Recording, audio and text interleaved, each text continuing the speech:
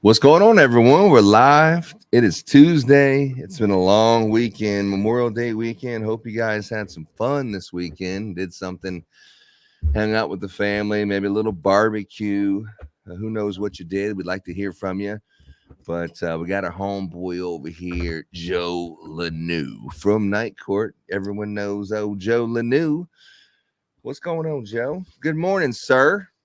Good morning, Kingdom. Good morning, everyone. I tell you what, I am super excited, holiday or not. It was a great holiday weekend, but holiday or not, I'm super excited to hear this Brian Higgins testimony.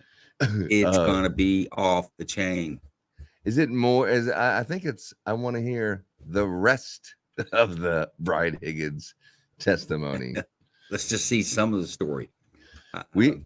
Where did we leave off on Friday on Brian Higgins? And if you don't know what we're talking about, because a lot of people are not up to speed. If you are up to speed, you're fully infatuated with the story. But if you're not, this is the Karen Reed murder trial, and this is in Boston, Massachusetts. Just to give you a quick little synopsis of what's going on, she was charged with murder, second-degree murder. It started off with manslaughter, and it was upgraded to murder, second degree, because her boyfriend was a Boston police officer, John O'Keefe. They're saying that she backed into him one night at a party. She backed into him with her car, and that actually knocked him out. And with that impact, he sat there and he lied in the snow, and she left him for dead. And that's what this whole murder trial is about. But since those charges, there's been some other evidence that's come up that said otherwise. It's kind of looking like it's a police cover-up. There's two sides to every story, and then of course there's the truth. I don't know that we'll ever figure out what the truth actually is, but this one definitely, every single day you're hearing more and more and more evidence that something's fishy here. And what do you got to say about all that one, Leno?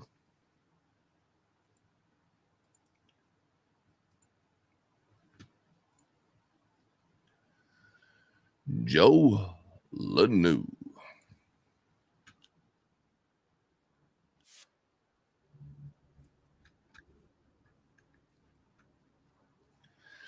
So while we're waiting on Lanew, I think his mic is muted here. I'm going to share you a quick little video right here that is going to show you. This right here is a news from Boston 10, and this is going to show you that John O'Keefe, the lead investigator for the Massachusetts State Police, is now under investigation after some of the testimony we've heard in court. In the meantime, we have a shot. I think you misspoke. It's not John O'Keefe. Excuse me, Michael Proctor. You're right. Proctor. Jeff Saperson and Melody. And I'm Colton Bradford. So the lead investigator in the Karen Reed case here is now the subject of an internal investigation by Mass State Police. Our Alicia Palumbo has the details. Massachusetts State Police confirming the lead investigator in the Karen Reed murder case, Trooper Michael Proctor, is under investigation for a potential violation of department policy. While they're not commenting on what may have sparked this internal investigation, and they say Proctor remains on active duty, we know it came to light just one day after a bombshell hearing in the case against Reed. Reed is charged with second-degree murder in John O'Keefe's death, accused of striking her Boston police officer boyfriend with her SUV in 2022. Thanks in part to information stemming from a federal investigation of this case, Reed's attorney alleged Proctor never fully disclosed his personal relationship with multiple people involved in the case. That includes the Albert family, who lived at the home on the property where O'Keefe's body was found. In fact, just days prior to O'Keefe's death, Proctor had allegedly asked the Alberts to babysit his child. Michael Proctor is so connected to the Alberts that he was entrusting them, or willing to entrust the Alberts, to be caregivers for his toddler child. Text messages from 3 days after O'Keefe's death also allegedly show the Alberts offered to send Proctor a thank you gift, quote, when this is all over. So now we have the lead investigator from Massachusetts State Police literally discussing the exchange of gifts between the Albert family on the one hand and the Proctor family on the other hand as a thank you, their words, for helping the Alberts out of a jam. Criminal defense attorney Ben Urbella says with Proctor's ethics being called into question, the entire case will face additional scrutiny. I think that when you have the lead investigator who allegedly found all of these most critical pieces of evidence to be compromised due to his personal relationship with the Albert family whose home it was, there's going to be a lot of problems at trial for the Commonwealth. In light of the recent developments in this case, we're told there's a large protest planned here outside the Norfolk DA's office for 3 o'clock this afternoon. In Canton, Alicia Palumbo, NBC 10 Boston. Well, it's no secret that, Michael Proctor, the lead investigator, he's like family friends with Brian Albert, this murder happened right here in the front yard of, Brian Albert's house. And, Michael Proctor is a family friend, and he didn't interview anyone. He didn't bring anything up. And then now that Karen Reed was able to hire this Johnny Cochran of a lawyer for the trial of the century, Alan Jackson is his name. He actually defended Kevin Spacey. He was defending Kevin Spacey over that, over the 18-year-old bartender that he allegedly sexually assaulted. But so she hired the best of the best, Alan Jackson, and Alan Jackson's in the house, and Alan Jackson is just whooping their ass up and down in court, and has brought now everyone's under investigation. The whole thing's blowing up in their face, and it's just hanging on every single minute of them trying to talk themselves out of a lie, and a lie that's compounded on top of another lie. I mean, it's just lie after lie, and it's police officers and ATF agents, and I can't wait for this one. What you got for this one, Linda? I don't know how to follow that. No, absolutely. I don't think you need Johnny Cochran on this one. You just have to have a little bit of investigative, an investigative budget as a defense attorney to figure out some of this. But having no a friendship or relationship with people involved in this case, Proctor should have pulled himself out. He should have let somebody know inside of his agency that they were close friends. The text messages or any contact back and forth is memorialized forever. This is an insane case. I've been telling my listeners and my audience that you should tune in. You don't see cases like this in court. Typically, when we go to court, everybody in there, including the defense, knows what's going to be said when whoever it is that's testifying. Now, there's not a whole lot of secrets with discovery and the back and forth that goes prior to trial. Everybody knows what the jury's about to hear. It's really a trial is for what the jury to hear. Now, not this one. This is Perry Mason, baby. This is Drake's going to walk in with a note, and then all hell's going to break loose at any second on this case. This is awesome. One of the defendants, one of the people who are testifying, just of the accounts of that day, could be the actual murderer, and actually multiple people could be the person responsible, or definitely the person who is responsible for covering it up. And Joe and I believe that somewhere around the 1:30 to 2 o'clock in the morning is when they realize that it's gotten out of hand to the point that there is no let's explain that he got his ass whipped and something happened. He got into a fight, but he's going to live through it. He's not going to live through this one. And we got a serious situation on our hands at the Albert's house. We think it's probably about 1:30 to 2, because at 2:27 in the morning, someone who was at the house went home, and then they have him on the Apple iWatch, which is Jennifer McCabe. She's texting, she's Google searching how long to die in the cold. And when you're searching how long to die in the cold, why would you do that unless you knew that someone, you're about to drag him out there and you want to know how long it's going to take him to die in the cold, because he's not dead yet. And then also Brian Albert's in his house at the same time at 2:22, actually, just 5 minutes before. He didn't have to drive home. He was already home. He's also calling suspiciously, and everyone's calling around that same exact time. The ATF agent that's going to be testifying today, during that same exact time, about an hour before that, as soon as probably the sucker punch started and all these things happen, this guy is actually going back to work, doing administrative work on his day off. I mean, Lanu, you're a former law enforcement. If it's a holiday weekend, You have the weekend off. You just went on Friday. It's really a 3-day weekend because on Friday you go to a funeral for another police officer that had passed away that's in New York. So you come home from the funeral. It's been a long 4-hour drive. You're sitting there drinking at the bar, cutting up. Then you go to your buddy's house, an after party. It's like 2 a.m. I'm sure you're exhausted. At what point do you say, man, I just can't wait to go back to work and do some administrative work at 2 a.m? Is that a thing? Yeah, you might go if there's something needs to be done as a police officer and him in that type of position. You're gonna go do it when it needs to be done. So the hour doesn't concern me. Here's the issue for me: is that this cop crowd, which is it's not uncommon, just like if you work in construction or any other field, most of your friends are in your field. So these guys are all friends. They and family are friends. So they go to one bar and they wind up going to a second bar. And instead of going to a third, they're talking about a snowstorm kicking up. They're like, hey, let's go to Albert's house for the after party. So they all get there. They're still metering in sometime around 12:30 a.m. Then all of a sudden at 1:47, everybody decides to leave.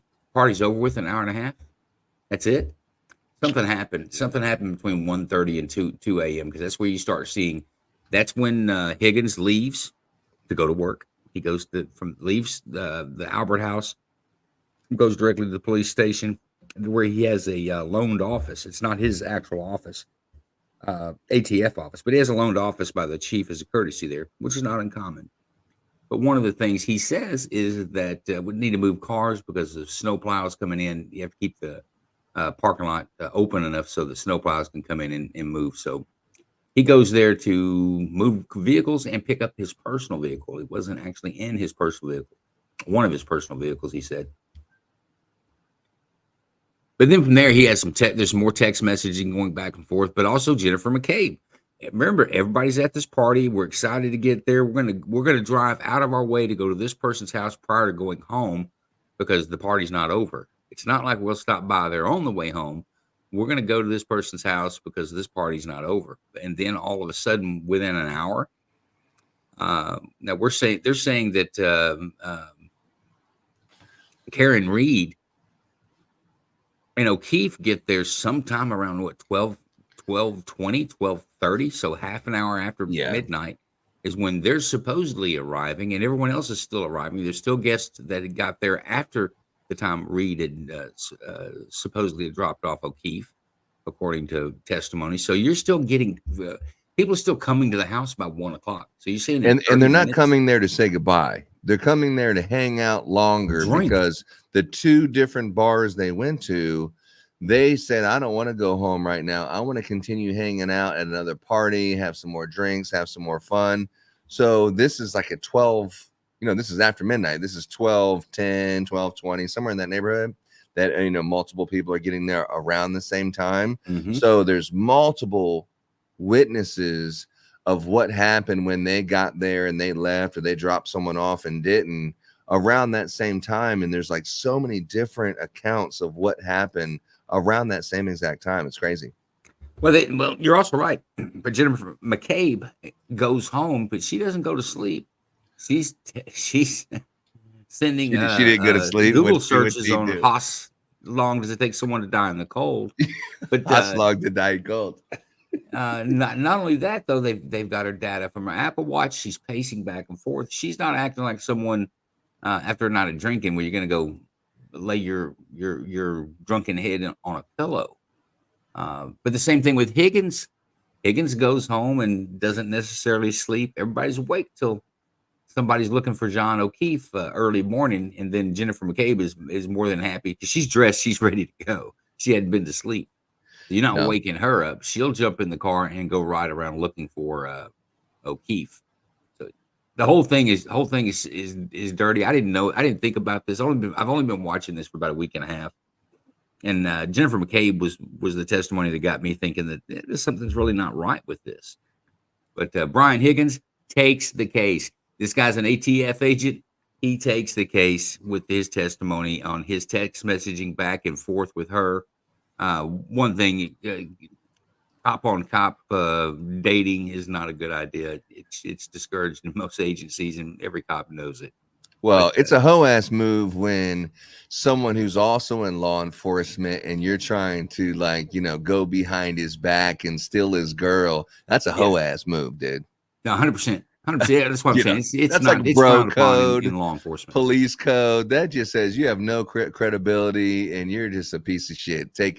Trying to screw around with a fellow officer, just someone in law enforcement that you're actually hanging around with actively. You're at his house playing video games and being friends of him, and then trying to screw his old lady behind the scenes. That's a whole nother level of fucking dirtbag, when you're talking about someone who is, we're all humans. We all do stuff, we all have our, I'm not perfect moments, but that one is not a highlight, I would say. No, it's not. But the logic, a little expression that I heard when I was in law enforcement, when they talk about one officer who's like cheating on with someone else's wife, right? Infidelity. And the term is that if he'll fuck their wife, he'll fuck yours too. Can't be trusted. Oh yeah, 100%. Yeah, 100%. So I have while we're waiting, I promise you we won't miss anything from the Karen Reed trial. If there's anything going on, we'll always have the video going and audio if there is audio. But while we're waiting, I was looking at something yesterday. This is actually a previous day testimony from Brian Albert. And Brian Albert, he's in the hot seat. Let's take a look at him right here. And we're going to go down through a few. Oh, we have some comments. Yeah. Oh, those are all new. All right. So we have some comments here. But anyway, so this is Brian Albert. He's sitting in the hot seat and we're talking about his phone records.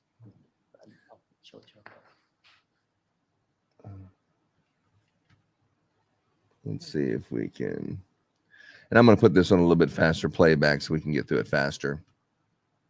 Yes.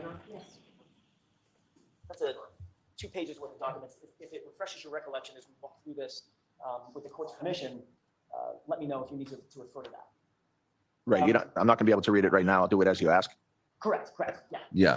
Just read it as we ask. Just wanted to have it in front of you. By the way, you've seen these records before, correct? At the other hearing proceeding? I've seen some records before. Yes. Yeah. I don't know if these exact records are Yeah, not. these are the phone records that make you look guilty as shit. These are the ones. These are your phone records for the number ending 0888, correct? Yes. Okay. And these are call records from January 29th Yes. at 2:22 and 35 seconds in the morning, correct? Yes. Whose number ends in 5421? According to this, it's Brian Higgins. The call at 2:22 and 35 seconds appears to be 1 second in length. And that's from you to him, correct?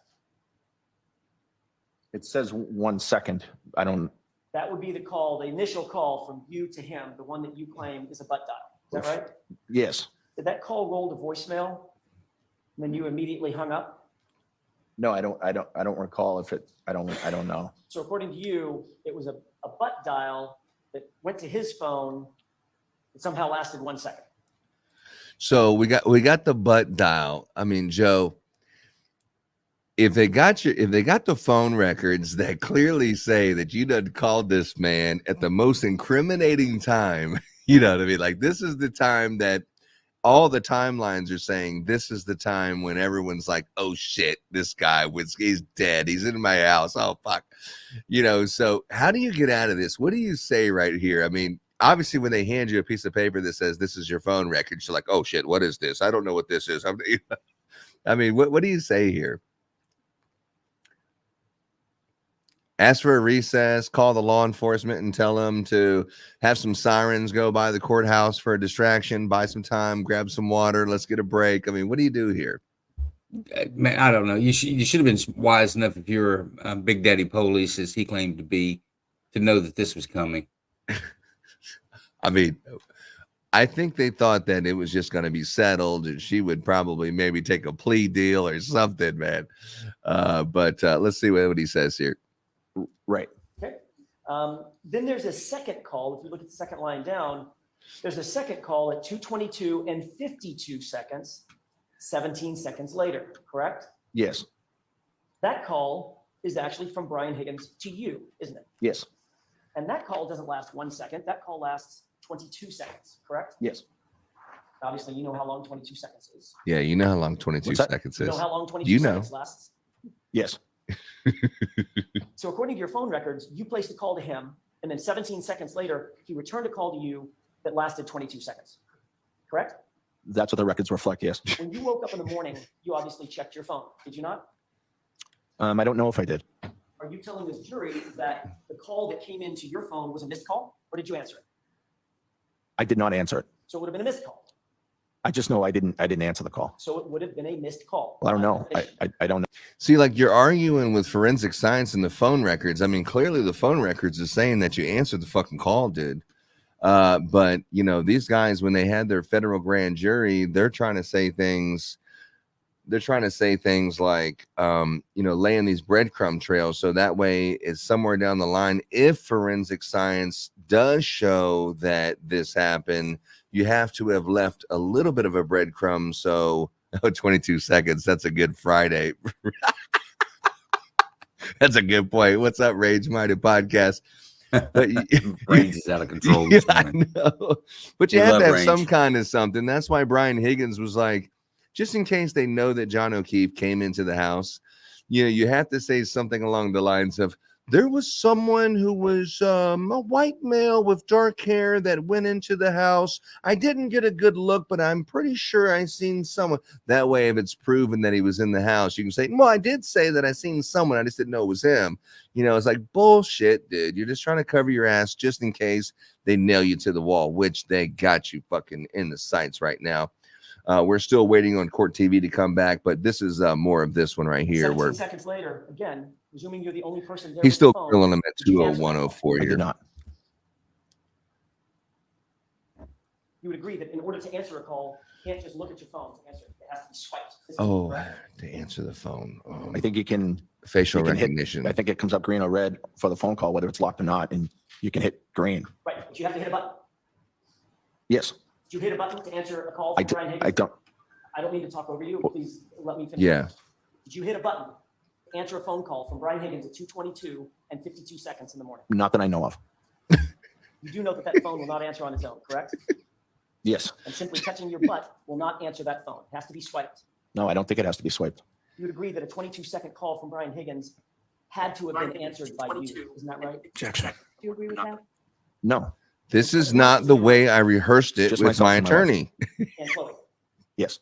But Chloe's not a human, so it was myself and my wife. by process of elimination, Nicole didn't answer that call, did she? No. Chloe, the non-human, didn't answer that call, did she? No. So the who dog didn't answer actually the phone. We answered got that call, far. sir? Objection. Can you answer that? I don't remember answering that call. Could have hit the phone by accident, causing it to answer. Okay. Let's move on from this. So in the federal grand jury, Okay, when was there a federal grand jury on this state case? there was a Am I federal missing something? grand jury. I don't have the exact date, but it was before when they were trying to find out whether they should do the conviction. It was like a year later after the. So it was about a year ago and a year after the actual murder when they murdered him in his house. So there was two grand juries. There was a state grand jury and then a federal grand jury. I need to look that up. I didn't know. There was you know, the news is all saying the federal grand jury, and Alan Jackson refers to it as when you testified in the federal grand jury. Also, when Brian Higgins testified, they said, you know, you weren't lying because it was a federal grand jury. He testified that him and his wife were having sex, and that's why he must have hit both their phones were in the bed. They were having sex at 2 a.m. That's why it swiped. In my opinion, I think he has some kind of Apple iWatch or has something that tests his heart rate. I think there's someone murdered. He was involved. His heart is racing. Oh shit. I just fucking killed his mother. Oh shit. And so he's like calling at the same time his heart rate is like, you know, completely out of control. And the only way to explain that is maybe he was having sex or something. And maybe that's why his heart rate was going so fast.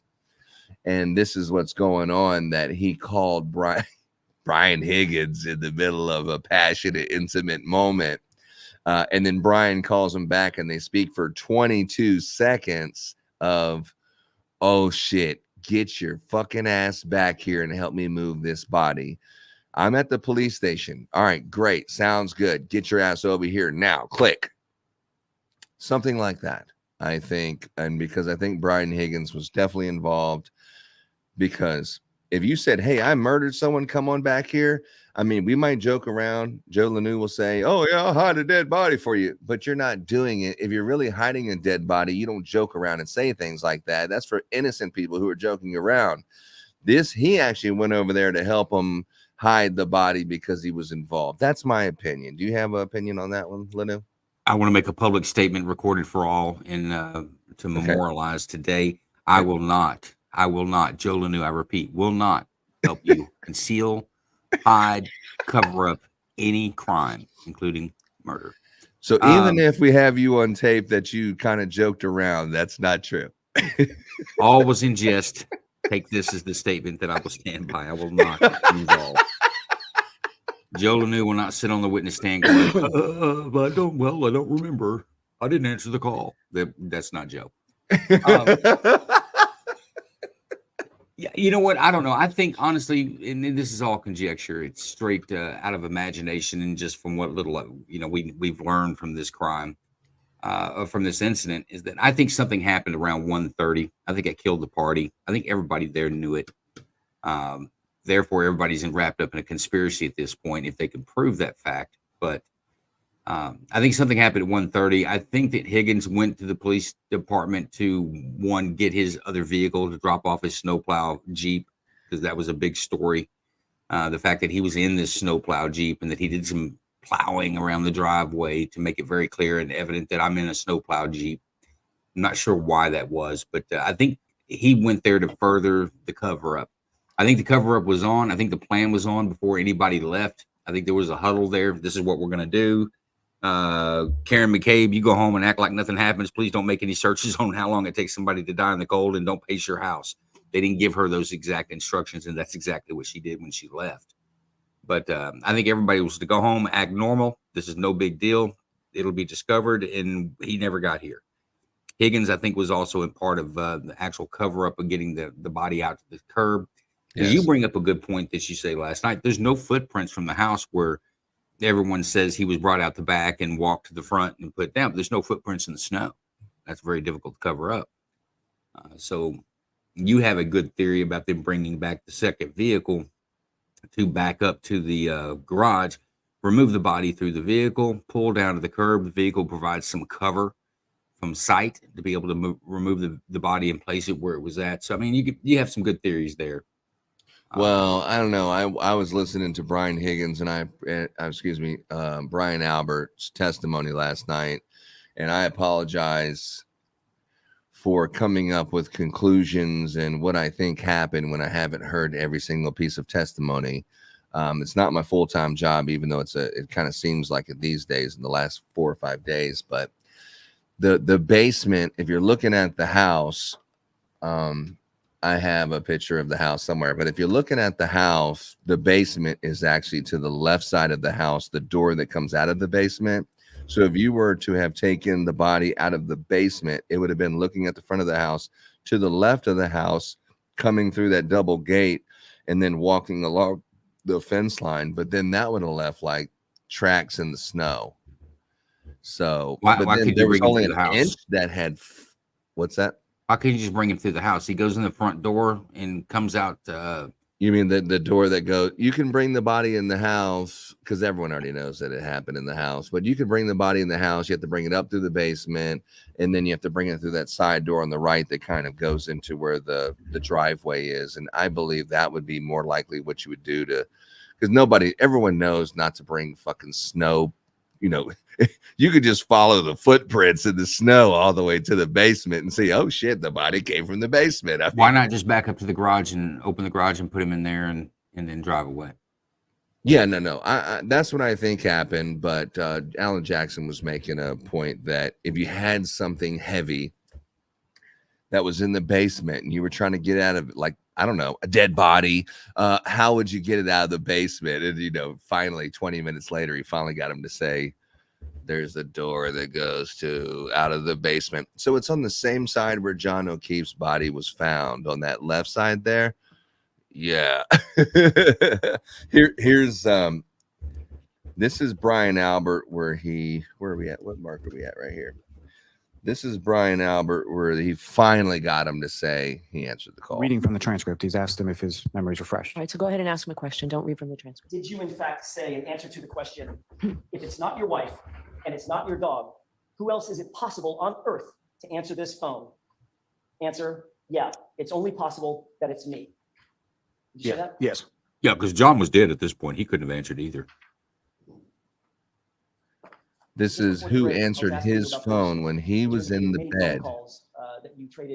Who answered your phone? Was it the dog on the floor? Yes. Were those many calls an effort to get your stories straight about how you were going to, what statements you were going to give to law enforcement and how you were going to testify if this case ever went to trial? No, absolutely not. Were those calls? Absolutely not. Yeah, right. Absolutely not. Absolutely not. I would never do that. But here's like so finally when Alan Jackson, I'm just going to give you the cliff notes because we're still watching the fan spin here. Are we still watching the fan spin here? No. I'm not looking at the feed. Give me a second. I'll take a look. Still watching the fan spin. I don't see anything right now in the case. If we've seen something, we would definitely pipe it in here. That's the only reason that I'm playing this.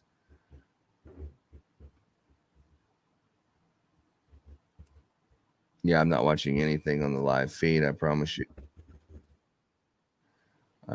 I would have something.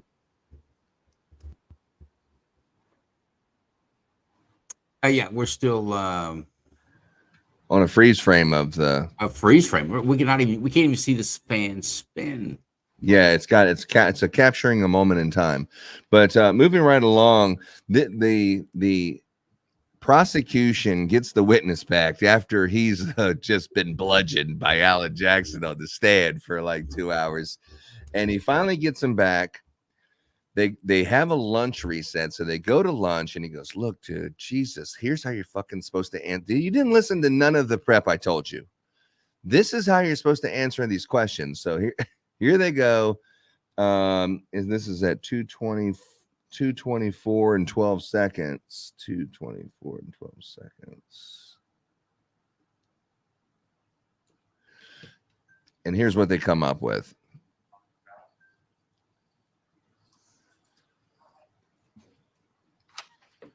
You were asked some questions about boxing, correct? Yes. And the boxing that you did, that was in relation to a group associated with the Boston Police Department, is that correct? Yes. And when was the last time that you were involved in any kind of actual boxing match? close to 20 years ago. Now, with respect to some of the training that you were talking about, with respect to the Boston Police Department, you were given some training as far as defensive tactics, is that correct? Yes. And is that something that is standard, that is sort of given and administered to every Boston police officer? Yes. So within the academy, you go to the defensive tactics training. Oh, watch this right here. And that would include Thank- John O'Keefe, correct? Yes. Oh, he's like, that would include John O'Keefe. He had self-defense training with the police department, right? And then you're like, oh, shit, that didn't sound good. Listen to it. You hear the air just leave him. Now, You're like, about with respect to the Boston Police Department, you were given some training as far as defensive tactics, is that correct? Yes. And is that something that is standard, that is sort of given and administered to every Boston police officer? Yes. So within the academy, you go to the defensive tactics training. And that would include Thank- John O'Keefe, correct? Yes. I don't see any significance in that question. well, he lied about it earlier and said that Now, they weren't as trained to far fight as in the your police department at all. house, Watch this one. where you used to live, 34 Fairview Road. What, if anything, did you observe or notice with reference to? He went to lunch and they just said that there's no phone service in the So house. That's why. oftentimes, using the phone within my house, it seemed like it was and it's a slang term, the dead zone for the phone. The reception wasn't great. And is that something? Look at him looking at the jury. He's like, yeah, so the phone doesn't actually work in my house. So my house is really considered to be a dead zone. I mean, fuck, dead zone. That shit didn't sound very good. That he's looking over at the jury like, fuck, Well, dude. evidently not just for phones. I know, it's like, you go to lunch and basically you come up with two things. Remember, you lied on the stand and you said that, yeah, you're in a fighting stance, and yeah, you learned how to fight in the police academy, right? They teach you how to fight. No, they don't teach you how to fight. Well, they teach you how to do self-defense. They teach you hand-to-hand combat. No. So now he's coming back after lunch and going, now they do teach self-defense in the police academy, but then he goes, and they taught John O'Keefe self-defense, and he's like, yeah. And then you see him just sitting there going, like, fuck, that didn't sound good. And then they lead up with and your cell phone doesn't work in your house. So even if they called you, let's make up this story. Your cell phone really doesn't work in your house. So you couldn't have really had a conversation. Oh yeah, my house is a dead zone. You're like, fuck. I think Range from Range Minded Podcast says it best. His face says, F this, I'm tired of lying. Look at him looking at the jury. Look at him looking at the jury. He's like, And prior to the intimate moment that you shared with your wife. the intimate moment you shared with your wife. Recall whether or not the phone screen was locked at that time. Were you checking that at that particular time? I don't recall the exact timing, but I know it was opened So sometimes and then it was closed. since you got me lying like a motherfucker on the screen, in the testimony after lunch, he goes, well, we were having sex and I think I already had the phone unlocked. So that sounds a lot better of how I answered the phone and then somehow hung up after 22 seconds. Closed, obviously, at some point, but I don't know the exact timing. So the phone may not have been locked at the time that you. All right, we've got some movement on the fan. It may We not got a have been. Karen Reed live frame. Okay, let's go here. Let's go here to Karen Reed, 100%.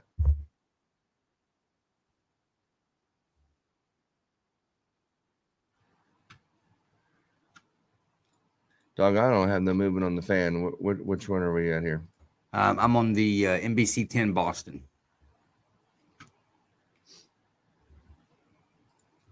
And audio. It's live. You still got it? No? Give me 1 second. I got it right here. Good morning, Joe. Before You are begin, unmuted. I just want to mention that Attorney Jackson is not here today. Please don't consider that in any way. Certainly don't hold it against Ms. Reed for him not being here. Jackson's not there. What? So I do have to ask you those 3 questions. Were you all able to follow my instructions and refrain from discussing this case? And it took him a long weekend. Everyone said yes or nodded. Dude, you would think you'd want to be there for this one. Follow the instruction and refrain from doing any independent research or investigation into this case. Yes. Everyone said yes or nodded affirmatively. Did anyone happen to see, hear, or read anything about this case since we left here? Everyone said no. Thank you very much. All right, let's bring Mr. Higgins in, please. And Ms. Giannetti, you'll be taking over? I will, Your Honor. Okay. Unetti's a 32-year veteran lawyer. Used to be a prosecutor. So he's a big dog, but he's not no Alan Jackson by any means.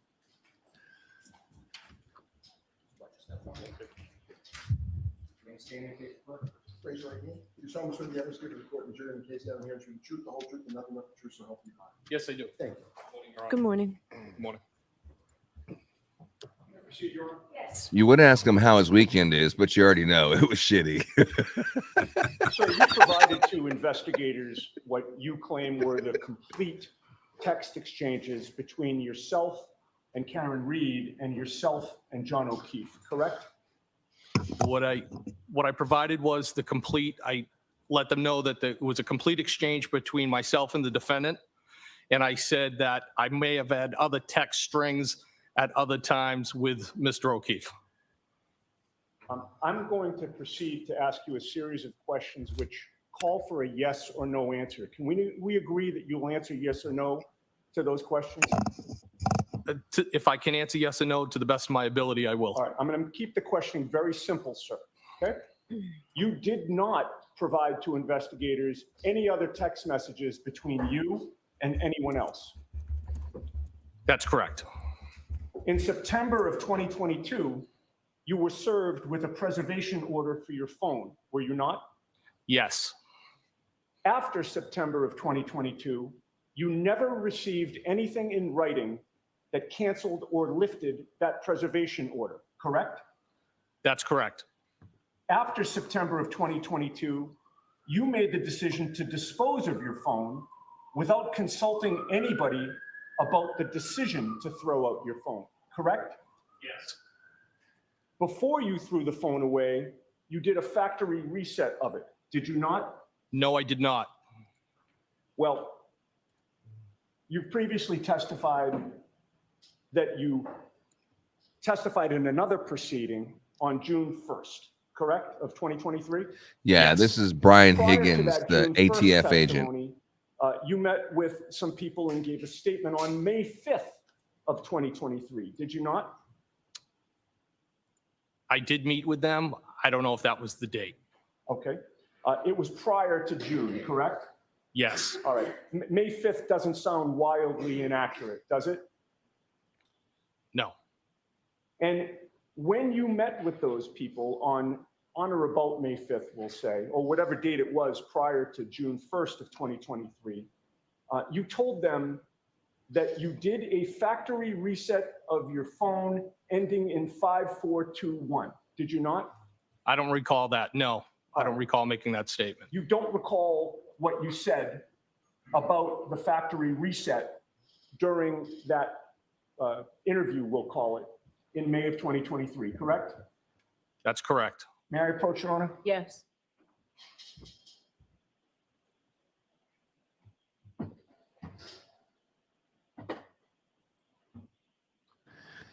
He's going to hit him with something right here. I know it. Directing your attention to the first highlighted line there, sir. Why don't you give him a second? If you read that silently to yourself and look up at me when you're done. Give him a second to think about what the hell he's going to say here.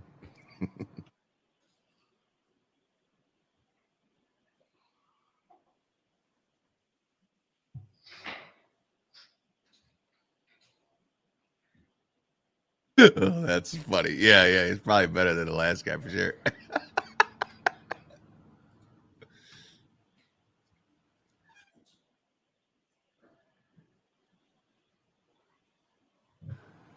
Remember to breathe.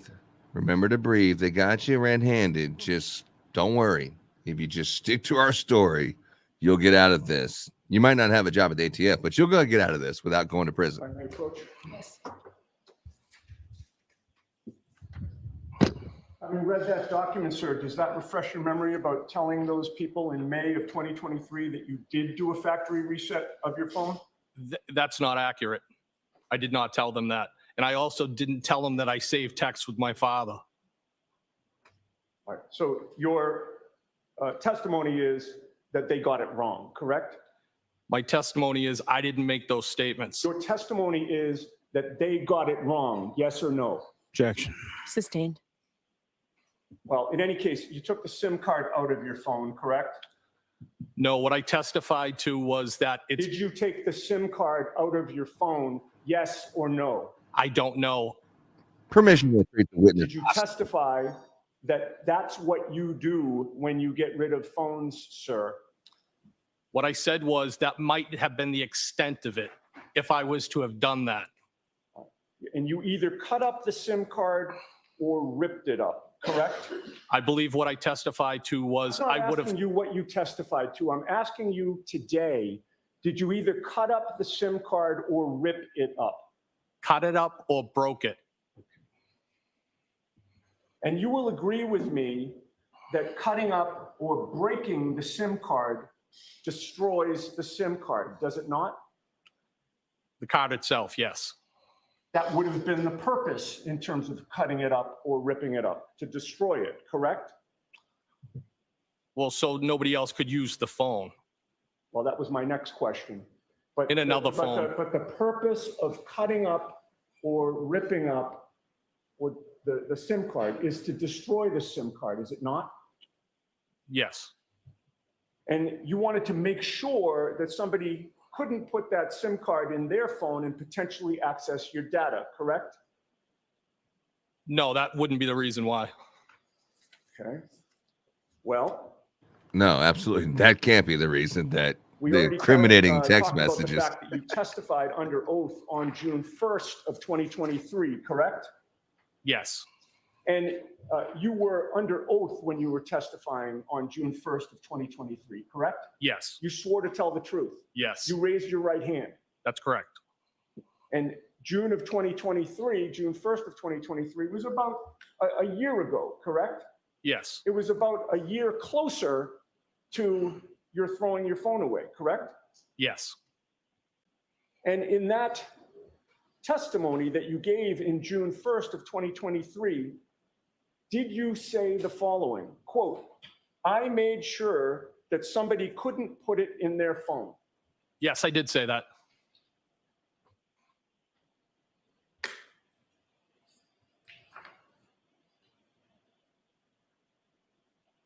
In fact, by either cutting up or ripping up your SIM card, you also knew that that SIM card couldn't be put back in your phone either, correct? Yeah, I believe that would be correct. And you'll agree with me that you took that destroyed SIM card and put it in a trash bag, did you not? I believe it went in a trash bag, yes. Well, you used a passive voice. It went in a trash bag. Did it fly out of your hand unexpectedly into a trash bag, sir? No, sir, it would have been disposed of with the phone. No, I understand, but are you reluctant to say that you put it in a trash bag, sir? Objection. Can you answer that? Are you reluctant to say that? No, Your Honor, I put it in a trash bag. Or with my And then trash. you That also wasn't took so your hard to phone say. Now, without the SIM card, and you put that in the trash bag too, did you not? Yes, sir.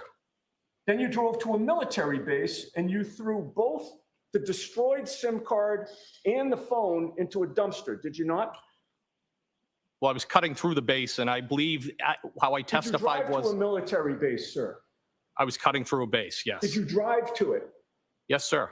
And then you put both the destroyed SIM card and the phone itself, which were in a trash bag, into a dumpster on that military base, did you not? I believe that's what I did, yes. And as you were driving away, you knew that that destroyed SIM card and the phone would be gone forever, correct? Yes, I threw it away. And before you drove away, you did not transfer anything from your old phone to the new phone, correct? That's correct. You lost all of your photos on that phone, did you not? Whatever photos I had on there, I did, yes. You lost all your videos on that phone, did you not?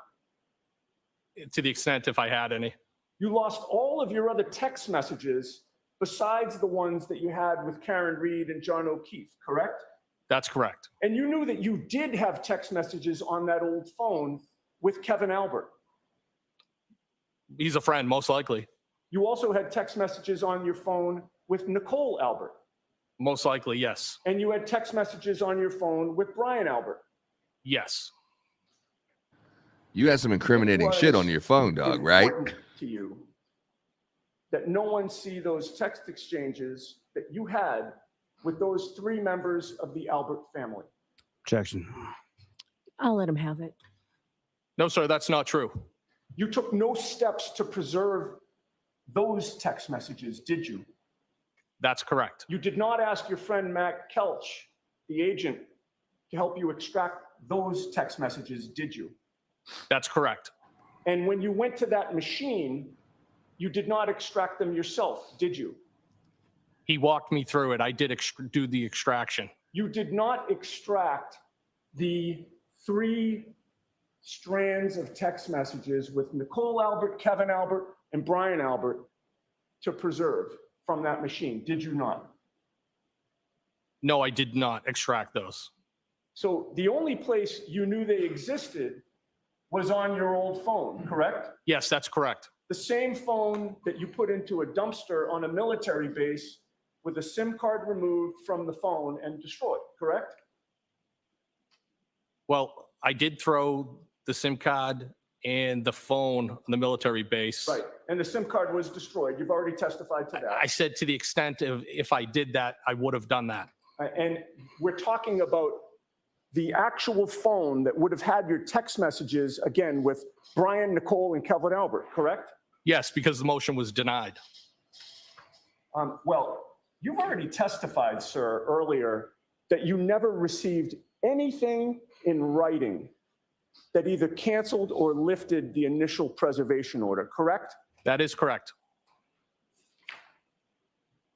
You knew when you were throwing that phone and the destroyed SIM card in the dumpster that from that day forward, no one would ever be able to access the content of what you and Brian Albert had discussed by text messages on your old phone, correct?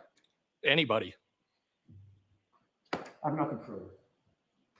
Mr. Lally? Thank you, Your Honor. Nothing further. They're over there smiling. He just handed his ass. Good morning, sir.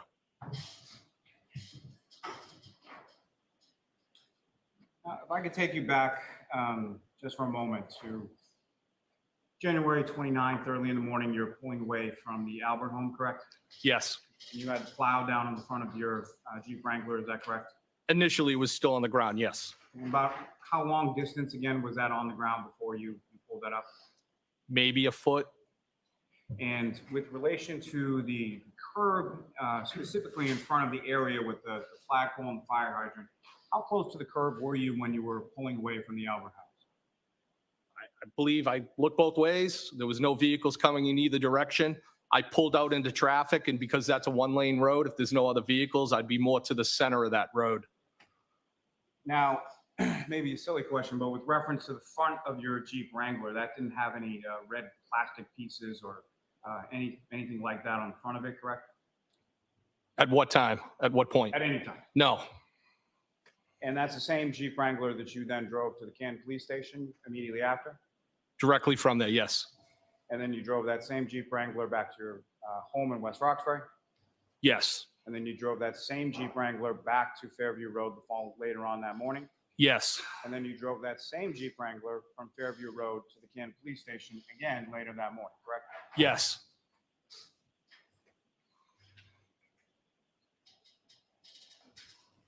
Absolute bullshit. There's no evidence he had that. He was driving something else. Text communications between yourself and Miss Reed, again, who initiated those? The defendant did. And that was on January 12th, 2022, correct? About 8:23 in the evening, I believe. Now, with reference to that, what she claimed happened in Aruba, that was something that she mentioned to you via text, correct? The incident itself, I believe, was through text, but I believe the actual location was when she had stopped by my place in West Roxbury. So that's to my point. So, sir, with regard to the incident itself, she referenced that both via text and in person to you as well. Yes, that's correct. And the kiss that she planted on you in the garage at Mr. O'Keefe's house, that was again something that she mentioned both in text and verbally in person. Is that correct? Yes, that's correct. So that means you do have motive to want John O'Keefe gone, right? Ghosting that you were asked questions about last Friday. There were some text messages between you and the defendant on January 19th, correct? What was the date? I'm sorry. January 19th. 19th? Yes. Yes. And do you recall if there were any text messages between you going either way, between yourself and the defendant, between January 19th and January 23rd? I think there were, not 100%. Your Honor, may I approach? Yes.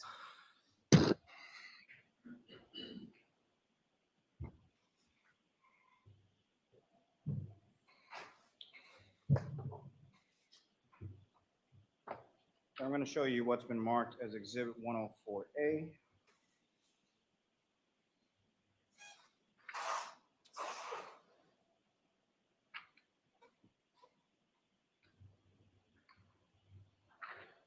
Direct your attention to the back there.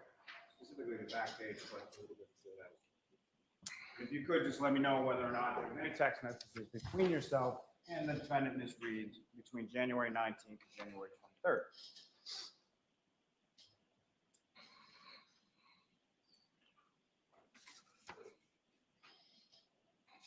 Yes. Looks like the 19th and the 23rd, both text messages. But in between those dates, and what I'm asking you about is January 20th, January 21st, January 22nd. There's no text messages on any of those dates, correct? I don't see any. And then as far as between January 23rd and January 28th, January 28th is when you texted her while you were both within the waterfall, correct? On the 28th, yes. So between the 23rd and the 28th, so on January 24th, January 25th, January 26th, January 27th, you didn't send any text messages to her, you didn't receive any from her, correct? I don't believe so, no. And then beyond that one text message that you testified to on the 28th, the next text message you received from the defendant was in regard to John being dead on the 29th, correct? Yes, that's correct. Now, you asked some questions about these text messages and whether or not you discussed them with various people. Did you discuss those text messages with anyone? Not to my knowledge, no. Why not, sir? To be honest with you, I mean, on a personal level, I kind of keep things to myself. I was a little embarrassed. Wasn't really proud of them. Kind of maybe didn't show me in a good light with respects that I was John's friend. And so with regard to that text on January 28th that you had sent her in the waterfall, she didn't respond as she was in the waterfall with her boyfriend, Mr. O'Keefe, correct? That's correct. You weren't John's friend. You covered up his murder. What are you talking about? The defendant did not have a boyfriend, wasn't dating Mr. O'Keefe. Would you have been interested in pursuing anything further with the defendant? I can't say. I don't know. What, if any, reservations would you have based on the conversations that you had? Just everything was so out of left field. I just found it hard to believe.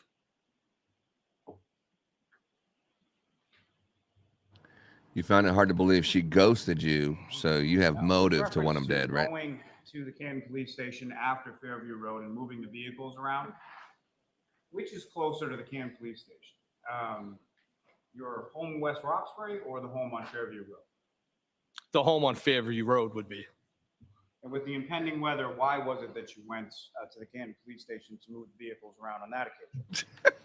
Because as I stated before, if I didn't do it then, I would have had to come back in the morning. And I knew the weather was going to be getting worse. I knew that I had a long day. I had been in New York. I had been out the night before in New York, and I just thought it was best to get them moved at that point. Now, you were asked some questions on Friday about a phone call or something in a call log from about 2 o'clock or 2:22 in the morning of January 29th. Do you recall that? I recall the questions, yes. And you have an iPhone, or you had an iPhone, is that correct? Yes. Now, when you make a call on an iPhone, as you sort of place that call, you hit the button, there's sort of a timer that comes up and it starts counting off seconds as the call is being connected, correct? I believe so. I'll allow it. It starts counting once you accept the Seconds are call. ticking off while the call is being connected, correct? I believe so, yes. And if a call is connected, then it starts ringing, and unless someone picks up immediately, there are further seconds that are ticking off on an iPhone while that call is ringing through, correct? I believe so. The objection sustained is to the form.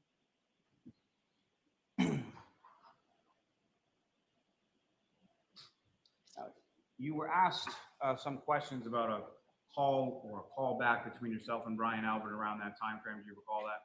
Yes.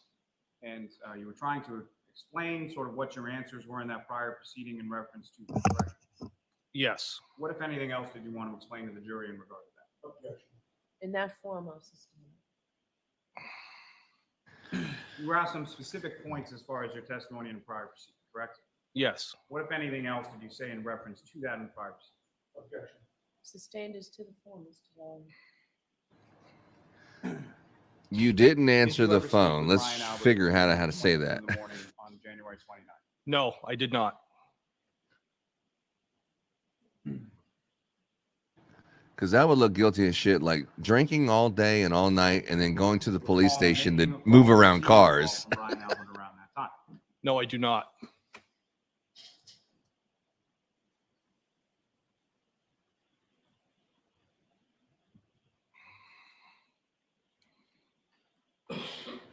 What car did you drive back to the crime scene in at the Asked, police station? some questions on Friday regarding key card access within the Canton Police Station, correct? Yes. Now, as far as that door that you utilized, you would testify on Friday that you would sort of park down towards the back and then come into the Sallyport area. Is that correct? So I believe I was referring to one of the two Sallyport doors. And that was sort of your cut through in order to get to your office. Yes. Now, with reference to that particular area, as far as going in and out from the parking lot of the Sallyport, does the key card, you have to swipe a key card in order to go in and to go out? So sometimes if you're close to the door, maybe having a conversation with somebody, it could activate the key card itself. But physically, if I'm going into the door, I would take it out and I would swipe it. I would hold it to the card reader. Some are more sensitive than others, is what I'm trying to say. And similar to when you're going in, when you're going out, does that require sort of swiping or using the key card in order to go outside? So there are some doors that you need to swipe out of, and I believe the booking room and the Sallyport itself are doors such as those. May I approach? Yes. Yeah. So when Karen Reed's car was brought into the Sallyport and your key card is swiping the Sallyport to go out there and get some broken taillight, you're saying that maybe you were just having a fucking conversation with somebody and that's why the Sallyport opened? Dude, that's complete bullshit. He had all weekend to come up with this bullshit story. You recognize that, sir? Yes. Is that the same document that was essentially the same document that was placed before you on Friday? Yes. And that's a 167-page document encapsulating different key swipes within the Canton Police Station on January 29th, 2022, correct? Yes. And from those 167 pages, at least on that first page, does there appear to be about 27 entries there? Yes. And so from 27 entries over a course of 167 pages, that'd be somewhere north of 4,500 entries within those 167 pages. Does that sound right? Well, I went to public high school, but I'll take your word for it. Would it surprise you that there are 18 entries within those 4,500? So not what would surprise him. Ask the question differently, Mr. Lord. You know that there are 18 entries that contain your name within those records? Objection. Form of the question. No, I'll allow that. Are you asking me if in the 167 pages, there's only 18 entries with me? Yes. I did not know that, no. Would that surprise you as far as your, well, let me rephrase that. Now, with respect to your travels around Canton Police Station on that particular day. Who's investigating the murder that you did? Entries as far as where you went and what you did in Canton PD that day? No, in and out, nope.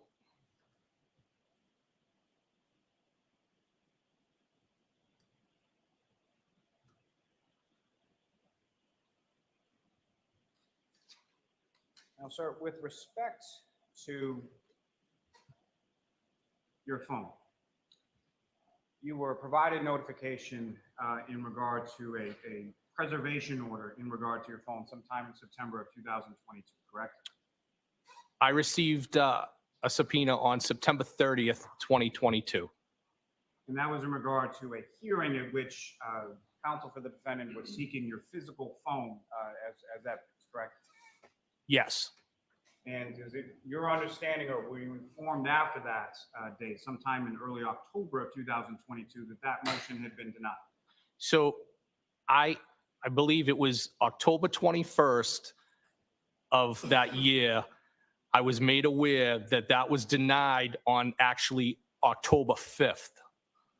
Are you aware of a 30-day period by which a defendant has to file some sort of notice of appeal of a motion? Objection.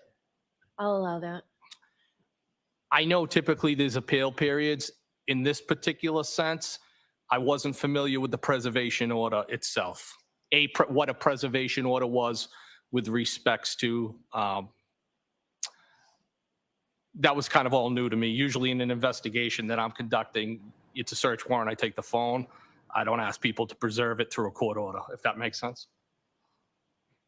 And so when was it that you disposed of your phone? The day It would before. have been, it was about 2 months after that, And why was it that you disposed of the phone?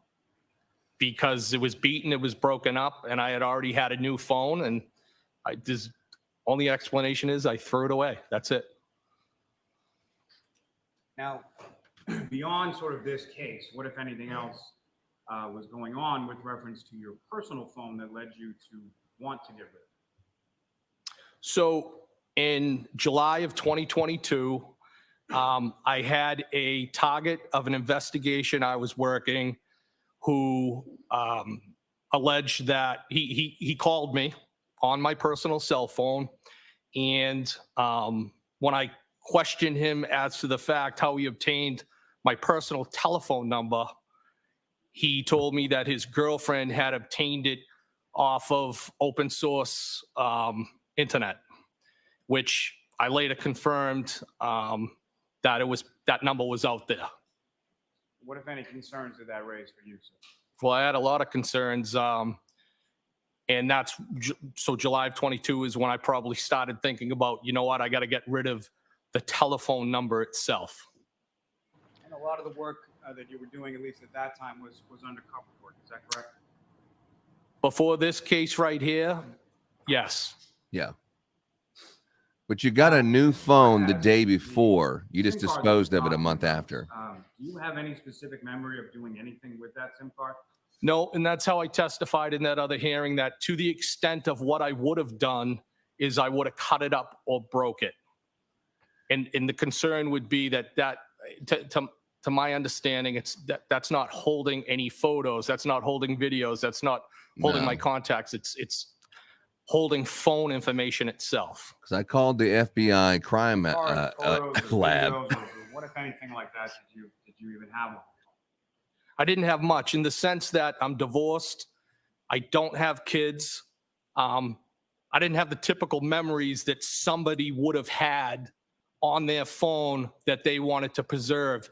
They were more like the text messages with the defendant, where it would be a drink glass at a bar, Incriminating text. something along those lines. I had more of a connection to my work phone and more of a value to my work phone than I did my personal phone. Now, as far as that military base down the Cape, how often, let me ask you this, when you lived at the residence in Barnstable County, what would you do with your trash down there?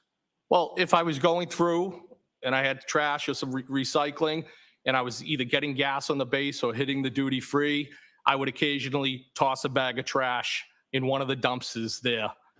Or if I forgot, I would throw it out when I got back to my other property. And at the time, at one point, I was living in Canton, and I had the house there, and then I sold it, and then I had the in-law I was renting, so I had other options to throw things away. Do Yeah. you have trash pickup at your residence in Barnstable? No. No. Only the military Throw away bases where I base, throw if away you shit. Sort of trash, it would have to be either at the base or at one of your other homes. It would be somewhere else. And so with reference to the phone and the SIM card, if you even did you drive specifically to the base to throw your phone away, or were you throwing it away with other trash? It was just with other trash. You were shown some call logs or some toll records or something to that effect last Friday with respect to calls that you had made or received around January 29th, 2022. Is that correct? Yes. And was that anything that you had specifically preserved and given to the troopers, or that was something that someone was able to obtain even without your phone or without your SIM card, correct? That's correct. May I approach this to retrieve, Your Honor? Yes.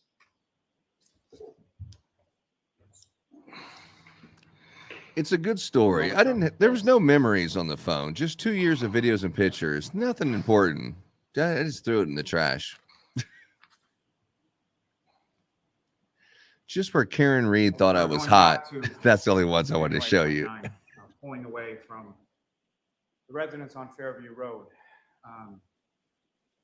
You didn't see anything on the side of the road, is that correct? Absolutely not, no. And what is it that you would have done had you seen anything, or had you seen Mr. O'Keefe on the side of the road on January 29th? I've spent my whole life between being a firefighter, working in the profession that I work now, being a tactical medic. If I had saw John O'Keefe on the side of the road, I would have done something to make a difference. I would have drug him out of the house and put him next to the flagpole like he had an honorable funeral. Jurors, feel free to stand up and stretch. This whole thing's complete bullshit, man.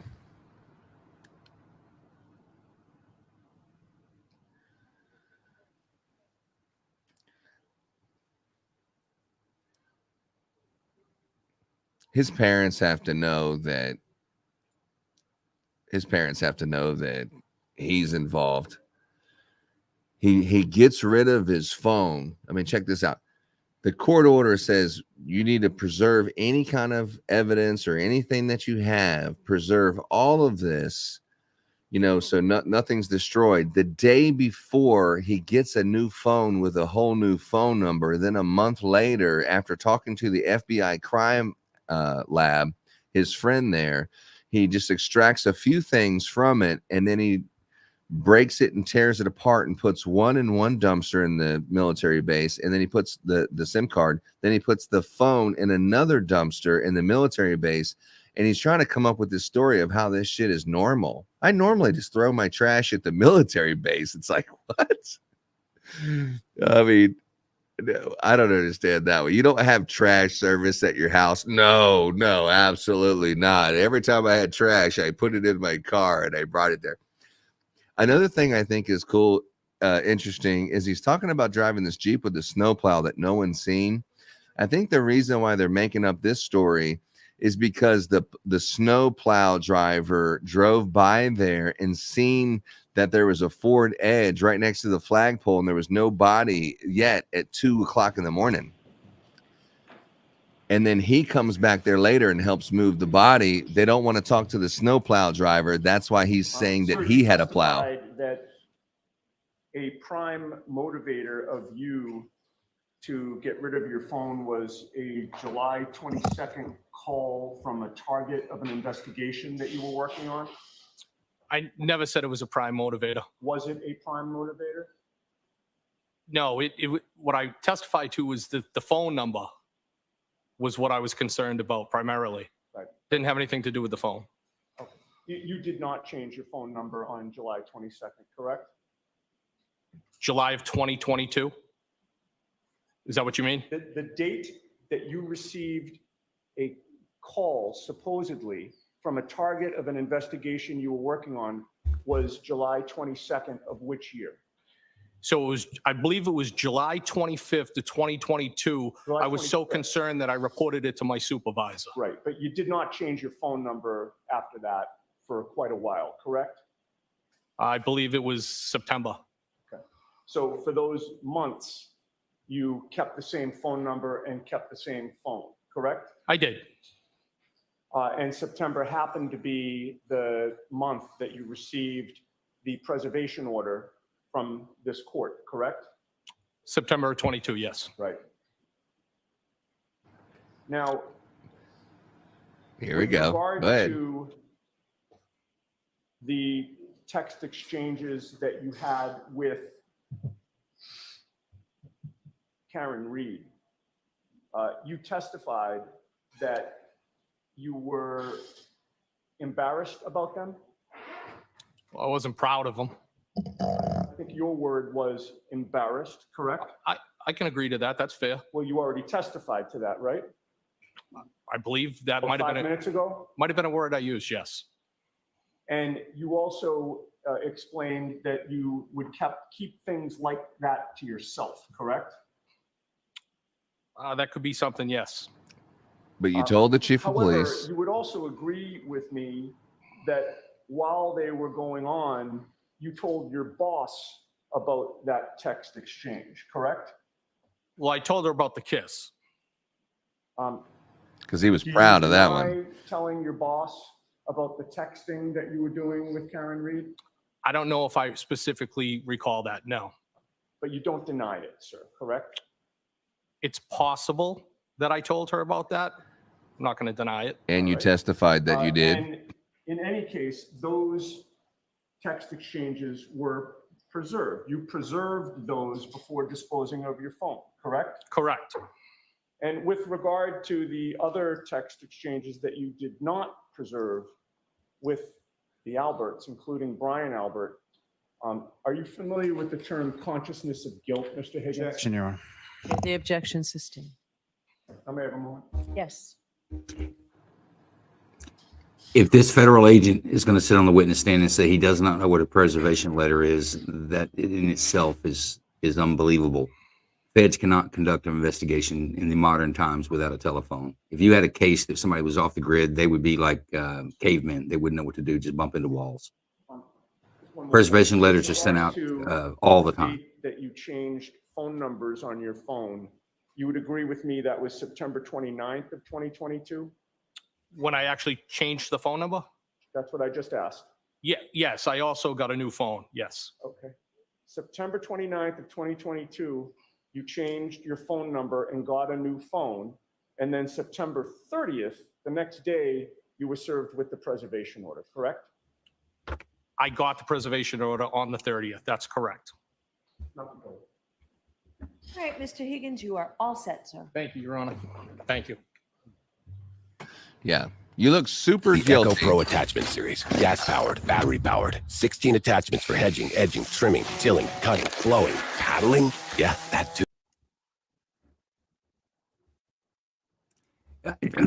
There's so much about this testimony that I don't even know where to begin. As a federal agent, as an investigator, preservation letters is one place we can start, I guess. It's very common for these to be sent out. Whether you're going to use them or not, you do it immediately because carriers and internet service providers aren't required to maintain records for a long period of time. They will roll that data back over because data storage is a big deal for them. But when you send a preservation letter, they will remove whatever's indicated in the preservation letter they will preserve it and wait on a subpoena. They won't necessarily give it to you, but they will preserve it. It's an order to preserve, and it can be issued by district attorneys. You don't need a judge to issue a preservation letter. It's done super frequently. In fact, it's not uncommon on an investigation for officers or investigators to send out preservation letters to everyone involves internet service provider, their phone provider, and any phone number they've got, whether they ever go back later and get a subpoena to actually gather that data. They send a preservation letter. For him as an ATF agent to say that he didn't know what a preservation letter was is unbelievable. Either he is a completely incompetent federal agent or he's bold-faced lying. Well, Brian Albert testified that they both had a conversation about deleting their phone, which we'll show later. And then they both got rid of their phone the day before. Both of them got rid of their phone and deleted their phone the day before the order. It's like, how incriminating does that look? It's super incriminating.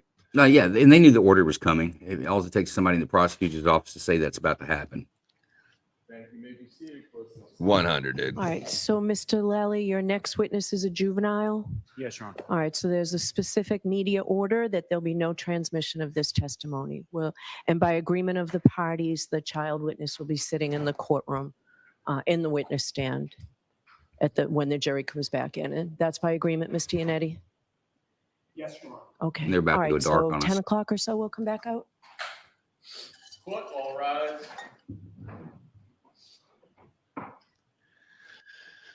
So, goodbye. Well, I guess what we have here is we have a juvenile that's going to be testifying that doesn't want to be shown on camera because this is getting national news. And even if it didn't, you don't want a juvenile, up there getting this kind of harassment. No, they have legal protections, whether this was national news or not. So what do we think so far? Because you thought that Brian Higgins might go for a couple more days, and I told you about the cliffhanger about throwing the SIM cards in the dumpster. I mean, Range Minded Podcast brought out a pretty interesting topic. Like, he's allowed to go into the military base, or what's going on with this? I mean, any other news that we can enlighten here? Since he's a federal agent, it's probably not. It's not uncommon they would have access to a federal installation. There's things like they can get fuel at locations like that. Other things, assets that are federal assets, they can go there to gather as they need. Now, putting your trash, here's another thing. If you take your trash and you put it into someone else's dumpster, that's illegal dumping. Somebody else is paying to get rid of your refuge versus you paying to get rid of it yourself through your water bill from your home. So that in itself is kind of dirty as well. It's complete bald-faced lie. Like, you don't have trash service at your apartment, or now that you're living with a family member because you're not sure what's going to happen, that you never had trash service. You always took your trash to somewhere else. That's bullshit, dude. I don't know who's. It's also illegal. I can't go take my trash and go put it at the grocery store's dumpster. They're paying to get rid of it, so I'm putting mine. They pay by the pound, so I'm putting my trash in there. It's actually an offense. Yeah, 100%. And then here's another thing that we haven't really touched on. If you're not familiar with the story, he's at the funeral the day before. He's up all night. He's at the funeral. They drive to the funeral. They come back from the funeral. He's talking to Brian Albert. They're in the bar. They're sitting here play fighting and grab assing and doing fighting moves in the bar. They had him on video. And then they go from the bar to another bar. Then they go to Brian Albert's after party. And then as soon as he leaves the after party after drinking, he testified, and everyone testified they had about 10 drinks. So then he drives to the police station drunk, of course, and he's sitting there, moving cars around, and then he's up. He doesn't sleep at all. Like, when people say, how the hell do you sleep at night? He didn't. I mean, after witnessing that murder, would it be normal to go home and just go to sleep? I don't think so. Well, I mean, I don't know. I've never had that experience, but I would imagine that that would make sleep more difficult. Yeah. I mean, we all have a story of something tragic that happened in our life where it was like, oh my God, I know that you have. I know your personal story. I know that you've had a moment where it was like, you cannot sleep after this traumatic experience. I think pretty much everyone's been through something. But he doesn't sleep. He just goes back and works on his day off at the police station. And every time they have this key card that hit the Sally port or whatever, it follows up and aligns with his phone records where he calls Brian Albert. He goes into the chief of police office with his key card, talks with him for a second. 2 seconds later, he's calling Brian Albert. They put it together in Friday's testimony where they have him red-handed, and the best defense they can come up with is what you just seen right there, where he said, all this bullshit. Oh, you don't have trash service. That's why you did it. Oh, none of that shit makes sense. He's clearly lying. Yeah, none of it makes sense. Getting rid of the phone doesn't make sense. And go back to, he goes to the kiosk and he pulls off the text message between him and Karen Reed. You got to remember, he knew that there's no way to hide that because the person who has that is probably kept those text messages, which is Karen Reed. So he gave them what they knew they were going to find, and he got rid of the phone of anything that wasn't known by law enforcement. So, are there any text messages between him and Brian Albert? So when you delete the phone and smash the SIM card, you can see that there was a call, but you don't see the text message because all that's been destroyed. Correct. You'll have the metadata that a correspondence through a text message took place, but the content of that message is not available if you get rid of the phone, and the preservation letter didn't hold that. Mm-hmm. So, I mean, it's interesting, like, if you were innocent, I can see that there might be some stuff you're not proud of and some searches that you've done on the internet that you don't really want people to know. I think anyone can identify with that. You have your deepest, darkest, things that are brought to light. You don't want that.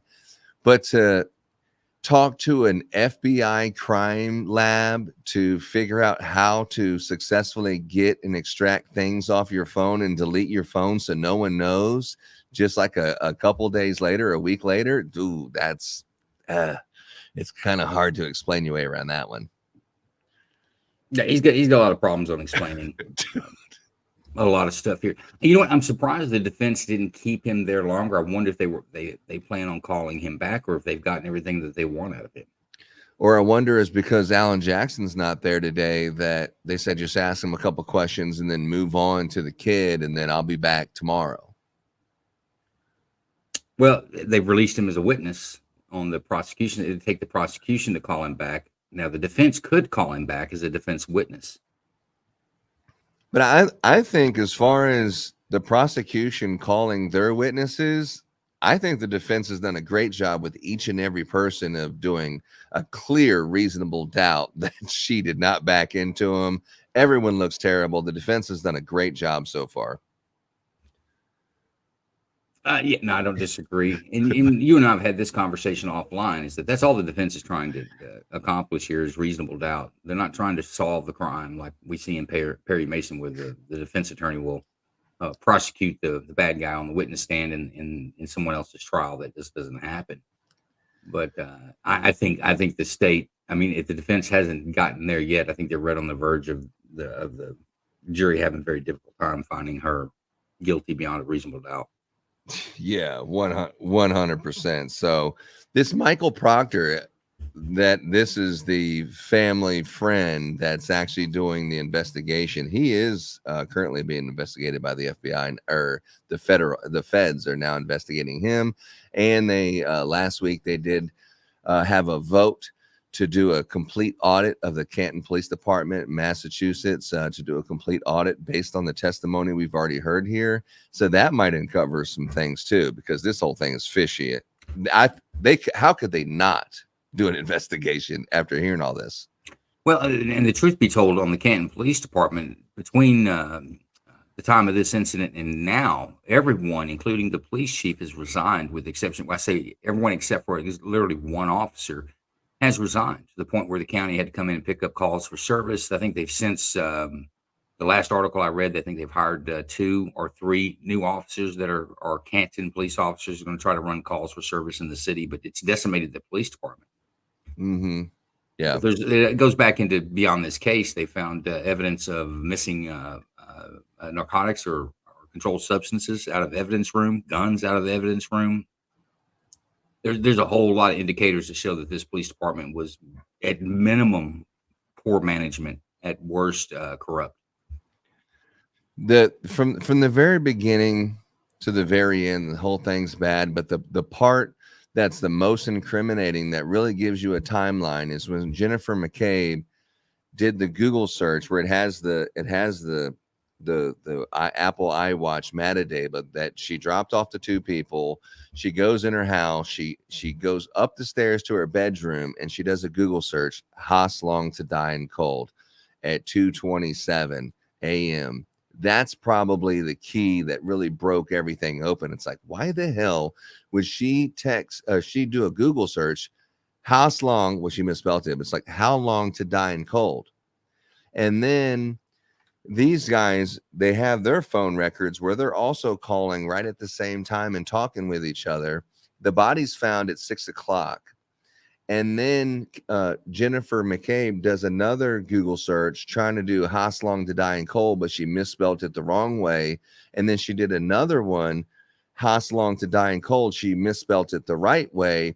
And then as soon as they find the body, and like 5 minutes after that, she does another Google search, how long does it take for food to digest, which is the information that they needed to determine the actual time of death.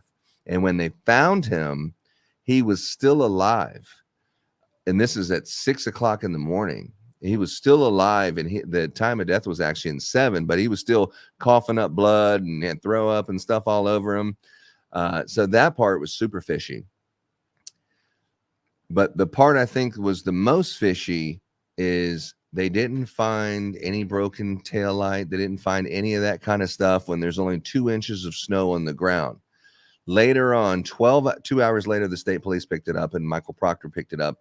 But 12 hours later, you see that they found the broken taillight. This is when there's a foot of snow. They find the broken taillight on top. Dude, the broken taillight on top of the snow. And they drug the body out, but they forgot the shoe. They forgot the shoe. So they said, oh shit, take the shoe out there. So they got the shoe, the hat he was wearing, and the broken taillight. So Michael Proctor found, when there was a foot of snow on the foot of snow, the shoe, the hat that he was wearing, and the broken taillight 12 hours later. This is after a crime scene, happens, and they search the whole entire crime scene. They don't find none of this shit. And then 12 hours later, they find the shoe. It's like, can you believe this? It's like, no way, dude. You definitely had something to do with it. This is, I cannot believe it. And have you done it on this occasion? What do you do here, Lanu? Do you go back and at this point and you question anything and everything they've ever touched and ever done? Are you talking about Canton police? I'm talking about anyone who's involved in this case that is clearly 100%. I mean, the ATF agent, Michael Proctor, Alberts, anybody that's clearly lying. 1, do you think they should still have a job in law enforcement? And 2, do you have to go back and look at pretty much anything they've done? Because even the chief of police was lying. Obviously, they got him lying too. If I was sitting in jail or something on some stuff I thought was kind of questionable bullshit, I would definitely be reopening a case for sure. No, absolutely. I think some motions would be filed on it. Investigation has to be taken on anybody that's in a public office that involved in this case. It's just too many weird things. Let's go back to Jim McCabe's Google search. Okay. This is your fanboy, or you're a fanboy of Turtle Boy. Turtle Boy. Let's listen to what he's got to say on this.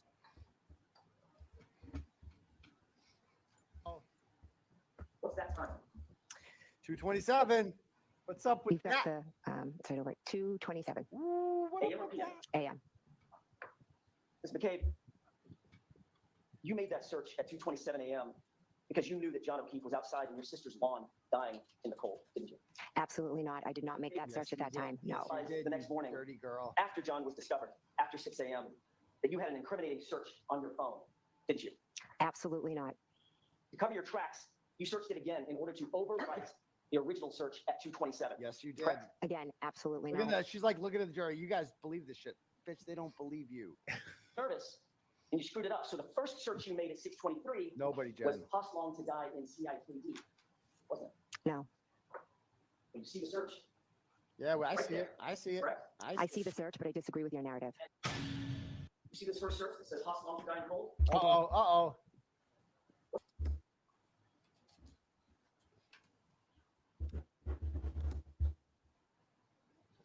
So essentially, she said, "Oh yeah, I see that, but I reject your reality and replace it with my own." Yeah, the forensic science, that shit's not very accurate. I expect the defense to come back and beat that little piece right there to death with their own forensic experts showing. It's very difficult to say that your phone records. I mean, you got to remember, and it's not just for legal purposes, but there was a time when you had to pay per text messages. Our internet service providers and our cell phone providers, they're very good at detailing when you have action and activity on your device. They know it all, and it's recorded. There's not somebody there that's recording it just for yours. They're recording everyone's. It's for billing purposes and data purposes. So to say that 2:27 search didn't occur at 2:27, that their time is off, it wouldn't be just be okay. Let's say their time was off at whatever facility they recorded it, but you would see it being off on every other thing all the way through until the time was fixed. It'd be like not adjusting your clock for daylight savings time. Like in my car, depending on what time of the year you get into it, is whether the clock is right or not. Because I never change it. But that's what it would be like. It would always be off. It wouldn't be just this one text message or this one search there was a glitch in the matrix that made that time look like the search occurred 4 hours earlier than it actually did. So There's basically, no way. when she was doing her Google searches at 6:20, when someone found out that they had done this, and Karen Reed went over there, she's doing CPR in the body, and then she's searching at 6:20 when this happened. That was the right time. So if that was the right time, then 2:27 is also the right time. Is that what you're saying? Right? Lenu. No, I feel what you're saying, bro. Yeah, the whole thing's a lie. And then also, there's something that, maybe we should take another look at is if you have a watch on your hand like this one, this is a Google Pixel watch, but if you have a Google Pixel watch or an Apple Watch or something that's for your health reasons, this Apple Watch is more accurate than GPS, or this type of Fitbit type of situation is more accurate than GPS. And not only does it know where you are, it knows if you went up flights of steps, down flights of steps. It controls your heart rate, where your positioning is inside of a house. So it gives a lot more information than just you were on or about this area right here. So when Jennifer McCabe, the story you're referring to, when she goes to her house, it shows that she goes up to her bedroom and does this search. And then you're thinking after a night of drinking, you're probably going to get some shut eye. No, she's sitting here walking all around, pacing back and forth all around the house all night until Karen Reed calls and says, "Where the hell is John?" She's like, oh shit, I'll help you look for him. So she jumps in the car with Karen Reed and someone else, and they're sitting here riding around the neighborhood looking for him before they finally ride down the street of where she dropped him off, and then there the body is. But they're asking, well, before I send her by there, you're going to take her outside. Well, how long does it take to die in the cold? Will he be dead? How long do we need to wait? And then I think if you do the Google search, Wikipedia says it's 30 minutes. But when they showed up, he still wasn't dead. So they put him out there. They didn't put him out there until 3 or 4 o'clock, or I don't know. He wasn't dead yet when it came out there at 6 a.m. So they put him out there pretty late. Well, what do you think about what was their reasoning? And I missed this on the testimony. Maybe you've caught it. What was their reasoning not going back to the Albert house to begin the search? Why was that where the search was ended, looking for O'Keefe? I've heard that they thought maybe he was at someone else's house or something like that. Did you hear the testimony on that? So basically, the house on Meadows Avenue is only 2 miles away from Albert's house. Brian Albert's house and O'Keefe's house is only 2 miles away. So just kind of weaving back and forth a couple streets on the way there. So basically, if he was like, you know what, she dropped me off, we're having an argument, I'm just going to go ahead and walk home. It's 2 miles away. I mean, it's not that far-fetched that he probably could have walked 2 miles. I mean, so I think that was well, maybe he walked home. Let's go see. I think that was the original thing. Or maybe he walked to someone else's house. Maybe he was on the street somewhere. Maybe he walked home and got hit. Basically what the truth is they were just trying to buy time. They were just trying to buy time. I mean, at some point, you're going to call and figure out where the hell your loved one is, because O'Keefe had his niece and his nephew that he adopted from his sister that had passed away. So he was taking care of them. And anyone who has children know that the kids need you in the morning because they got school the next day. They're going to wake up and want breakfast. And Karen Reed is not the babysitter. That's her boyfriend that has kids and stuff. And it's pretty documented that, she didn't sign up for that. So the fact that O'Keefe would not return home at 6 a.m. to help take care of the kids when they're waking up, that's weird. That's like, whoa, that's super weird. So that's when it's like, we need to go find him. And she sure enough did find him. Well, I mean, it wouldn't be weird if he'd killed him. I mean, it goes a lot of different scenarios. Hey, let's look at this is News Nation, but they're talking about Turtle Boy and this case. Give our folks that have been keeping up with the case, let's give them some of these milestone details in here. Let's do it. And the murder trial for a woman accused of killing her police officer boyfriend is underway in Boston. Officer John O'Keefe was found dead in a fellow police officer's yard in the snow 2 years ago. Police say Karen Reed ran him over and left him there to die. Reed's defense says she's being framed in a cover-up meant to protect a group of well-connected people. More witnesses set to take the stand today. Joining me now, a blogger and independent journalist who has been covering the story from the beginning, Aidan Kearney, also known as Turtle Boy. Aidan, you have published more than 300 articles on Reed's case. Your YouTube channel gets millions of views. This is one of the reasons we wanted to talk to you. You've been invested in this story from the beginning. Tell us how you did you first learn of Reed's story and why you chose to get so involved. I first learned of the Reed story when I heard about a woman doing a Google search, a woman named Jennifer McCabe doing a Google search at 227 for how long to die in cold when she believed that John O'Keefe was allegedly back at home sleeping. I then did a deep dive and read all the court filings, particularly Alan Jackson's 92-page affidavit filed in April of 2023, and couldn't believe what I was reading. Normally, I'm pretty skeptical of conspiracies and cover-ups and whatnot, but the evidence in this was undeniable. I've never seen anything like it. It was a huge story. I honestly thought it would be one story and done, that the charges would be dropped against Karen Reed because the evidence is overwhelming that she's being framed.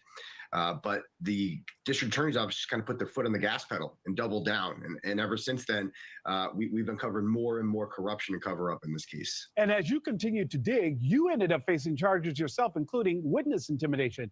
And you've even gone to jail to keep your sources in confidence secret. What's the deal behind that? Yeah, that's correct. So in Massachusetts, they've attempted to call old school journalism witness intimidation. Now, I've gone up to several of the quote unquote witnesses in this case who the evidence shows were actually should be suspects in this case because they were involved in the murder of John O'Keefe. And I've asked them questions. For instance, I went up to Jennifer McCabe and I asked her, why did you Google how long to die in cold at 2:27 in the morning? I called Michael Proctor and I left a voicemail for him. And I asked him why he didn't disclose that he is good friends with the homeowners whose lawn John O'Keefe's body was found on. And they called that witness intimidation. You're apparently not allowed to ask questions to witnesses in a murder case, even when evidence shows that they are clearly involved in a cover-up. So they've basically, I mean, the First Amendment is under attack here in Massachusetts with this witness intimidation statute. I was charged with, I don't even know, 16 felonies. I've lost count. There's a whole lot of felonies they've charged me with for journalism. And they revoked my bail on December 26th, and I went to jail for 60 days. I've never been convicted of a crime, and I did 60 days in jail. And you're right, I could have gotten out whenever I wanted in jail by taking a plea, but I refused to because the First Amendment matters, and Karen Reed is 100% factually innocent, and this is something I'm willing to not give up on. I'll give the man some credit standing on his convictions. Two things that really pop out at me immediately. What has been the response from her family, who I assume also believe in her innocence? And what are the three takeaways you want people at home to know as they continue to follow the story along with you? Well, Karen Reed's family has been supportive of her. And, I've had contact with them here and there. They seem like a really nice family. Three takeaways that you can take away from this is that number one, Karen Reed is 100% innocent. Number two, the FBI is investigating the investigators. The Michael Proctor is under internal affairs investigation. That never happens, where the FBI investigates the state police in a murder investigation. And so we're probably going to see indictments down the line. And number three, the First Amendment is under attack in the state of Massachusetts because of this unconstitutional witness intimidation statute, which is being weaponized by those who hold power in order to silence an award-winning journalist for simply asking questions. Aidan Kearney, Turtle Boy, I want to tell you that we here definitely believe that truth in journalism is the best disinfectant. Continue success with your investigation there, and let us know how it turns out. Thanks for watching.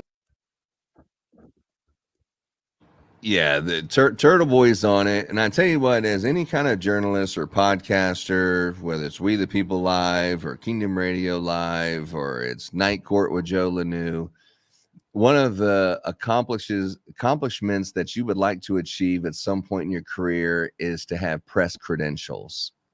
You know, to go somewhere and be able to say, hey, my name is Joe Lanou with Night Court, and they give you press credentials to go places that only press can go.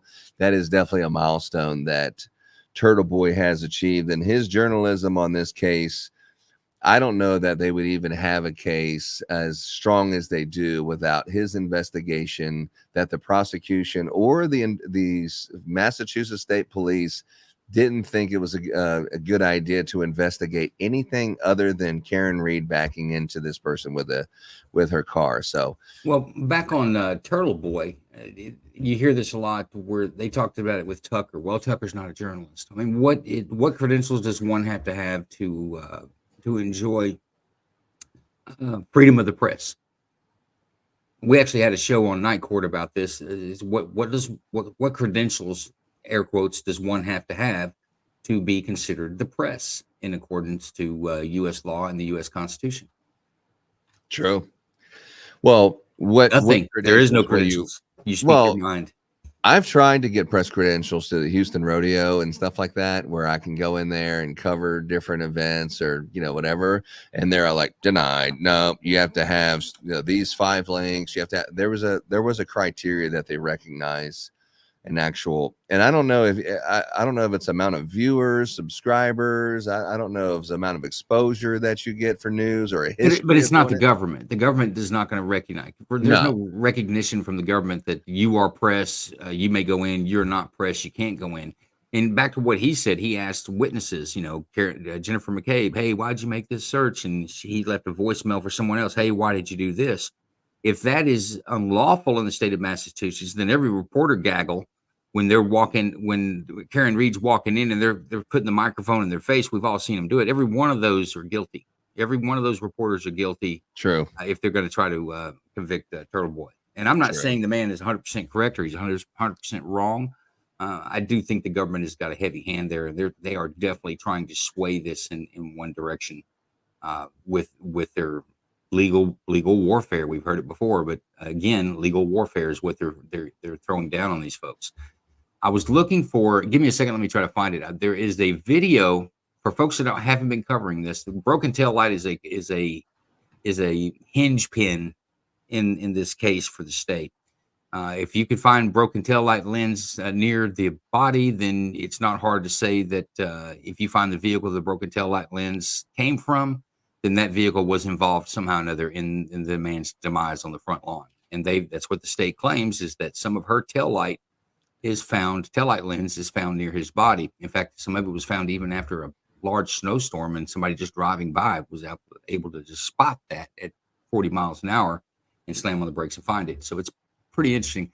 But there is some video of her leaving her house that morning to go look for him that is also very interesting. Do you have that handy, or I get it for you. Just give me 1 second. I'll get it for you. But yeah, the whole thing is whether the taillight was broken or not. If you look at the injuries on John O'Keefe, he has 2 black eyes. He has a laceration in the back of his head. If you were hit by a car with the taillight that's about your waist level, you think your legs or middle torso would have damage, but it doesn't. It's only his head, the back of his head. He would have had to, because he fell in the snow 12 feet away, he would have had to like bend over and get hit in the head by the taillight or something. I mean, and then even the Lexus dealership, when they interviewed the Lexus dealership, they said the polycarbon with the taillight is made, there's no way that you can run into a man that weighs less than 200 pounds or there's no way to hit him at 6 miles an hour and break and crack the taillight the way that they're showing the taillight busted out. There's just no possible way that could have happened. But I will show you. Let's go into Turtle Boy has a great thing that you can watch right here, and I'll put it on just 1 second as soon as I find out which one it is. I thought I'd sent you one, but let me figure out where it's at. I think it's called Framed. I'm looking at his channel now. I see some that are like 20 minutes. There's a 20-minute long one. 3 shots of developments. I got it right here. Hot boyfriend. I got it right here. Let me get past the intro because I've gotten copyrighted like 8 times on Facebook over this. All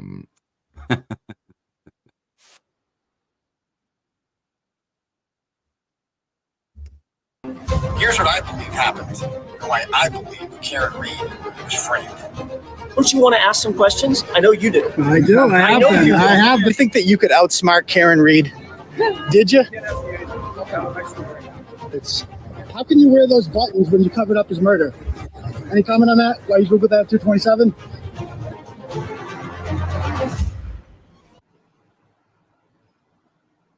On the morning of January 29, 2022, Boston police officer John O'Keefe was found dead outside of the Canton home of Boston Police Sergeant Brian Albert on 34 Fairview Road. O'Keefe's girlfriend, Karen Reed, was charged with manslaughter after reportedly backing over O'Keefe with her car after she got into a fight with him and dropped him off at Albert's house after a night of drinking. She was castigated widely as a cop-killing villain, set to face decades in prison. But as it would turn out, at least a dozen people were in the house when John O'Keefe was being violently beaten to death before hatching an elaborate plot to frame Karen Reed for killing him. The cover-up was aided and abetted by members of the state police, the Canton Police Department, and the Norfolk County District Attorney's Office. This is the story of one woman alone, facing down some of the most powerful, well-protected people in the state who sought to destroy her life and exonerate herself. This is Karen Reed and John O'Keefe. Karen is an intelligent, successful accountant and college professor with not even a hint of a criminal record. She'd been dating John O'Keefe for several years and loved his niece and nephew, who he adopted after both of their parents, including his sister, passed away. She owned a house in Mansfield that was rented out, but lived with O'Keefe and his niece and nephew at his home on One Meadows Ave in Canton. O'Keefe was a well-liked veteran, 16 years on the force of the Boston Police Department. On February 2nd, Reed was charged with killing John O'Keefe, only with manslaughter, though, and she may have actually believed she was responsible. 4 months later, in June, the charges were upgraded to murder, despite no real evidence coming out that added to the story. State Trooper Michael Proctor wrote the criminal complaint for her arrest, noting his 10 years of experience on the State Police Detective Unit at the Norfolk County DA's office. The charging documents state that Canton officers Seraph and Malini were dispatched at 6:04 a.m. on January 29th to 34 Fairview Road, where they found 3 females, Karen Reed, Jennifer McCabe, and Kerry Roberts, next to the body of John O'Keefe. Karen Reed was performing CPR. Jennifer McCabe is pictured in this photo on the right next to her sister Nicole Albert, who is the wife of well-connected Boston Police Sergeant Brian Albert. Brian is on the fugitive apprehension team. He is a trained MMA fighter, and he was featured on the cop show Boston's Finest. At 11:30 a.m. on January 29th, Trooper Proctor interviewed Jennifer McCabe and her husband Matthew McCabe,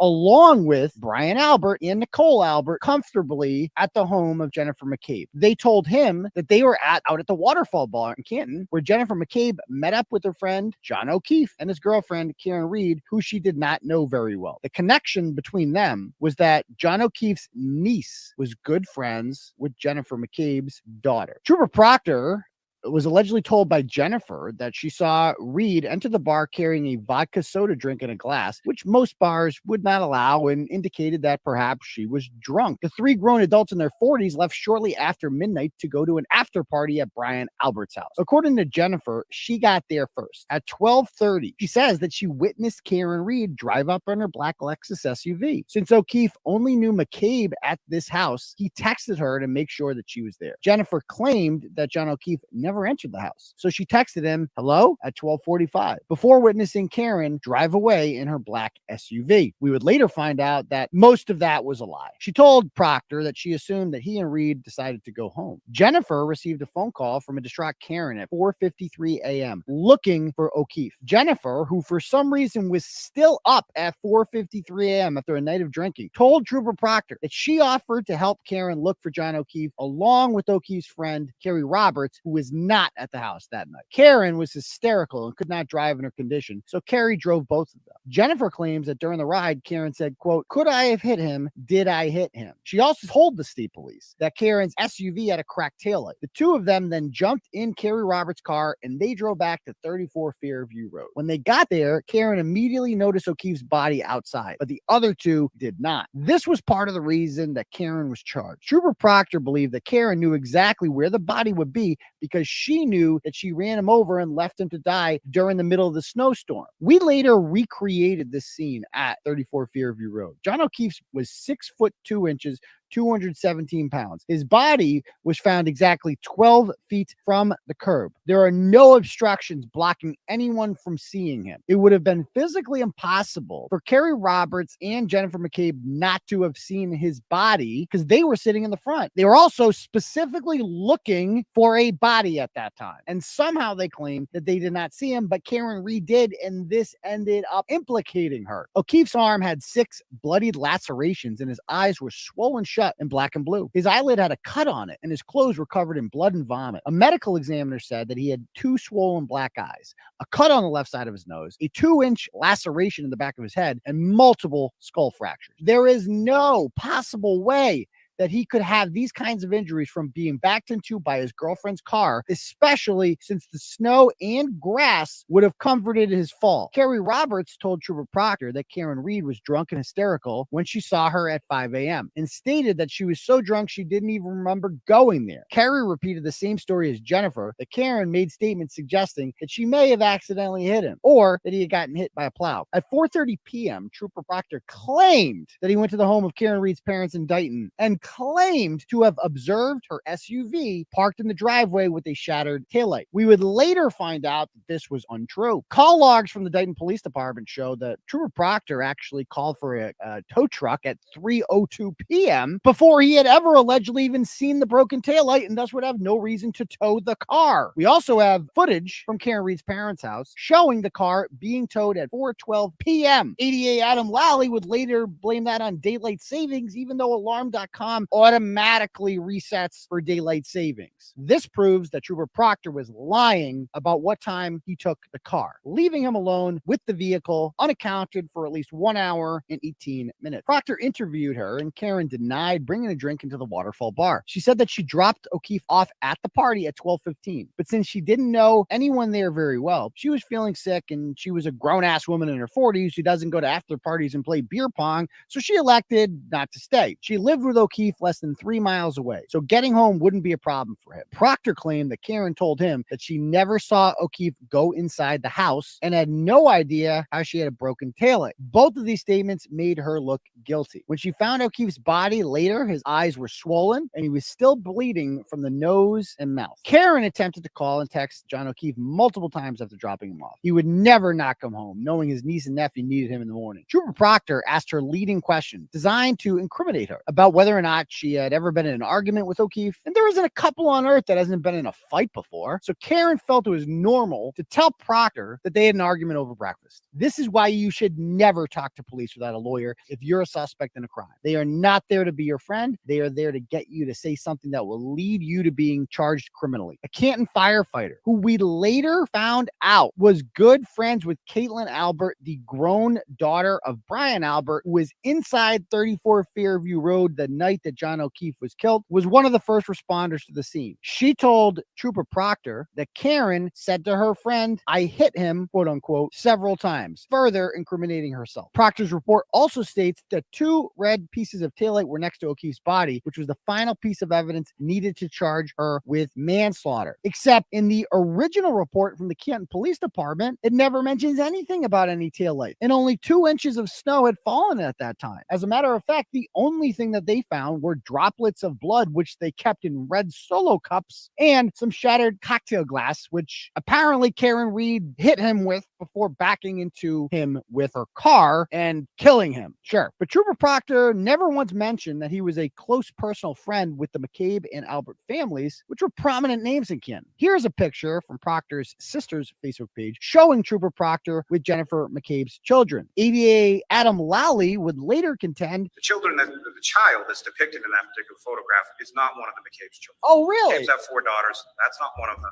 It's a relative. Indeed, he does have his arm around his niece. However, there are 2 girls in towels and bathing suits directly behind him who are, in fact, Jennifer McCabe's children. Here's another picture from Proctor's sister's Facebook page showing her at a family party with Chris Albert, the brother of Brian Albert, directly behind her. Chris Albert was at the bar with O'Keefe the night he was killed, and he owns a local pizza shop in town called D&E Pizza. It's unknown if he was inside his brother's house that night because Trooper Proctor has deliberately prevented Google from sharing geofence data that could provide that information. Chris Albert lived at 7 Meadows Ave in Canton, 3 doors away from John O'Keefe, who lived at 1 Meadows Ave. Chris's son, Colin Albert, was an 18-year-old senior at Canton High School at the time of the incident and is confirmed to have been inside the house at 34 Fairview Road that night. Colin was a star football player at Canton High School and a notorious hothead. There are multiple videos that we have posted of Colin in which he's threatening rivals in town and even ends it with bang, bang, which apparently is supposed to scare you into believing that this man will kill you. 2 days after John O'Keefe died, the Canton High School Twitter account announced that Colin would be playing football at Bridgewater State next year. Colin is an out-of-control meathead who frequently was confrontational towards his much older adult neighbor, John O'Keefe. He constantly trespassed on his property, threw beer cans on his lawn. He is the prototypical jock who thinks that Shakespeare was a huge loser and infamously poses for pictures sticking either his middle finger up or his fist in the air while pounding down Dylan Mulvaney lights. Colin has anger issues and gets off on knowing that he comes from a well-connected family in town. His uncle Brian, of course, is a Boston police sergeant. His uncle Kevin is a Canton police officer. His father, Chris, was recently elected to the Board of Selectmen. Here he is on the left, pictured with his father and his uncle Brian on the far right. The man in the middle is his other uncle, Tim Albert, the family moron who takes pride in being from a well-connected family despite providing nothing of value to contribute to the family's brand name. Trooper Proctor's family knew Colin since he was a little boy. Here he is pictured with his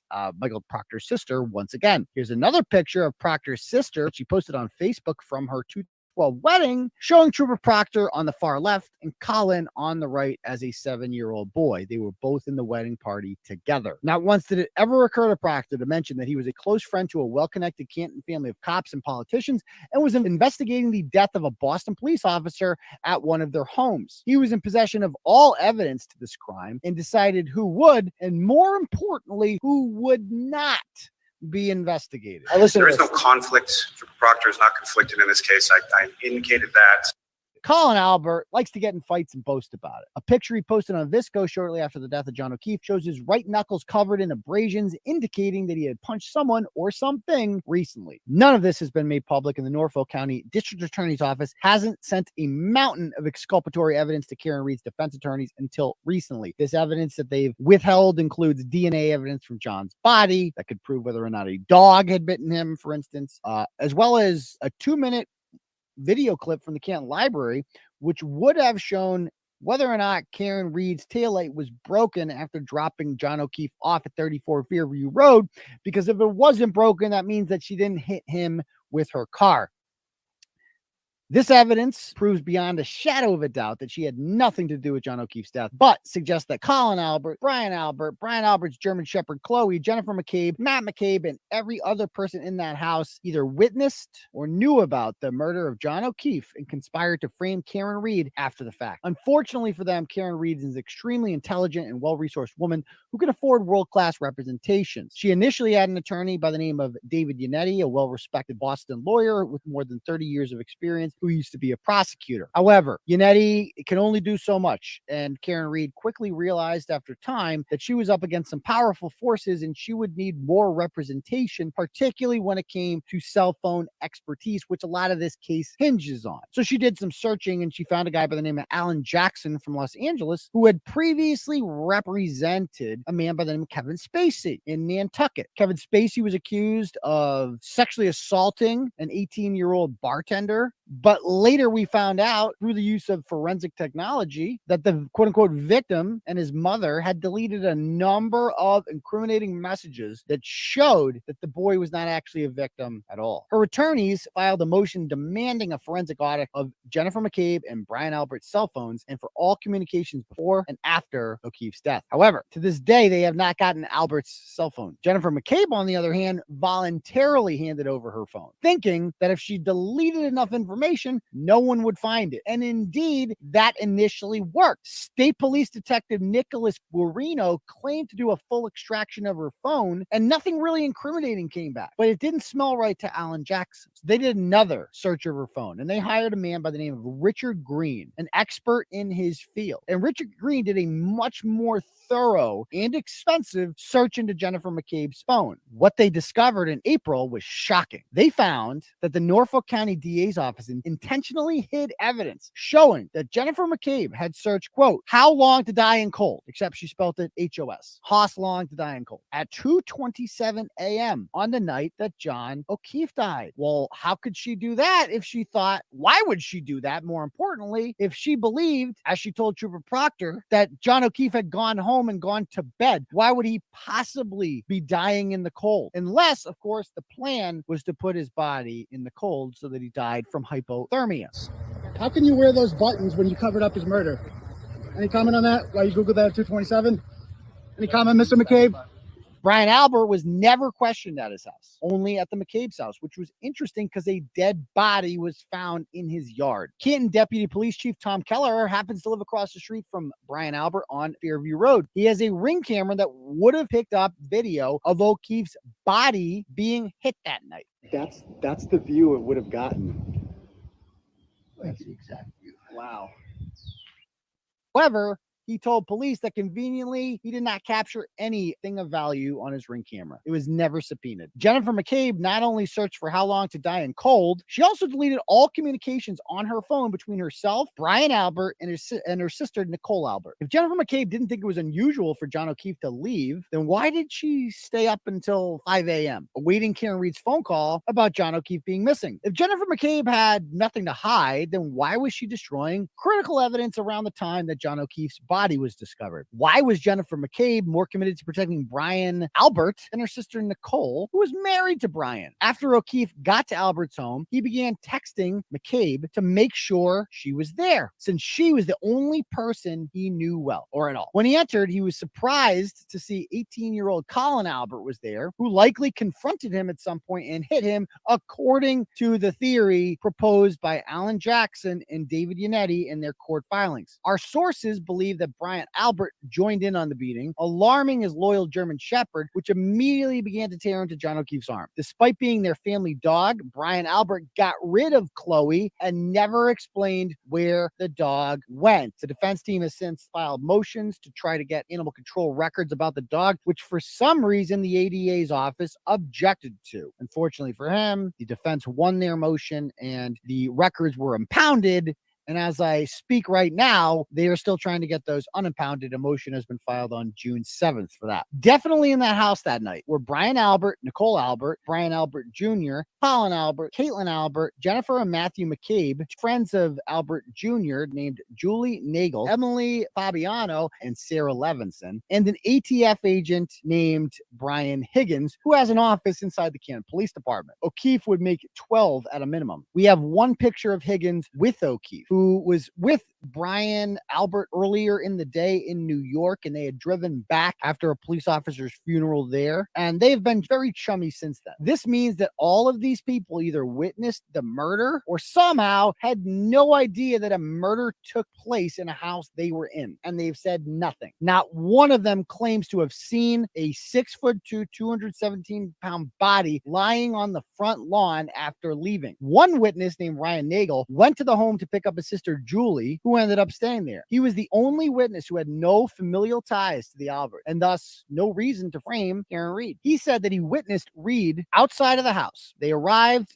on Fairview Road at basically the same time, coming from different directions. He yielded to her. He allowed her to turn right onto the street. Now keep in mind, it was snowing and visibility was difficult. So Karen Reed pulled up in front of the driveway, and she claims that John O'Keefe got out and ran into the house. She then pulled up a little further along the left-hand side of the property and said that she was beginning to text him because he was supposed to text her back to let her know everything's all set, you can go home now. Ryan Nagel has all but confirmed that this is exactly what happened because according to his own testimony, he said that he didn't see any damage to her vehicle, never heard any screams, never witnessed her operating the vehicle erratically, and when he drove by her, most importantly, she was alone in the vehicle and her interior lights were on. Her hands were at 10 and 2, yet John O'Keefe's body body was not on the ground, so where could he be if not inside the house? Additionally, O'Keefe's phone tracked him walking up and down the stairs, ascending and descending inside the Albert home from 12:21 rather, to 12:24. Obviously, it would not show this sort of up and down motion if he was inside Karen Reed's car or lying on the ground outside the home.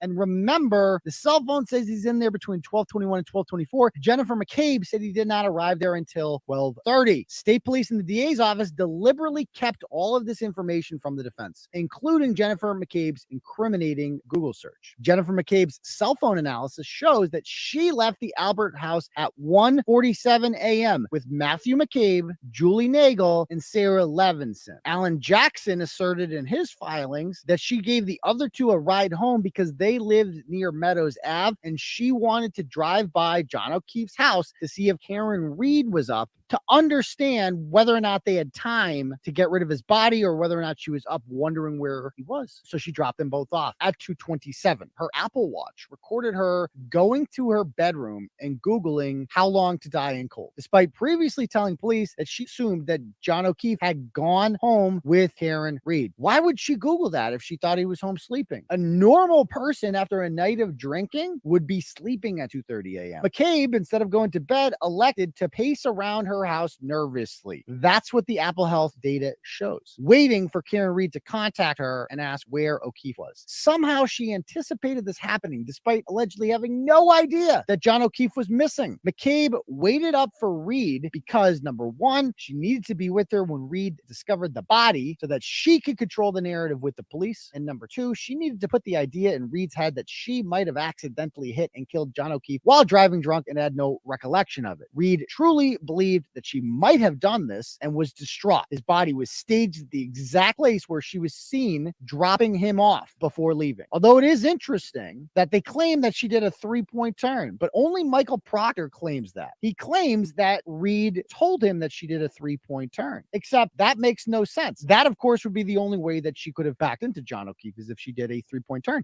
If she just kept going straight south on Fairview Road, then she couldn't have backed into him. Both Jennifer and Matt McCabe claim that is the exact direction that she went in, was south, that there was no 3-point turn. Despite barely knowing Karen Reed, Jennifer McCabe gleefully jumped in the car with her and Kerry Roberts. It is believed or asserted by the defense that this intentional delay guaranteed that O'Keefe would be dead by the time anyone found him. Remember, how long to die in cold, and that he would be unable to tell the real story about what happened. It is important to point out that when John O'Keefe was put outside to die, he was still alive. They did this so that the medical examiner could say that one of the causes of his death was hypothermia. Remember also that Jennifer McCabe initially told investigators that Karen Reed brought in a drink from another bar to the Waterfall bar, which only a drunken, low-class individual would do. But Karen Reed had a good job and made good money. Why would she do such a thing? Nevertheless, McCabe successfully planted the seed in Reed's brain that she may have accidentally killed O'Keefe. Jennifer McCabe also deleted phone calls to her sister Nicole Albert at 6:07 and 6:08. Those are now gone. They were 7 and 9 seconds long, and someone answered that phone. Now, ADA Lally has since claimed that that's evidence that the calls went to voicemail, except only unanswered calls go to voicemail, and that makes no sense. This proved that McCabe had made them aware that there was a dead body outside of their house. There was not enough time for her to explain, oh my God, there's a dead body out here.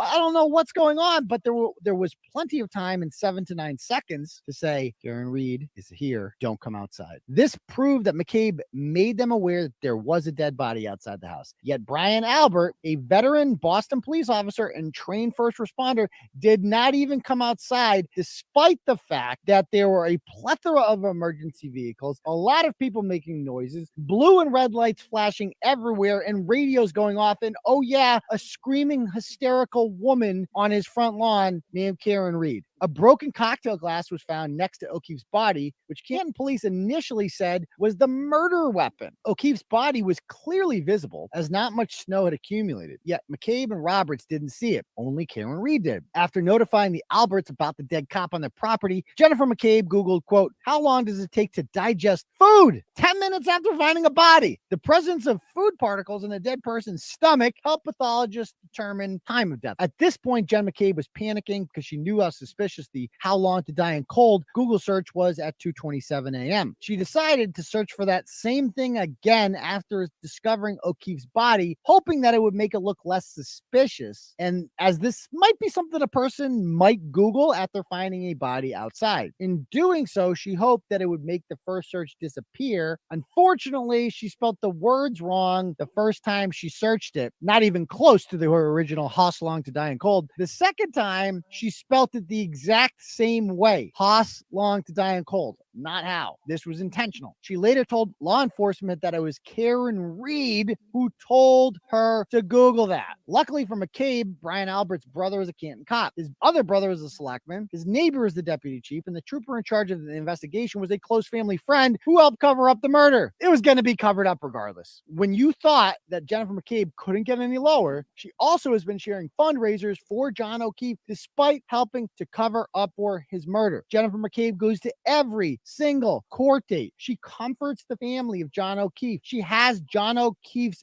badge number decaled on the back of her car. She has blue lights in front of her house and constantly wears thin blue line stuff everywhere. She is utterly shameless. Obviously, Jennifer McCabe did not tell John O'Keefe since she's not physically capable of that, but Brian Albert, Colin Albert. She's like the queen of badge bunnies in that town. Colin Albert had the motive. McCabe was just the quarterback of the cover-up and seemed to want to protect Brian Albert more than even his own wife did. Take from that what you will. Jennifer McCabe would never have been able to cover up this murder without the assistance of law enforcement, despite the fact that it was one of her own, their own rather, who was killed. According to Reed's defense attorneys, the original Canton Police Department report had been altered. In the altered report, it never stated the search team found the taillight at 6 p.m. after Trooper Proctor had taken possession of Reed's vehicle. The altered report also had a different cell phone number that McCabe called after finding the body, indicating that police were taking steps to make sure that Brian Albert was not in any way a suspect. New evidence has also shown that Albert rehomed the dog that attacked O'Keefe. He claims to know where that dog is, yet they won't tell the court where it is. In September of 2022, Reed's lawyers publicly accused the Albert family in open court of being implicated in John O'Keefe's murder, and they ordered them, through the judge, not to delete anything from their phones. 2 weeks later, Tim Albert, the Fredo of the family, posted a meme on Facebook stating, quote, "You don't fuck with my family," and that he won't hesitate to make you miserable if you do. Just a couple days after these filings were made in court, Tim Albert decided that it would be a good time in October to fill in his pool. Nothing shady about that. Tim is the loser of the family who seeks approval by virtue signaling about how loyal he is so that he can enjoy the fruits of the success while contributing nothing himself. This post was clearly a direct attempt to intimidate Karen Reed, her attorneys, and reporters like me who expose people like him for being dirtbags. After being accused in September by Reed's attorneys, Brian Albert immediately decided that it would be a good time to sell his childhood home, which had been in the family for almost 50 years. It sold rather quickly for $50,000 less than they were asking for it, and as a result was never searched by police, despite the fact that a Boston cop was probably murdered inside of it and was found dead on that property. The person most responsible for the cover-up is certainly Trooper Proctor, who failed to speak to key witnesses, protected his close friends, and never applied for geofence data that would show the identities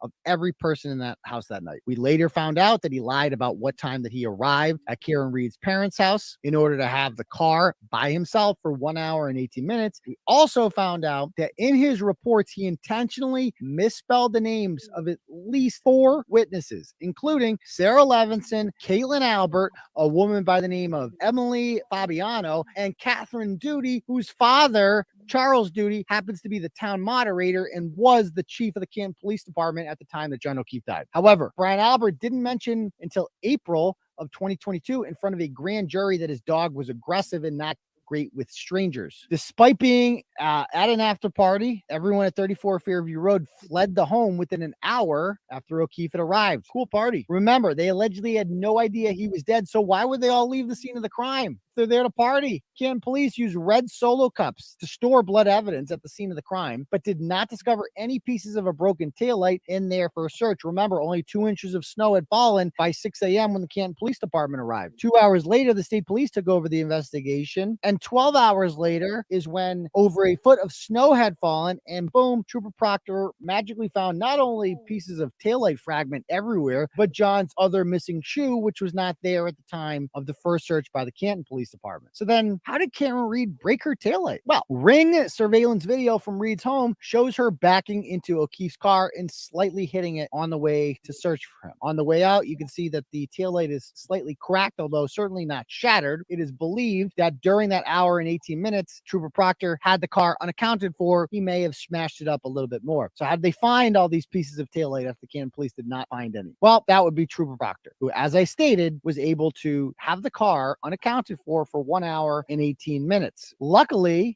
they found it the second time. They just decided to search the scene of the crime on a hunch. And even more remarkably, Canton Police Chief Ken Berkowitz also decided to go to the scene of the crime on a hunch on February 4th and noticed more pieces of the taillight from his moving vehicle. Berkowitz had been called by ATF agent Brian Higgins, who was in the house when O'Keefe was murdered immediately after the killing. Brian Higgins turned out to be a good friend of Ken Berkowitz and helped organize his retirement party several months later, which Brian Albert also attended along with District Attorney Michael Morrissey. Trooper Proctor also went out of his way to make sure that Google didn't send him all the geofence data that the defense had requested. Karen Reed appears to be a completely innocent woman. Tried to save his life. I tried to save his life at 6 in the morning. I was covered in his blood. I was the only one trying to save his life. Wrongly charged by corrupt cops who would see her rot in prison in order to cover up a murder of a fellow police officer. If she didn't have the resources, then none of this would have come out. Trooper Proctor and the district attorney's office went out of their way to make sure that evidence that they knew would exonerate her would never be given to the defense team. As a result of O'Keefe's niece and nephew, whom she loved as her own, now believe that she killed their adopted father. Trooper Proctor, Brian Albert, Colin Albert, Jennifer McCabe, and Brian Higgins all deserve to spend time in jail, and two of them at least should be charged with murder. The Canton police chief and deputy chief should both be fired, but as I said, Ken Berkowitz decided it would be a good time to resign after this. We hope that Karen Reed sues all these people after she's exonerated and that the bad guys go to jail. Every single person in that house should be charged with obstruction of justice as they witnessed a crime and never reported it. They all lied. There is no possible way that they could not have seen a body on the way out. There's no possible way. So either the body was not there, in which case Karen Reed did not strike him, or they are all lying to the police. You pick which one they're doing.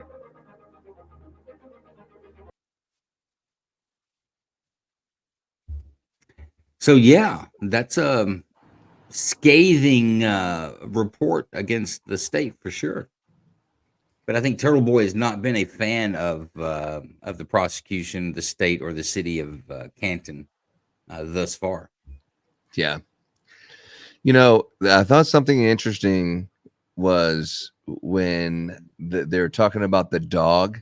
You know, the dog, it was like a month later. I have the testimony and I have the timestamps. I can show you that one in just a second. And once again, if Court TV does come back, we will go back to the live on Court TV, but they're interviewing a minor and there's nothing being showed or heard. But the dog actually a month later attacked another dog out front, killed the dog, and then there was two ladies with the dog. He attacked both of these ladies and sent both of them to the hospital, and that's when they decided to get rid of the dog Chloe. It's German Shepherd mixed with something else, but very aggressive dog, especially to strangers. What's up, John? We have John from 2A Talking Tactical here to share some insight, former police officer, so he has a little bit of insight about how investigations go and how police work goes. What do you think so far about this police work that we're seeing here? Oh, excuse me, I was muted. Well, from what I've been able to catch up on, I mean, it was kind of shabby police work as far as the evidence collection went and all that bunch of jazz. But after watching Friday's testimony with Brian Higgins, with Mr. Higgins, the plot thickens. I'm sorry, but I'm looking at him now.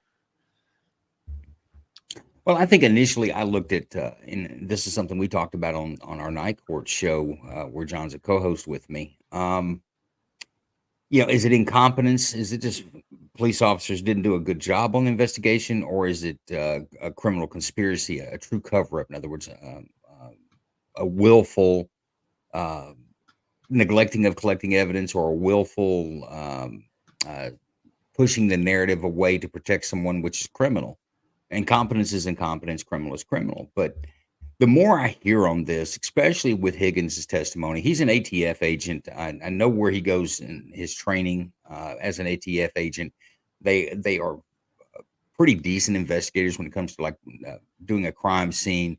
For him to say that he wasn't sure what a preservation letter is got to be a bald-faced lie. It is something that basic investigation. If you were to walk to your local police department in small town, wherever, where there's two cops that work there, and you were to file a complaint for terroristic threat by someone sending you text messages, the first portion of that is to send a preservation letter to the carrier to preserve that evidence, so that if the case goes any further, you can get a subpoena and pull that to make your evidence for your case. It is a very basic, super basic tool used by investigators. It would be like him saying that he did not know how to use latex gloves. Well, I didn't know how. They gave me latex gloves, but I've never put them on, so I didn't understand. So I didn't know when to use them. Bullshit. He knew exactly what a preservation letter. For him to say that on the witness stand is anything else he's got to say in my mind, I can't trust. No, 100%, dude. I mean, are you trying to say right here? Are you trying to say that the ATF would teach someone about this basic stuff? Is that what you're trying to say? I'm saying that you don't have to be a federal agent to understand a preservation letter. I'm saying it is a basic investigation tool. It is so basic. We used to make jokes. Now I worked narcotics and worked on a DEA task force back in 2004, 2005 to 2012 or so. And we used to make a joke that if you couldn't get phones, in other words, phone data, and you couldn't come up on a wire, then the feds weren't interested in an investigation. If you could not get into electronic surveillance and data capture through a FISA warrant, then it wasn't a federal case. They left it up to the states. We had to do the old-fashioned surveillance, sitting on houses and doing that kind of stuff to gather information. Whereas if it was a federal case, they weren't interested. They understand the cell phone is a super great tool for the feds. There's been legislation that was passed in like 2008, 2009 that required every cell phone in the United States to be sold with GPS data, whether you paid for the service or not. That wasn't for your safety. That was so that when they file these warrants, whether you're paying for the GPS data or not, the federal government can still get your GPS data off your phone. They have the Congress and on the federal level, they have placed so many things attached to cell phones that are able to be sold in the United States purely for investigative purposes. So you can tell me this guy doesn't know what a preservation letter is to be able to go back and get that? Bullshit. There's no way. It's taught. And I can't help but think, especially with his position at the ATF, and now being on an administrative type duty, that somebody's not. I mean, they're watching this, and for him to say that, what does that say about him as an ATF agent? You don't know what a preservation letter is. You don't need to be in this job.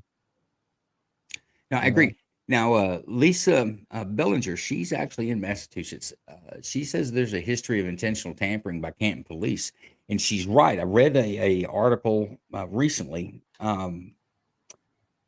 Since this incident happened in January of 2022, there was some uproar about the local police there from the citizens, and they voted for an audit.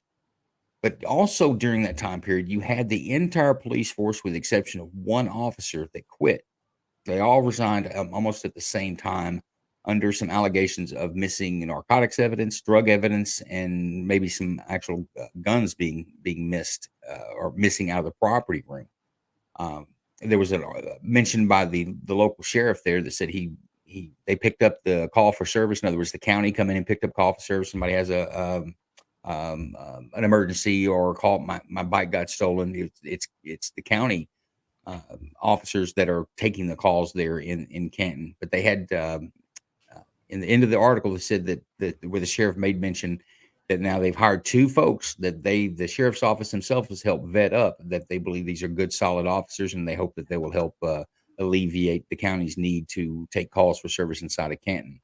But Lisa's right. There is it's not just this case. There's a lot of history there on not so great law enforcement service to the people of Canton. Not so great seems like a compliment.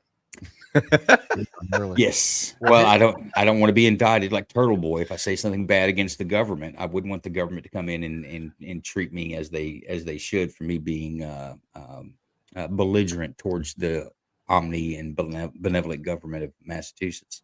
So here's a little bit of a monkey wrench. And I've actually heard this from one of my retirees this morning. We were briefly talking about it, and that actually worked in CID, Criminal Investigation Division.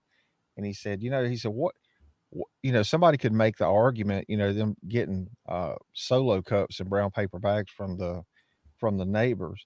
What about, do you look at evidence contamination? Because clearly this, the bags may not have been new, or maybe they were, but you just have no control over that, where that bag and solo cup has been. Who's to say it wasn't used and washed with Dawn dishwashing detergent? And the point is do you have evidence contamination? True. It's outside of the law enforcement realm. I think the theory is that they were inside the house playing beer pong. And that's a common game that, younger kids play and stuff. But they're inside the house playing beer pong. And then after they beat the shit out of him and he hits him in the back of the head with maybe like a lifting weight or something, then all of a sudden he's bleeding, and they're taking these red Solo cups and they're collecting the blood. And then they said, oh, no, I got that from, when he was outside. So they were trying to keep it from spilling on the floor, which they ended up replacing the basement floor. And the brother, Tim Albert, the brother actually filled in his pool. I guarantee that concrete basement floor, pieces of that is in the back of that pool. I think their dog is also in that pool.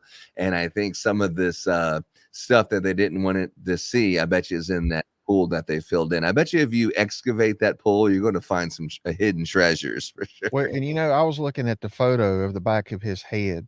You would think if somebody was hit in the back of their head with a vehicle, you would have some bruising to one side or the other of the laceration. I did not see that. So it's almost like the trauma was directly on. It wasn't like a glancing blow, so to speak.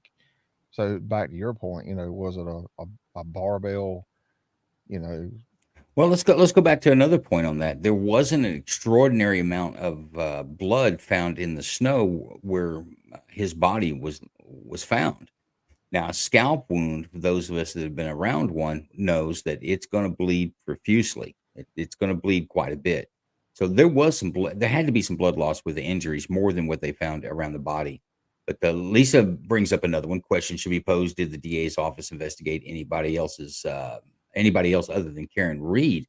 I would say no, not in the manner that they should have aggressively. I don't believe that they looked at any other possibilities outside of Karen Reed striking him with a vehicle, leaving him for dead. Yeah. And in another autopsy photo, on the side of his right eye, he's got a pretty good amount of blood come from his right eye. That takes a hell of a hit. And I'm sorry, I just don't see that coming from. Well, now I'll go with this: blood from the nose and blood from the eyes. When you have brain swelling, that it can come from the fact that your brain's swelling, breaking vessels and causing stress in the eyes and breaking vessels to bleed. Same with the capillaries in your nose. So I would say that those injuries could be consistent with a closed head injury, but that wound on the back of his head, that's a serious wound. If you see that in the autopsy photos, that's a serious wound. It's going to bleed while the heart's still pumping. Yeah. The fact that he had multiple skull fractures, not one, multiple. So you got hit by a car that's doing a 3-point turn in the snow in this little street. So you get backed up. 3-point turn is the only way it could have happened, the police allege. And you hit him so hard that it knocks him 12 feet off into the grass that has snow on it. And you have multiple fractures on your skull. You have the dog bites that are all over his arm. You see that all over his arm. and the prosecution is saying it's from road rash. It's like I don't even see. And both of his eyes are black and blue, like he just got in a fight. And there's a cut on one of them. Both of his hands have bruises on it, like self-defense, and his other hand has a cut and also bruises all over his hands. How the hell do you back into someone and you have bruises like that? It doesn't make any sense. Yeah, I don't think the injuries are consistent with the state's narrative. And Lisa, again, and folks, I keep reading Lisa's comments because, like I said, she is actually in the area and she has even a little more insight on just Massachusetts justice system, which we've done some shows on Night Court about that, where there's some things that make you go, what's going on in the state where the Liberty Tree grows? It's actually quite concerning. But she says she thinks the DA's office needs to be audited. I think that the people in Canton need to vote every one of these folks out and try again, is what I think. You know, whenever you have let's say, there's a police officer that's been killed. We'll use the phrase cop killer. There's a cop killer. To have the whole entire community come out and support the person that's allegedly a cop killer, that's weird. That the whole entire community, well, not the whole entire, but mobs of people, a big group of people is going to support the alleged cop killer. Something's up. Something's up there, man. I'm less concerned about the cop killer portion of that. How many crimes or how many people in Canton under the administration of this DA and the multiple police agencies, they've had several chiefs, so it's not been one regime that's had these issues. How many people are either wrongly convicted or the perpetrator of their crime is never found for one, either incompetence or just a purely corrupt agency? This is the one that's drawn our attention, but it's not the only one. If they're doing it on this case, they've done it on others. Oh yeah. Now, John, if you have somebody that clearly for a fact they're guilty, but you have some evidence, but you probably could use a little bit more. Are you thinking about maybe if I just plant this one little thing that can kind of put a bow on this? I mean, is that something that runs through your mind or no? I see where you're going, but no. I mean, 100% no. 100% no. 100% no. Here's the problem as a cop. Now, let's take away the moral portion of that, or the pride of that you're a law enforcement officer and you seek the truth to be an investigator if you're an investigator. Take all that out. Just the mechanics of it. It is a very, very poor decision, because once you commit that, if you're wrong, it's there forever. It's there for examination forever. It's there for others to poke around forever. And if it's ever, there's no way you can ever remove yourself from it once you put yourself into it. And that's a part of what investigators learn in some of their classes and detectives, if you will. Some agencies call them detectives. In my agency, we would call them investigators. But one who does these, there's very specific on what traffic you have on your phones. Let's take this case. I pull up there and I know Albert. He's somebody that's a police. It's a police community, so I know him. I'm a cop. He's a cop. We know each other. It's not uncommon. But that is something that I would make abundantly clear up at the beginning, that I do know him. That would go up the chain of command for somebody to make a decision on whether or not we should be investigating this or not. But I would have to keep it. Not that they're the appearance of wrongdoing is just as solid as actual wrongdoing in a situation like this. I guess what I'm saying, the appearance, the agency should have insulated this and done this differently. There's even been cases where agencies from out of state in certain situations have come in and conducted these investigations just to show that it's an unbiased investigation. And it wasn't absolutely, didn't even attempt to be done on this. It's horrible. Yeah, veteran LT3 has a little something to say. If they find the investigation was either fouled up or corrupted, could that lead to others that have been convicted by this DA to appeal their own cases? I would say 1,000% on that. I would say if I was sitting in jail, whether I was guilty or not, I would already filed some appeals. Oh, yeah. I mean, well, they already, you can ask us, Lisa, but from what I understand, they've already agreed and had a vote to audit the Canton Police Department. That's already been done. And there's a federal investigation that has already begun as this trial started. And as the testimony's coming out about Michael Proctor, there's already a federal investigation into Michael Proctor. Which Okay, let's be clear on that. There is not a federal investigation against Trooper Proctor. There is an internal Massachusetts State Police investigation against Proctor. There is a federal investigation into, I believe, Higgins' participation in this, but I don't know of any other federal investigation that's been attracted to this case. But it's early after this case, especially if she's found not guilty, which I believe she will be. But let's say she's not. But let's say if she is, this is going to stimulate an entire probe into that. The magnifying glass and the searchlight on Albert, Proctor, Higgins, and even McCabe's is going to intensify, in my opinion. Let's take a look, if you don't mind. It's just a short little clip from the news that they were saying just what I just said about Proctor's under federal investigation. Let's listen to this together. Quit. Case against Karen Reed, which is the initial case we're talking about here. Good morning, everybody. I'm Jeff Saperson in from Melody. And I'm Colton Bradford. So the lead investigator in the Karen Reed case here is now the subject of an internal investigation by Mass State Police. Our Alicia Palumbo has the details. Massachusetts State Police confirming the lead investigator in the Karen Reed murder case, Trooper Michael Proctor, is under investigation for a potential violation of department policy.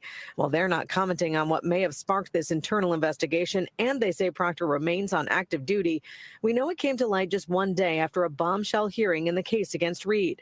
Reed is charged with second-degree murder in John O'Keefe's death, accused of striking her Boston police officer boyfriend with her SUV in 2022. Thanks in part to information stemming from a federal investigation of this case, Reed's attorney alleged Proctor never fully disclosed his personal relationship with multiple people involved in the case. That includes the Albert family, who lived at the home on the property where O'Keefe's body was found. In fact, just days prior to O'Keefe's death, Proctor had allegedly asked the Alberts to babysit his child. Michael Proctor is so connected to the Alberts that he was entrusting them, or willing to entrust the Alberts, to be caregivers for his toddler child. Text messages from 3 days after O'Keefe's death also allegedly showed the Alberts offered to send Proctor a thank you gift, quote, when this is all over. So now we have the lead investigator from Massachusetts State Police literally discussing the exchange of gifts between the Albert family on the one hand and the Proctor family on the other hand as a thank you, their words, for helping the Alberts out of a jam. Criminal defense attorney Ben Urbella says with Proctor's ethics being called into question, the entire case will face additional scrutiny. I think that when you have the lead investigator who allegedly found all of these most critical pieces of evidence to be compromised due to his personal relationship with the Albert family whose home it was, there's going to be a lot of problems at trial for the Commonwealth. In light of the recent developments in this case, we're told there's a large protest planned here outside the Norfolk DA's office for 3 o'clock this afternoon. In Canton, Alicia Palumbo, NBC 10 Ball.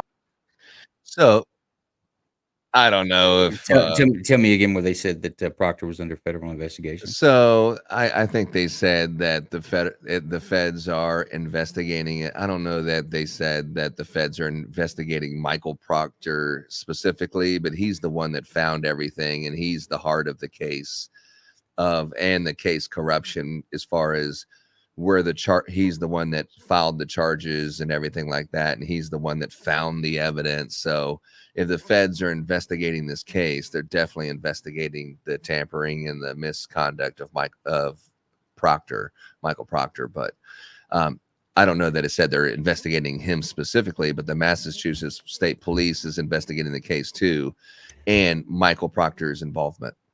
What I've read on the Fed's involvement this far is their ATF agents' involvement in it. Now, all this, like I say, and you may see there's some reluctance on agencies, both at the state and federal level, to initiate any hardcore investigations while this trial is going. But after this trial is over with, where their investigation wouldn't influence the outcome of it, I see it. In fact, if it doesn't go full steam ahead, a full investigation, not only state police, but the Canton Police Department and maybe even Boston Police Department with the officers involved here, then I say that's a miscarriage of justice. And once again, our government not doing things to protect the citizens, but they'll go to the nines to protect the government.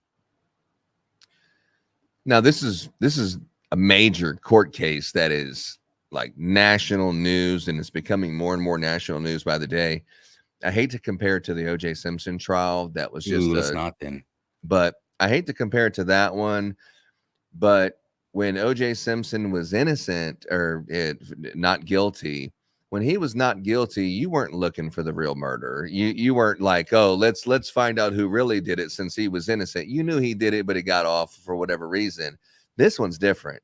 This one, you know clearly that Karen Reed didn't do it, but you got to get justice for John O'Keefe. You can't just say, oh, well, we tried to get her and that didn't work, so let's just give up. She can sue the county and whatever, but it's over. She was the one, but she was innocent. Let's just move on. I don't think this case is like that. I agree. I agree with you. By the way, O.J. Simpson did continue the search until his death. He looked for the real killer. Get out of here, dude. Yeah, I've seen interviews where he said he was actively looking, that he would find it, but unfortunately cancer got him. In the mirror, you mean he was looking in the mirror like I was looking in the mirror for the person who killed. Cancer got him before he'd own in on the one-armed man. He was close. He told me so. He told me himself he was close. And I think on this one, quite sadly, it's been so long. There's been so much, and these are cops. They know how to cover up. They know what evidence to get rid of and make things shady. I don't think you will find any justice for O'Keefe. I don't think that they can go back in time and reconstruct this to be able to put together and tell a real cohesive story. It's one thing to say, well, he probably went in and he probably, like Turtle Boy does, he was probably encountered by this guy first who'd been throwing beer cans in his yard, and there were some words exchanged, and then this fight ensues. It's one thing to be able to say that type of conjecture and put it out in the public sphere, but it's a lot different when you go into court. None of that, it would all be hearsay. You don't know. There's no foundation. There's no evidence to support that, because the physical evidence that you would need, the blood that come out of that scalp wound, the physical evidence that you would need inside the house is probably no longer there. Well, I think the one thing that you do have is you have the DNA that's on the body. If Colin Albert, you're referring to the kid, if Colin Albert was hitting this dude, he's going to have his DNA on this body. So if you do the autopsy report and you have the body and you have some of these things and you're doing the DNA evidence, you're going to find something that's saying someone else is involved. It wasn't from a car.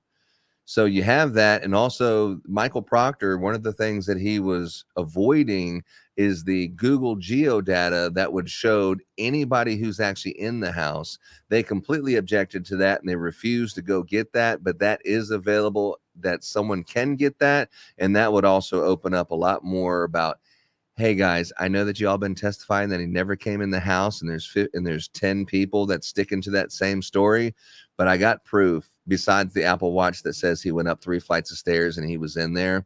Besides that, I now have more proof that he was in the house. So can you please stop telling this bullshit lie and start telling the truth? He was in the house. What happened? But that will come out later. It might even come out in the defense. But to block the Google Geo data about who was in the house, I mean, the whole thing, that's all fishy. You know he was in the house. How do you get the dog bites? You know he was in the house. Yeah. Come on. Well, now you got to remember, medical examiners saying those are not dog bites. I know. Well, that's what I was getting ready to say. So I would be curious to see what her first autopsy or medical examiner report was, because she said that she had to go back and redo it. So what did the first one say? Well, now remember too, that's not uncommon for a medical examiner to go back, and it's an open investigation. An ME is considered an investigator. A medical examiner is considered an investigator, and their autopsy report is an investigation. So it's not uncommon to go back and more evidence come to light, or I've decided this after more consideration. Yeah, no, I'm not arguing that. I'm just saying I would like to know what it said first. Yeah, the cause of death. I've seen the death report. Is that right? The death report, autopsy report, death certificate. Excuse me, the death certificate. It did say the cause of death was from blunt force trauma and hypothermia. So the fact, because he wasn't dead yet when they put him out there. So hypothermia was one of the causes of death, which is the only cause of death that really kind of tie into this story. But the thing that was interesting, I don't know that this is a major confliction, but it sounds like it. They told her the narrative before she started on the autopsy. This person was hit by a car. Yeah. And, instead of her coming up with her own conclusion and see if that matches with their narrative. But that's not uncommon with an Emmy. They will do an investigate or do an interview with law enforcement typically when they do on intake. So that's, Well, and I've known them to do it before intake, and I'll just stop there. This is called Fox watching the hen house. Well, Lisa also says that prior to being the DA, Morrissey was a state rep in Norfolk County from 1977 to 1993 and a state senator in Norfolk County from 1993 to 2011, which he became DA in 2011. I'm not sure, that may be some local politics stuff. I'm not sure how that actually plays into it, but I think the DA is the elected official, the elected district attorney, the actual district attorney in Canton. Sounds good. I don't know. Sounds good. I have some testimony from Michael Proctor if you want to hear a little bit about this dog. And this was earlier in the case. And I've got something from Court TV that lays out who's who in the Karen Murder Reed case. Some of you may have seen it. It's kind of a chart that shows who's married to who's friends of who, and how everybody plays into the party goers there. If we want to show that for anybody that hasn't been keeping up with it. Let's do it. Let's try that.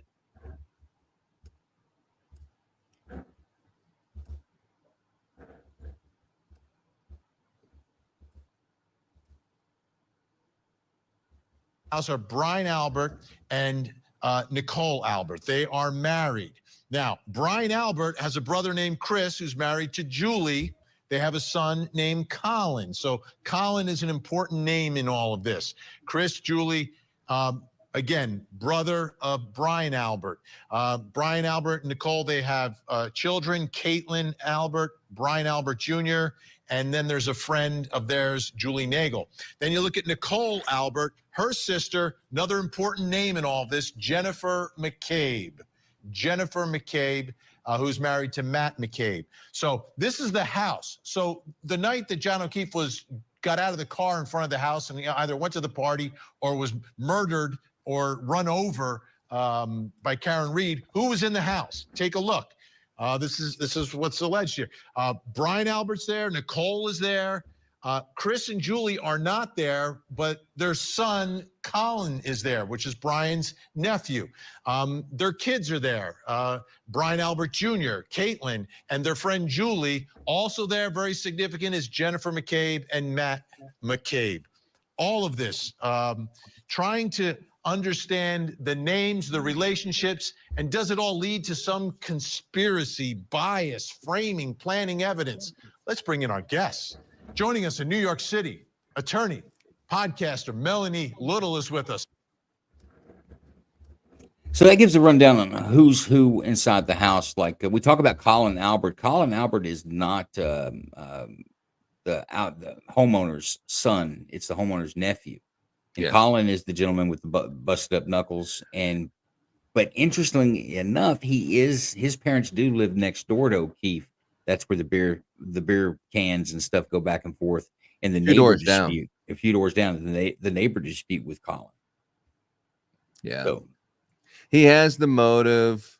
They've had documented that the kid is a hothead. He was a quarterback on the football team in high school. I'm not saying that means that you're anything, but he is documented as a hothead. They do have videos of him getting in fights. I've seen Turtle Boy showed one where he was fighting this one kid. They have the videos of him like, I want to mess you up and all this, and I'm going to kick your ass and blah, blah, blah. They got that, but that doesn't mean anything. People talk shit. But they have a video of him fighting, and then Turtle Boy on his Sunday episode 2 days ago showed where he's fighting this other guy in the locker room, where the guy got behind him and was kind of dry humping him in a, I don't know, it's like a homosexual kind of way. But when you get behind him, like, yeah, what you gonna do about this? And then the two kids got into a fist fight with each other.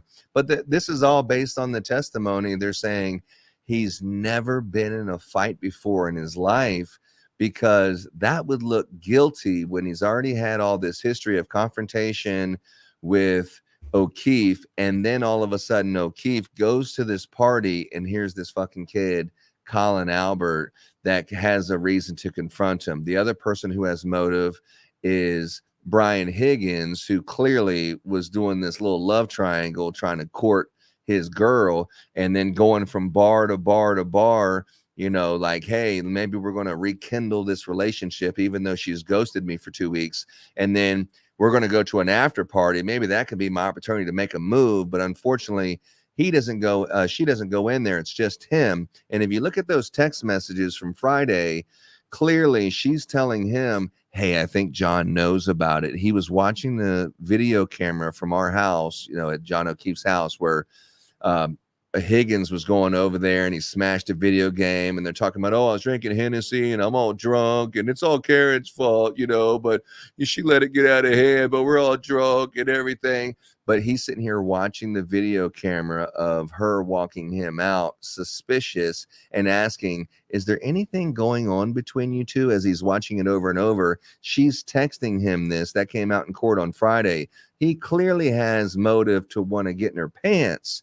But does that mean that he would murder her? Or would John O'Keefe say, hey, dog, now that she's not around, there's something I need to talk to you about. I heard, you know, it seems like you're trying to hit up on my girl. What's up with that? So there's two people in the house that clearly could start a confrontation and maybe get a sucker punch. And there's a dog that has a history of not being very nice to strangers. That's been testified with Brian Albert. So the combination of these things definitely says that pretty quickly something might have happened in the house. And his Apple Eye watch says he went up and down the stairs, but there's only like 5 or 6 minutes of him moving and then no more moving until he was out in the snow. So something happened fairly quickly, but they thought it was just he got his ass whipped and he can come out.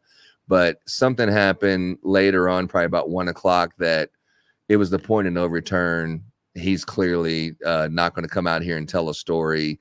Something's up. But yeah, like Lisa just said, there was McCabe was a big player in this Caribbean vacation drama, that they're saying that John O'Keefe, he's hot, right? He's a police officer. All these chicks want to be with him. And, you know, he's just, you know, this cop that all these chicks are trying to bang. And when they're on this Caribbean vacation, Karen Reed's a little jealous that all these chicks are coming up to him and trying to, you know, do these things. And then so as she's saying, hey, man, what the hell? Why are you doing this with my boyfriend? They're like, oh, no, we're like brothers. Yeah, like brothers, like you're trying to bang brothers. I mean, you know, that no. So she's a little upset with him. And this was more than likely the everyone's kind of alluding to. This is the reason why she was kind of validate her value of, hey, I'm hot. People want me too. And that's why she was going after that piece of shit, John Higgins, like, hey, not Brian Higgins, excuse me. Hey, you think I'm hot, right? You would want to be with me too, right? Just as like a retaliation. But then once he kind of found out that, you know, she pretty much ghosted him for 2 weeks before this night where obviously something happened inside that house. It wasn't backed into a taillight. But there's the motive and there's a backstory. I just wanted to kind of share that. And go back to once this trial ends and the investigation begins, all the things that you talk about that transpired inside that house, I think it's going to be very difficult for this state to find evidence to back any of that up to go into a courtroom and present it to a jury. But you know what? I want to go back to Jennifer McCabe. If you look at the way she lays out in this group, her only connection to the house and the family, anybody else there, is her sister. That's the only connection. It's her and her husband that are on a set aside. It seems to me, but she's also a key player. If we go conspiracy, she's also a key player in this. That she was the handler of the target. Jennifer, Karen Reed would be the target. She was the handler. She took control of her when she began the search. Make sure she's there with the body. She did the Google searches on how long it takes for food to digest inside one's body. How long does it take one to die in the cold? So she takes up if you go conspiracy, she takes up a key role. Why do you think that she would put herself in so much jeopardy to try to preserve all these other people when her really only connection to that family is her sister, who most likely wouldn't have been involved in this even if it all went south for the family. Well, not only that is when they did the interview, I mean, she went over there and they were all inside the house getting their story straight. And then when the police did their official interview with Jennifer McCabe, it was her and her husband, but also, what's his name? Brian Albert and his wife. They all went over to Jennifer McCabe's house so they could all do the interview together, so they can just be careful. What the hell is she going to say? Let me be present on this interview as they're interviewing Jennifer, so we could all be present and hear what she had to say. And I can correct her if she says something wrong. So that was.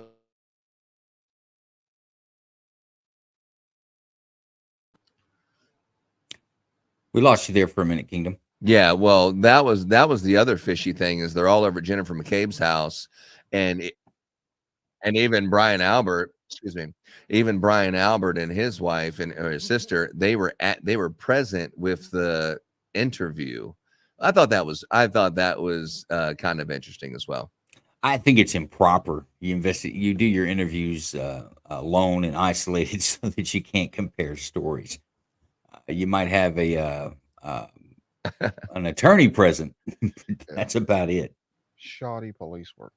What is a veteran talking about? Maybe someone more involved used her phone to search, so it wasn't on their phone in the chaos. That might be true, veteran. At the 6 o'clock mark when they found the body, because she definitely did testify. Karen was yelling and screaming. It was shocking horror. It was horror. But she was telling me to search for that. But then they were like, okay, yeah, I can buy that shit. But what about it? 2:27 when you were at your house by yourself? What about when you searched for a house long to die in cold at 2:27? Was Karen there asking you to search how long to die in cold at 2:27 a.m.? That's when it was like, but I just don't agree with forensic science. It's got to be lying because that makes me look super fucking guilty. Here's a pro crook tip. Don't have passwords on your phone. Make it where anybody could pick it up and use the phone, and then it's going to be very difficult for police to say it was you that ever did anything on that phone. Yeah, add in your face, add in your fingerprint, add in your passcode. Pretty much, we know who did it. Yeah, I mean, who says she was by herself? It just proves that Karen Reed didn't do it. I mean, maybe someone did it on her phone, even though her watch was showing her moving around the house and how many paces and stuff like that. Or her phone was showing how many paces. She was pacing back and forth all night on her phone. But it's not really the fact that did Jennifer McCabe Google it the wrong way, and then she Googled it the wrong way again at 6 a.m. thinking it would go away. It's not really that as much as it definitely wasn't Jennifer McCabe who finally found out about it at 6 a.m, 6:30 in the morning. You know what? I want to go back to veteran LT3. Folks, he's one of my co-hosts on the Night Court show. Follow him on X, veteran LT3, along with our good friend John Cox here with 2A Talk and Text, 2A Talk and Tact.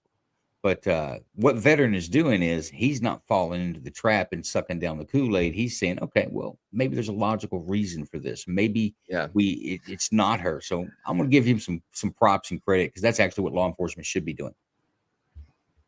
But they didn't in this case. And Lisa says, rhetorical question, why is the prosecution overtly protecting Jennifer McCabe instead of investigating after indisputable sus Google searches? Well, we can't answer that one, Lisa. I think you're right. That is a rhetorical question. Hands in the air. Don't know why. Well, let's talk about just normal police work. Okay. You go to a house and the story is this person dropped John off at a house, and then you come back 5 hours later, and then the person's laying dead outside the house where you dropped him off.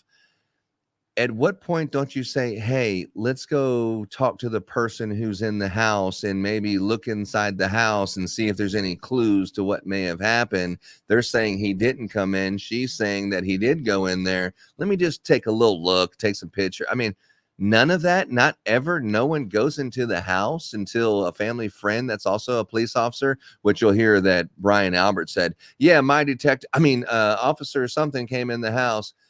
Don't you think that that's fishy? That's what I said the other day. Why did they not go in the house, while they had the crime scene? I'm sorry. And why didn't you block off the crime scene that says this crime scene is where a dead body was found? Let me rope this off so no one can go to it. 2 hours after the state police took it over, there was no caution tape. There was nothing blocking the crime scene, allowing anybody to just go over there and put the taillight in there, because there was no secured crime scene with caution tape or anything like. There was nothing like that. That was weird. But wasn't there an officer sitting in a patrol at that location? No. So this crime scene was abandoned after 2 hours? Yeah, because they showed the crime scene later that day with just people just walking down the street, and there was no caution tape or anything. It's like, look at this person just walking down the street the same day, a few hours later. There's no caution tape. There's no nothing. Anyone could have just threw something over there. Yeah, that's what they were asking Higgins the other day. I forget the time, but it was later on in the morning. And yeah, there was nobody there. He said there might have been a cruiser in the roadway, but the crime scene, quote unquote, it was clear. They could come and go. Once you leave the crime scene, that crime scene is turned over. It's no longer under control. And the problem is that your chain of custody on any evidence that you pull from there is severely damaged. Yep. And I go back to the solo cups, not having evidence collection, paraphernalia like bags and plastic bags, gloves, maybe even a fingerprint kit in every trunk of every patrol car. I think is an indication of there's big problems in your police department. Now go back to, if I was going to try to cover up a crime, I absolutely would have that crime scene cordoned off. I would have everything up. I would make that investigation look as appropriate as it should if I was going to try to cover it up. I don't want to draw attention to my investigative procedures. I don't want to draw attention to my chain of custody, because under scrutinization, your cover up could come undone, which probably is happening here. But so I go back again. I don't know if it's just incompetence with this police department, or if it's actually was a true cover up all the way through. Could be a mixture of both. Who knows?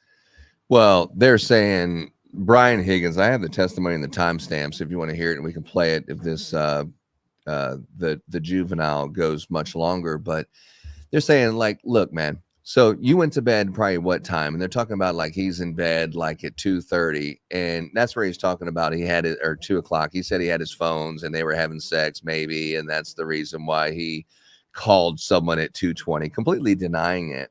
But they're saying your bed is positioned in the upper left-hand corner of the house. That's where your bedroom window is. You're sitting in your bed. You're obviously awake. He said he was awake. You're sitting in your bed. You got your dog that's just doesn't like strangers. Your dog is sitting in this dog like bed thing at the foot of your bed, right next to the window. He's like, no, it's about 5 feet. Okay, 5 feet from the window, whatever. A woman screaming outside. You have a woman screaming outside. You got police cars. You have ambulance. You got lights everywhere. And you're saying the dog didn't wake you up? There's a reason why you didn't go outside. It's probably because you didn't want someone to see that you have blood on you, that your knuckles were busted, or why didn't you want to go outside? The whole thing that you've been drinking and stuff like that, when you're out of the house 30 minutes later, you're awake. Bullshit, dude. Bullshit. I concur. You didn't want to go outside for a reason. You didn't want anyone to go inside that house. 100%. Well, let me say this about that. If that were my house, I'm the Albert guy. I think it's Brian Albert. If I'm that guy, I don't know that if I knew that he was dead, or the law enforcement's out there and medical personnel are out there, I don't know that I would have went out and interjected myself into the crime scene, for the reason I wouldn't want it to appear that I'm interfering. But I would be sitting at the door waiting for the law enforcement to come to my door and begin their investigation and my interview and my questioning at that point, which never happened in this case. No, I mean, the only people who went in the house is Brian Higgins came back, Jennifer McCabe and her husband came back, and they all came inside the house, and they sat in the kitchen table. This is per their testimony. They sat at the kitchen table for like an hour, and Jennifer was talking about, they started talking about a timeline, and they went up with a timeline, and they all tried to get their timeline. At that time, they didn't know that she had Google searched how long to die in the cold. And I'm sure Brian Albert was like, "You did what? All you had to do is just keep your mouth shut. I had this thing figured out. Why the hell are you texting this dumb shit?" I mean, how are we going to explain that? But they didn't find that one out until, because when she turned her phone over and deleted it all, they actually had someone in the Massachusetts State Police that said there was nothing incriminating. It wasn't until Alan Jackson got another person to find the how long to die in cold at 227 that it was like, oh my God, she turned over. I cannot believe she searched for that. That is the most incriminating thing that opened up the whole entire case, that something else happened and they knew about it for sure. Swinger party gone wrong. I think the reason, Rage Minded podcast, I think the reason why the kids were over there is because Brian Albert Jr. wasn't it his birthday or something? And the police officers, the reason why they were all together earlier that day is there was another fellow police officer's funeral. So that was the two different parties of the reason why the two different groups were together. Brian Albert Jr. and all of his friends and stuff were down in the basement. But it's weird that you can tell when Brian Albert's doing his testimony, he's like, no one ever went to the basement. The basement was locked. There was a lock on the door. No one was ever in the basement, which was complete bullshit, dude. They're clearly lying. Yeah, why would you even say that? I mean, it's I don't know. And that's what I was saying the other day. Why did they not go in the house? I mean, and to your point, I'm sorry, law enforcement or not, if I see a bunch of police out in my front yard, and correct me if I'm wrong, he may or may not have seen it, but I see a body out there. I mean, even if there's not a body out there, I see a bunch of police walking around in my front yard. I'm gonna go out there and find out what's going on. Is it somebody I know? Is it involving somebody I know? Law enforcement is out of my head. I'm concerned for my neighbors or my friends or whatever the case may be. You have zero knowledge that there's a body out in the front yard. Zero knowledge. You just wake up and see police officers and the dogs barking like crazy and there's stuff going on. You're like, what the hell is going on? You're going outside like, what the hell's, because especially you are a police officer. You're not scared of the police. You are the police. Yeah. There's stuff going on. You're going to go out there. You're not going to say, oh, I already know that there's a body out there, so I don't want to go out there and implicate myself. That's knowing that you already have the knowledge that there's a body out there. Right. And that's what I was getting ready to say. Yeah, there's a body out there. I'm not going out there. Oh, 100%. Yeah. So Range Minded Podcast said he would still inject himself into there. I mean, there's police out inside the house. Most people, like, they want to find out what's going on. I mean, there's a lot of people they're like ambulance chasers. They like to listen to stuff going on like CB radio back in the day. But yeah, if there's something going on inside of my house, I want to know what's going on, because there's not supposed to be crime around the assistant chief of police lives next door and I'm a sergeant of the police and stuff like that. If there's something going on in this street, I want to know what the hell's going on for sure. Yeah. Yeah. And veterans too. Veterans said he'd be outside. He'd want to know what the hell's going on too. Smells like a duck, quacks like a duck, walks like a duck. It's probably a duck. Yeah. So, but they did. I thought they did a decent job of trying to cover it up. But the forensic evidence, like if there was no such thing as forensic evidence, then I think we wouldn't be talking about this. But the forensic evidence, like back when they, like fingerprint and stuff. But as soon as DNA was introduced and some of this forensic evidence and, taking people's phone records and reconstructing stuff, that has opened up a whole nother level of law enforcement that they were thinking that, you know, it'd be some kind of Bo and Luke Duke Beverly Hillbilly kind of, you know, just based on me saying it. So therefore it must be true. But the forensic evidence is definitely showing they're all lying. Yeah. That's the, and when do you ever see a court case like this? You know, where it's like they're clearly lying. You're just like watching, like, I wonder what he's going to say now. Man, this is interesting. Yeah, and it's not a big deal. I'm just curious as the hair that they did find in the cracked tail light. What type of hair was it? And I'm not trying to be funny. I mean, they could tell if it's a head hair, an arm hair, or, you know, a leg hair, a pubic hair, or whatever. I'm curious to know, you know, what type of hair did they say it was? Sure. Well, it'd have to be a head hair. They already had the body and they already had the car. So they already had the car and they already had the body because they didn't find the hair or the tail light until 12 hours later after a foot of snow had fell, and they found it on top of the snow. Why would it be on top of the snow? Not under the snow when it was only 2 inches when the body was found, less than 2 inches. So you find the tail light and the hair in the tail light 12 hours later on a hunch? That doesn't sound right, man. Yeah, and where they were grilling Higgins the other day about walking through the Sally Port, you know, I think that attorney did a good job in putting him in the Sally Port for an amount of time that is not just walking through. He even testified it was like, well, maybe 12 foot. I'm sorry, you can cover 12 foot in what, 5 seconds, 10 seconds at the most. But he was in Sally Port for a little bit. And it's not just you're in the Sally Port. Who gives a shit that you're in the Sally Port? When Karen Reed's car was delivered to the Canton Police Department in the Sally Port, I have you running your badge to get into the Sally Port, and that 10 minutes of video from the police officer that would show what's going on in the Sally Port has been deleted. Yeah.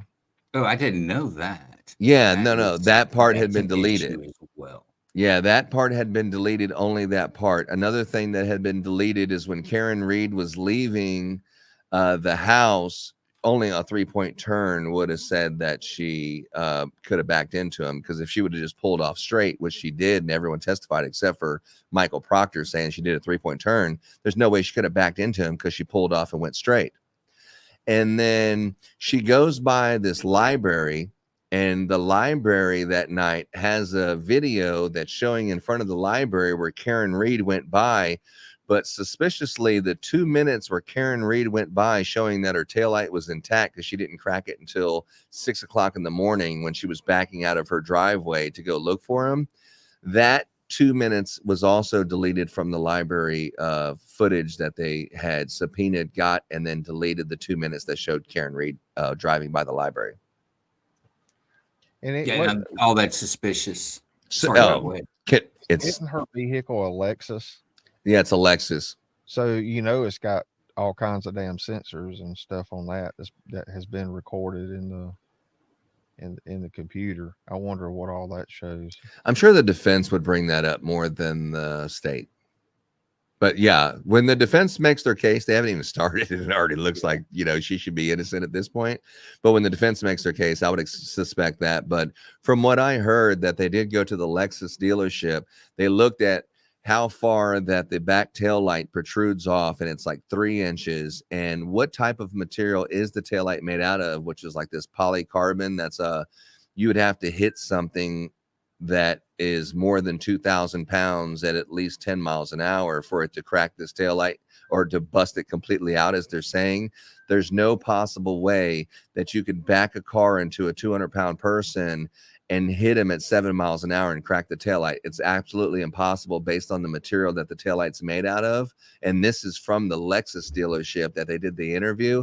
So that one over there is like, there's just like a mountain of evidence that says Karen Reed is innocent.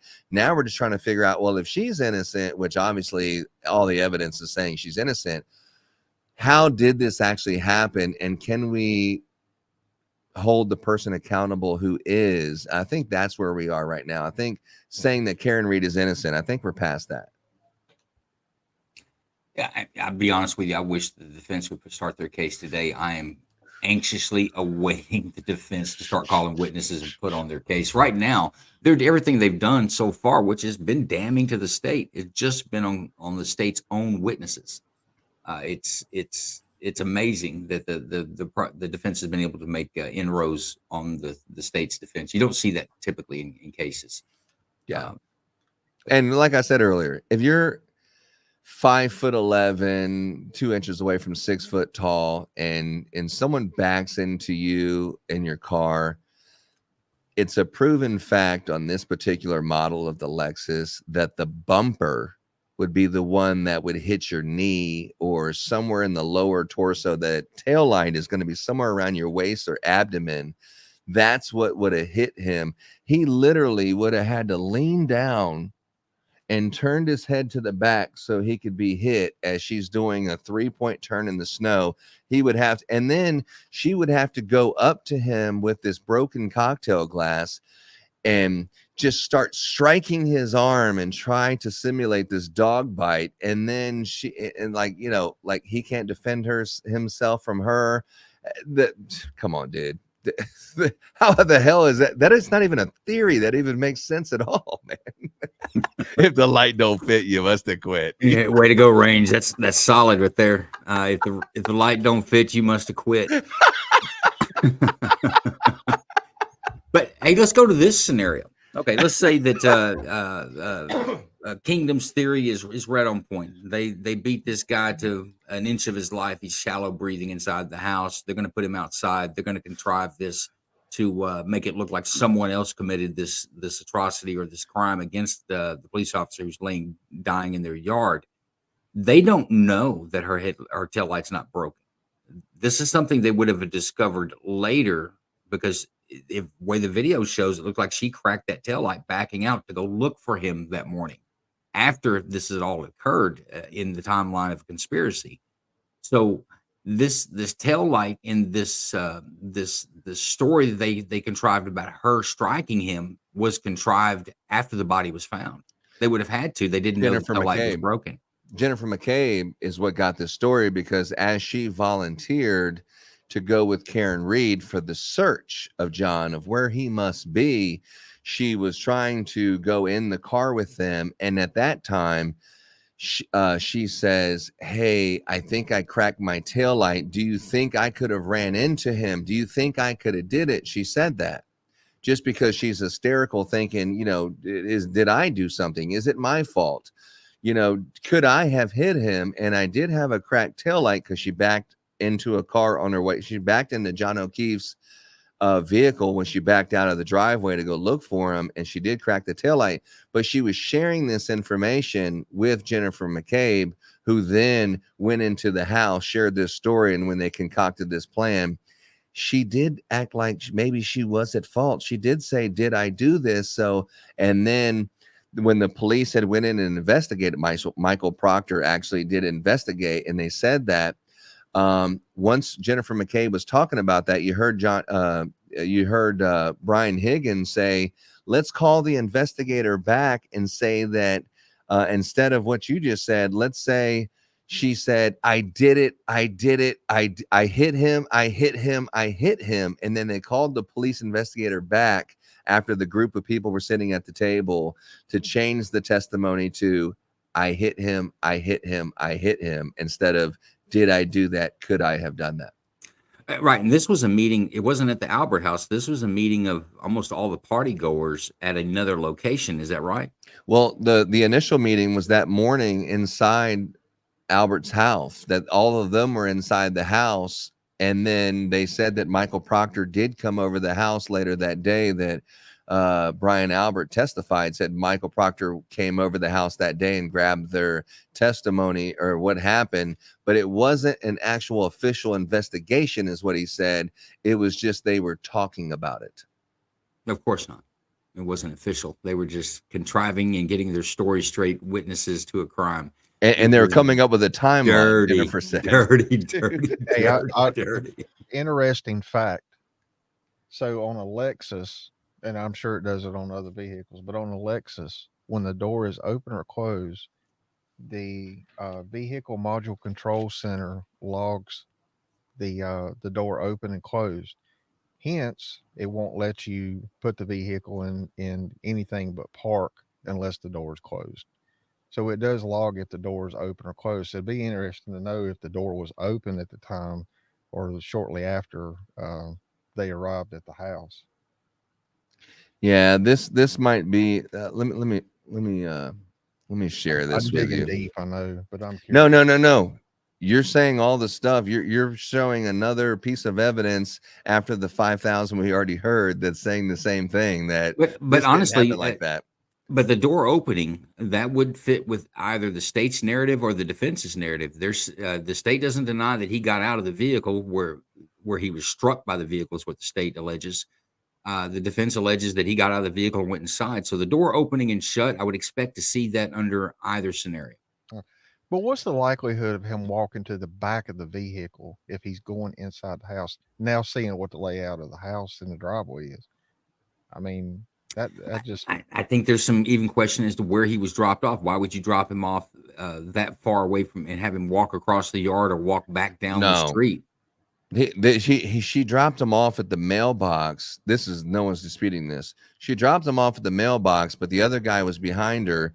So she dropped him off at the mailbox and she pulled up near the flagpole because he was supposed to text her when she got inside. She did text him, "Hey, where are you at? You know, is everything okay?" And he never texted her back to say that he was okay, but she took off anyway and went home with sleep. And when the guy that was behind her and seen him walk into the house, what was this? Ryan Nagel, when he passed her, he said the cabin light was on inside. Her hands were at 10 and 2, and there was no one else in the vehicle. So obviously he was inside the house. That was Ryan Nagel who testified to that. Because Ryan Nagel says he didn't see him anywhere between the car and the house, and he wasn't in the car. So one would have to assume that he'd already made it inside the house at that point. Right. And let me show you this. Let me show you this one right here. This is which one are we at here? We're at the minute and some mark. Let's watch this one together. On January 29th. Yes. Michael Proctor. Let me rephrase the question. I want to make sure I'm not talking about Officer Lang, Officer Good. Right. Michael Proctor from the Massachusetts State Police. Did he come into your home on January 29th? He conducted an interview with my wife, and I don't remember if it was the 29th or the 30th. That's what you're asking. Wasn't that interview on February 3rd? I feel like it was earlier than that, but it could have been February 3rd. Okay. 6 days later. Presume for purposes of my question that it was February 3rd that Michael Proctor interviewed your wife. Then he would not have come into your home on the 29th, 30th, 31st, 1st, and 2nd. Right. Damn, that sounds bad. And you know from your training, obviously, as a first responder, the first 48 hours of an investigation are absolutely critical, correct? Objection. Watch, he can't admit to this. He cannot admit that the first 48 hours is most In important. that context, I don't. Next question. I mean, you're aware there's a TV show called First 48. Objection, Your Honor. Do you think the first 48 hours of a criminal investigation are critical? Objection. God, man. You do know that the longer you wait to properly investigate anything, the better chance that evidence can be manipulated or destroyed, right? You would agree with that? Yes. Did an investigator or any forensics team ever come into your house, ever, to photograph your entire home? No, I wish they had. I wish they had. Yeah, me too.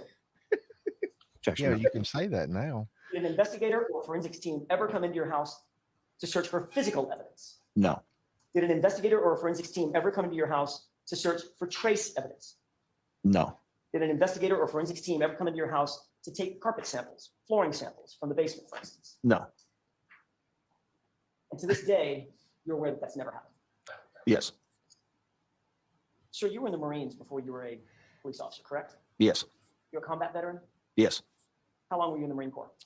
4 years. During the course of your Marine and military training, did you have any training in hand-to-hand combat? Objection. I'll allow it. Yes. Now watch In why addition to how he Marine says the training on police subject, did not did you also teach receive him how to additional training fight. from the Watch. police department, from the academy or otherwise, on basic hand-to-hand combat? No, So that's not part of the academy? not hand-to-hand combat. No. No, Fighting no. techniques, use of batons? They don't call it Defensive hand-to-hand tactics. combat. Defensive tactics. Okay, that's fighting, right? Well, it's not hand-to-hand combat. No. Okay, fair enough. I may be using the wrong word. It's physical, it's training on how to either defend yourself or control another person physically. Yes. I mean, they're not going to send you out there on the streets completely ill-equipped. They need to know that you know how to defend yourself and how to put somebody in custody that doesn't want to be in custody, right? Yes. And that might include fighting. It could. Yes. And beyond your Marine training and your police training, you're independently trained in techniques of fighting. It's just interesting to hear him just like completely deny stuff that's so obvious. Like, yeah, they did kind of give this training, but what's your point? Nothing happened in the house. Well, now there's a distinct difference in air quotes hand-to-hand combat training versus pain compliance and self-defense tactics. That Hold on, we have a break in the case. We're back live. Give me 1 second, and we're about to go there. Let's do it. In October of this past year, 2023. And where did you work prior to that? Before that, I had been full-time at Good Samaritan Hospital in Brockton. And how long was it that you worked at Good Samaritan? Let's see. I started at Good Samaritan in 2010. Now, sir, if I could, I'd like to just talk a little bit about your educational background. Where did you go to school as far as your undergrad was concerned? I went to undergraduate at the College of William and Mary in Williamsburg, Virginia. Who is this guy? How many degrees did you graduate from there? I obtained a bachelor's of science in chemistry. Maybe doctor at the hospital that received him, or ME. I'm not sure. So after that, I attended University of Virginia for medical school. Is that what you asked me? I'm sorry. Yeah, is this the medical examiner? And following your graduation from medical school, where did you go after that? Then I did a emergency medicine residency in It sounds like the Philadelphia ER doctor at, that received the University of body. Pennsylvania. And what is a residency? Sir? So residency is several years of training that's where doctors will specialize. For me in emergency medicine, some people choose to be surgeons, pediatricians. That's when more of the specialization, if you will, happens in medicine, medical training. And how long was your residency? It was 4 years. And following your residency, where did you go from there?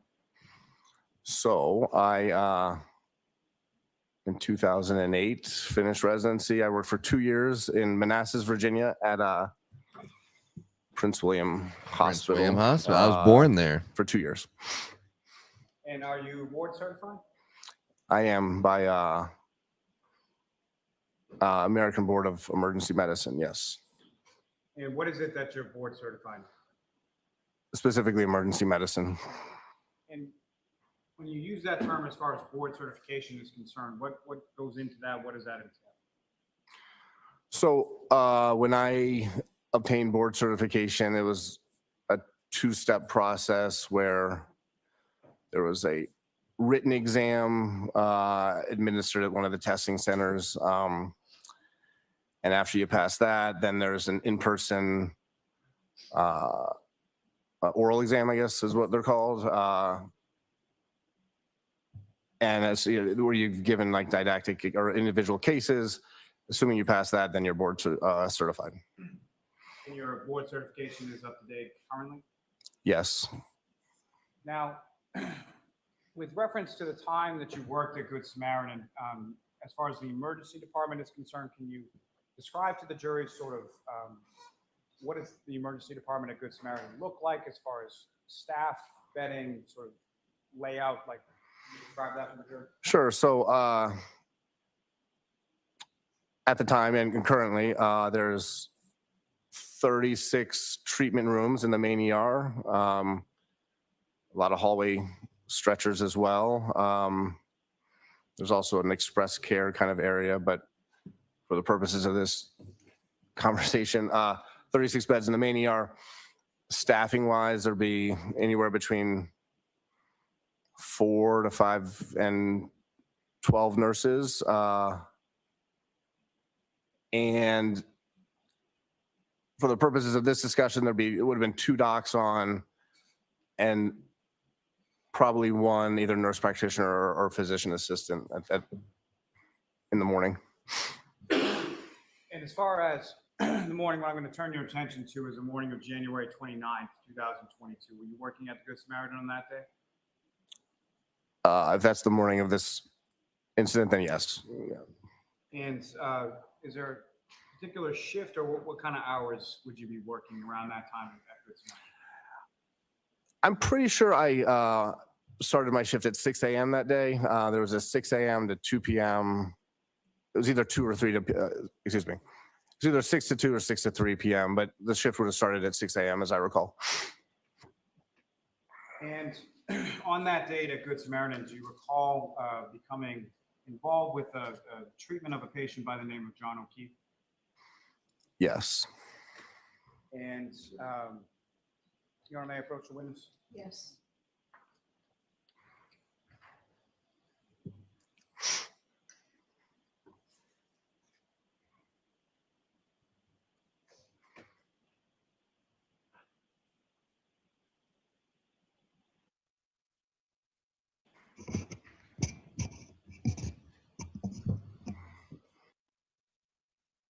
So I'm showing you a document. If you could just take a look at that and look up on your thing.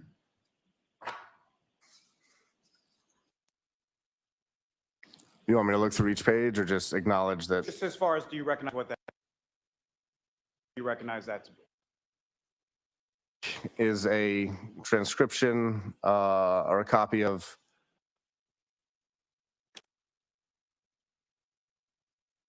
dictated, and on the front page is also a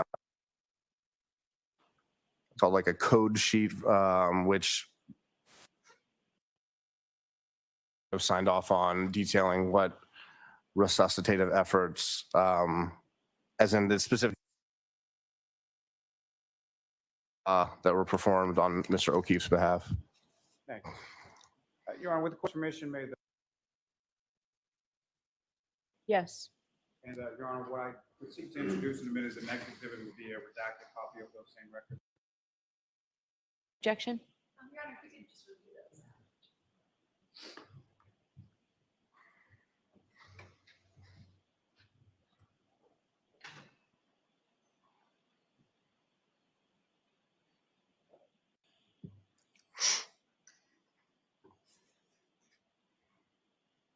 We're going to switch feeds. That other one kept banging up.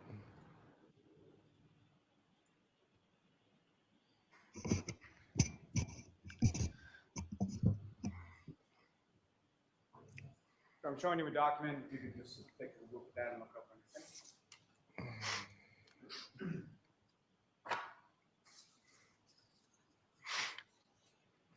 You want me to look through each page or just acknowledge that? Just as far as, do you recognize what that document is? Yes, of course. And what do you recognize that to be? So it looks like is a transcription or a copy of the medical chart that I would have produced or dictated. And on the front page is also a, it's called like a code sheet, which the nurses would have put together and I would have signed off on, detailing what resuscitative efforts, as in the specific details and timing of the resuscitative efforts that were performed on Mr. O'Keefe's behalf. Thanks. Your Honor, with the court's permission, may the witness hold on to that during the course of his testimony? Yes. And Your Honor, what I would seek to introduce in a minute is the next exhibit would be a redacted copy of those same records. Okay. Is there any objection? Your Honor, if we could just review those.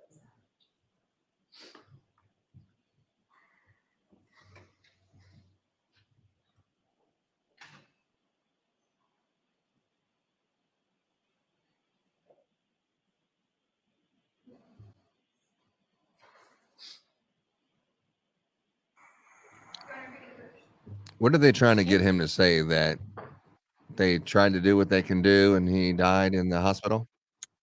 Well, they've got to lay the foundation on anybody that had contact with that body. So he has to testify, or the state needs to put that in there. What they're trying to get admitted into evidence or allow him to hold is the report, the code report, as they call it, when someone comes into an ER and they die, what resuscitation efforts and what treatment they received. But evidently, the defense has some issue with it because they're on the sidebar. They're on a sidebar with the judge. This is the kind of stuff you normally see in trials where it's not a surprise. They just lay the foundation for the jury because the jury can only consider things that are given to them in court. They can't consider any other evidence or story or any assumptions. They can only use what's given to them in court to make their decisions. So the state has to lay down things that we all knew happened.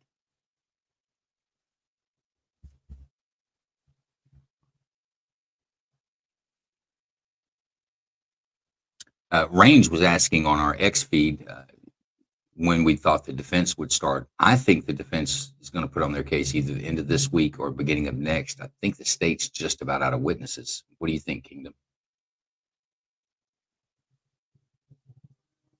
Here you go, doctor. This is Thanks. I think the defense is going to ask him about those bruises he had. okay. Thank you. And Mr. Lally, I'll let you hold. Yeah, I on think to that I think the defense will come what's up been with their marked as case probably for next week, but I want to hear what they think his opinion is of what the hell his injuries were when he got there. If he has any statement about that. For sure, the defense is going to go over a bit of that. Dr. Rice, with regard to Mr. See how much the judge lets in. About what time did he come into your facility at Good Samaritan? Would you like me to look at the chart here? Let's see. If you can't remember things and you need to reference the chart, you can do that, doctor. Okay, thanks. So it looks like, based on the code sheet, first line starting at 0647. So I'll say 6:47 a.m. And as far as his presentation, Mr. O'Keefe's presentation, when he came into the emergency department, how would you describe his presentation upon his arrival there?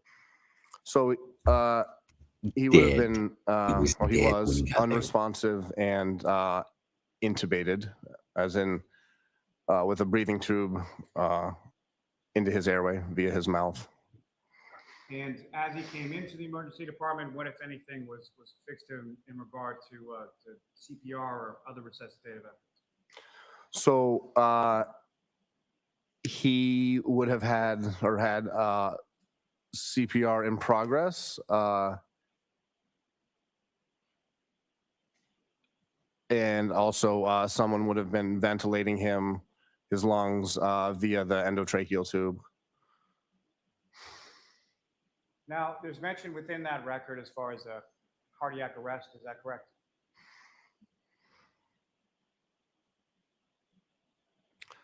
I don't know. I'm sorry. I don't understand what you're asking me. Sure. Well, let me just ask you, familiar with the term cardiac arrest? Yes. Can you describe to the jury, based on your training and experience, what your understanding of that term is? Sure. So as in he arrived with in cardiac arrest, which by definition means that his heart was not autonomously or independently pumping blood, or in his case, without electrical activity as well of the heart. And are you familiar with another term called perfusion? Yes. And can you explain what perfusion is and how that relates to the condition of cardiac arrest? Sure. So, for example, you and I right now, because our heart is autonomously, pumping blood, the heart is the pump and responsible for pushing blood throughout your body, therefore perfusing your body. In a scenario like this, where a patient is in cardiac arrest or asystole, or as in not having any electrical activity in his heart or mechanical activity of his heart, the perfusion that is happening is by CPR, as in the chest being pushed upon indirectly is, you call it maybe indirectly pumping or moving blood flow. So there is perfusion, but in a significantly limited compared to someone not in cardiac arrest. And as far as that perfusion process is concerned, what, if any, relation does that have to the organs within the body? Well, so, you know, if your perfusion is limited, then your organs are not getting the normal amount of blood flow and therefore oxygen and all the other, you know, nutrients that your blood is providing. So your organs will begin the process of failure. You use the term in there as far as asystole. Could you explain to the jury what you understand that term to mean? Sure. So asystole would be when you put the electrical leads on a patient's heart. The complete absence of intrinsic electrical activity from the heart would be asystole. So as in not having any observable or detectable electrical activity would be asystole. Now, as far as these conditions, as far as cardiac arrest and asystole, what, if any, concerns does that raise from a diagnostic perspective in relation to Mr. O'Keefe?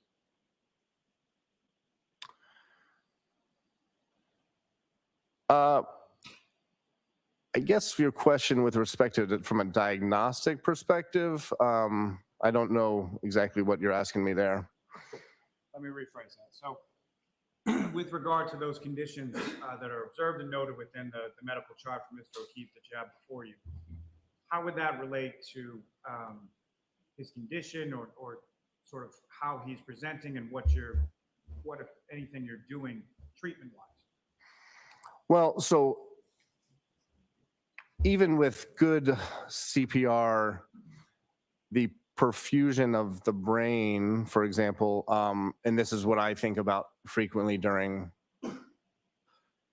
resuscitative efforts like this, as in, I couldn't tell you an exact time, but there's a certain, without perfusion of the brain for a certain amount of time, you're limited with respect to, well, the concern is that the patient, even if you resuscitate their body, that there's potentially going to be brain death or anoxia or lack of oxygen to the brain and a poor outcome with respect to neurological outcome. We need Alan Jackson Now, here, as dude. far as 'Cause resuscitative I can't efforts believe are he's not concerned, here is to there cross-examine any sort him of, at the end here. standard sort of resuscitative protocols that would be undergone? The DA is not doing a great job on Yes. direct examination with this guy. So, you know, in broad terms, there's ACLS, which is Advanced Cardiac Life Support. That's an algorithm that through medical training, you know, I've learned. And Maybe his plan is like just to frequently bore the the jury to algorithm can be death. adjusted. There's also a TLS for trauma patients. So there's an algorithm there with respect to resuscitation or guidelines, I guess, with respect to resuscitation.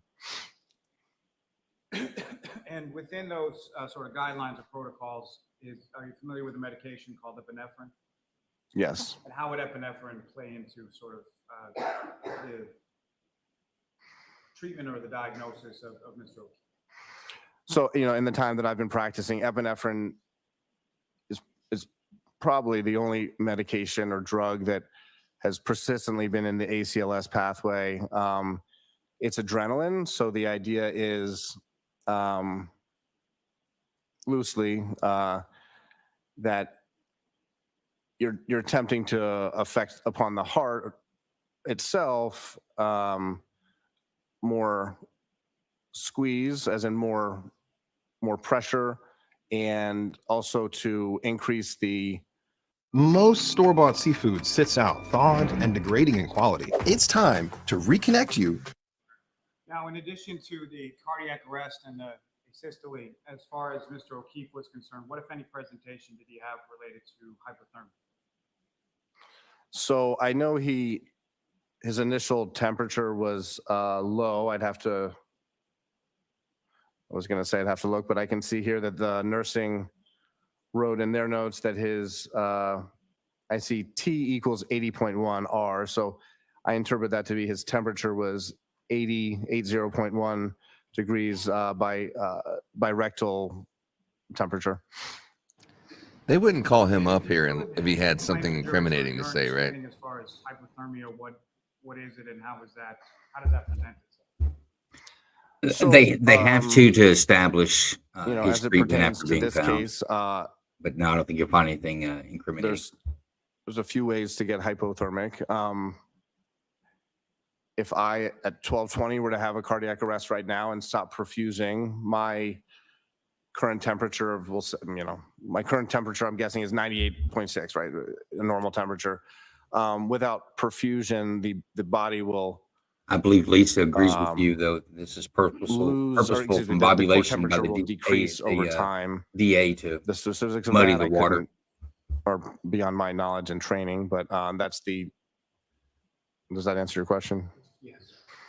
And then so some. As far as hypothermia is concerned, is there a certain sort of baseline or what is sort of the typical temperature under which someone would be declared sort of hypothermic or treated as such? I don't know if I could give you a definition of medically what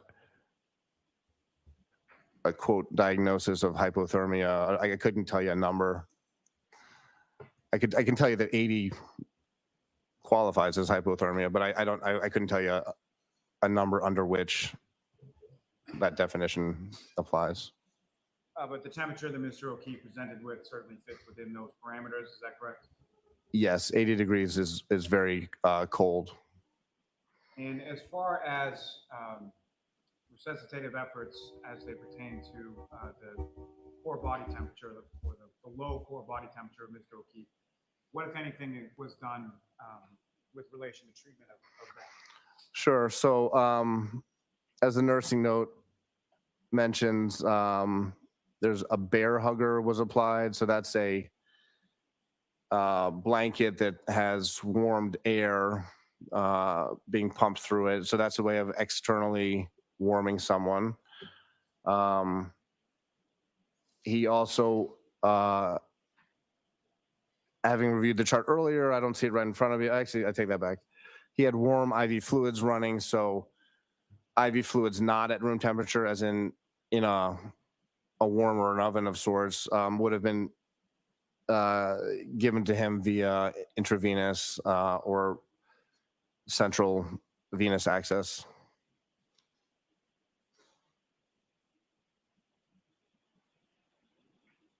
And as far as the I agree. temperature is He was concerned, cold. what if- Case closed. What, if any, relationship does the body temperature have and the warming process have as to a declaration of deceased in relation to Mr. O'Keefe? Well, so there's a goal in resuscitative medicine to attempt to rewarm a body. Loosely, the idea being that the heart, among other organs, will function better or function at all in a warmer environment. That's one goal of resuscitation. With him, as I recall, despite resuscitative efforts for approximately half an hour, there was not not a significant warming of his core temperature. And so, sir, with reference to Mr. O'Keefe, at some point, was he pronounced deceased by yourself? Yes. And do you see any indication within the chart as to what time that was? Sure. I'll just need this moment. Sounds like a half an hour after he got there. I wonder if he's gonna. Go ahead. I was going to say Lisa brings up a good point. By the way, for those who don't know, according Lisa to my note, it looks is like the time of death was a legal background in Massachusetts. death declaration was 7:50 in the morning. Massachusetts. 50. But she brings up a good point that the AD most likely has blundered that there's an opening for the defense to focus on a cardiac arrest versus hypothermia. Remember, hypothermia was a contributing cause of death by the ME. Well, that was Yes. the best one, that she hit him with the car, but he died of hypothermia, but she hit him with the car and left him there. That's their narrative. Let me just see that document. On a cause of death, though, ME can have multiple contributing factors.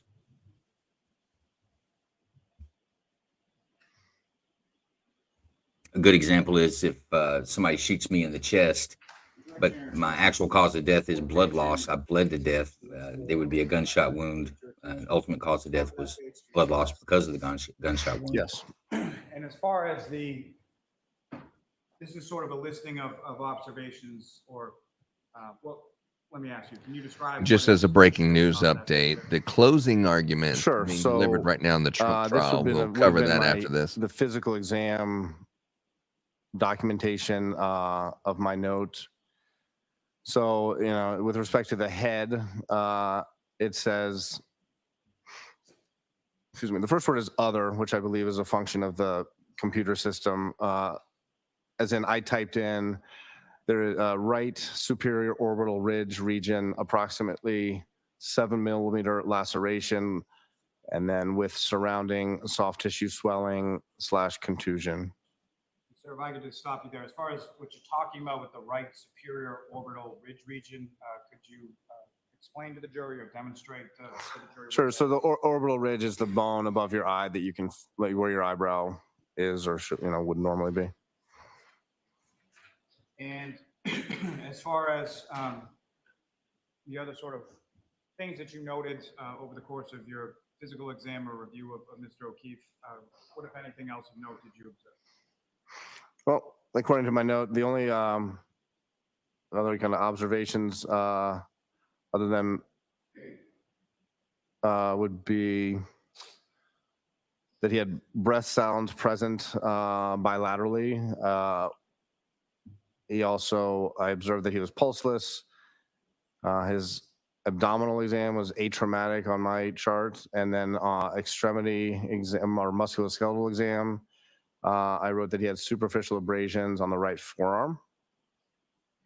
And from a medical perspective, when you use that term abrasions, Superficial abrasions. You understand the term abrasions to me? Yeah, I use it as a medical synonym for scratches, if you will. And under neuro or neurological, there's a listing as far as a GC3, is that correct? Yes. And can you explain what that is and what that means? So GC is what I charted. What I intended to write there was GCS, which is a Glasgow Coma Scale, which is a scoring system to identify someone's level of consciousness or unresponsiveness. And as far as the three, where does the scale start? Where does it go to, and where does the three fit in? So there's three components: verbal function, motor function, and eye or ocular function. And someone who's completely unresponsive, as in no motor, no verbal, and no eye movement or function, completely unresponsive. The lowest you can get on the scale is 3. Thank you, sir. May I approach this retreat? Yes. I cannot believe Alan Jackson is missing the opportunity to tear this guy apart. Now,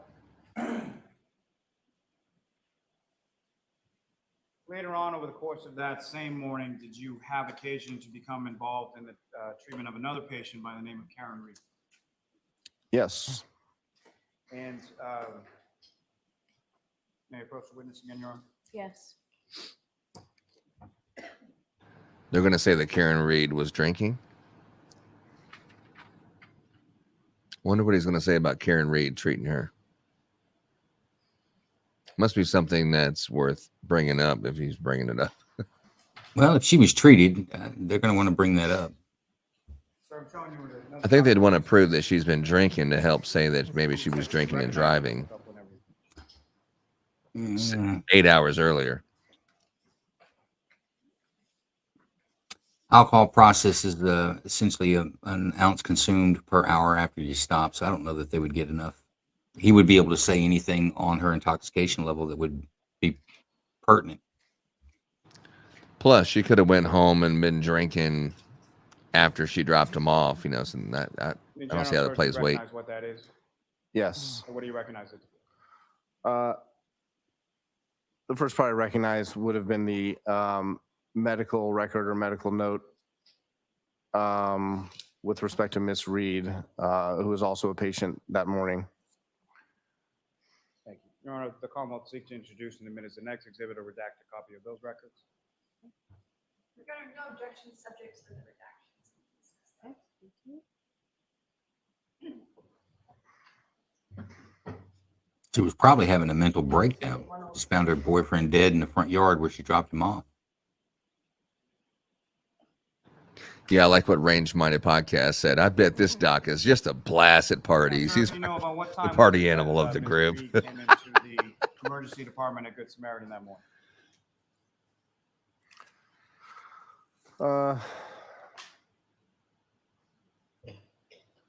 What was John's number? If the lowest number was 3, what was he at 2? I mean, I can tell you from this chart, it looks like that her, at least the first posted vital signs were from 7:51 in the morning. And in reference to Miss Reed, what is it that she came into Good Samaritan in regard to? Why was she there?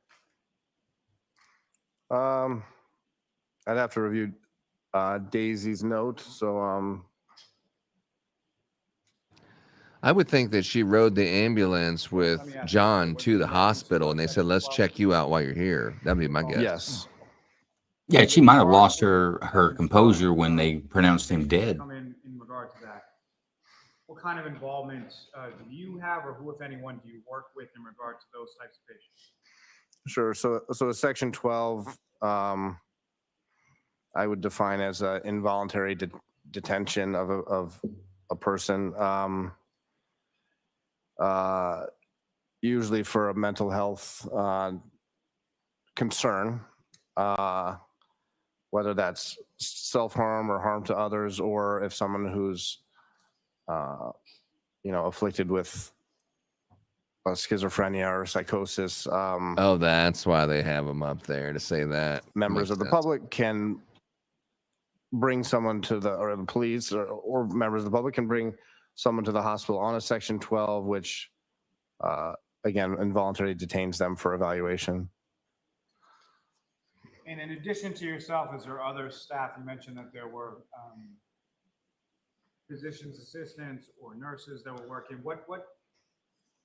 How much involvement would you typically have with someone who comes in on that kind of prognosis or diagnosis?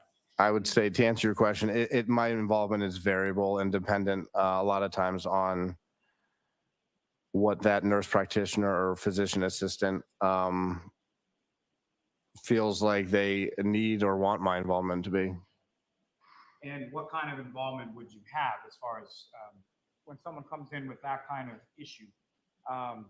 What is sort of the typical protocol or policies that Good Samaritan would undergo with reference to that patient? What are you doing with reference to the patient when they arrive? I'm sorry, I think I don't really understand what the question is. No, understood. Let me rephrase that. So with regard to a patient coming in on a Section 12, what happens with that person once they present in the ER? So whether they're evaluated by me or a nurse practitioner or physician assistant, if that person feels like, based on their evaluation, that they need a mental health consult or evaluation, then they would have that initiated, as well as what we do for a lot of patients or all patients, vital signs, and sometimes blood work as well. And when it comes to that sort of blood work or assay, as far as what's being done with someone who comes in with that kind of report, what are they? What is sort of being tested and what is being looked at as far as the blood work is concerned? Well, there's a few reasons to get blood work, but in general, part of the evaluation is, with respect to the medical presentation, to make sure there's no medical emergencies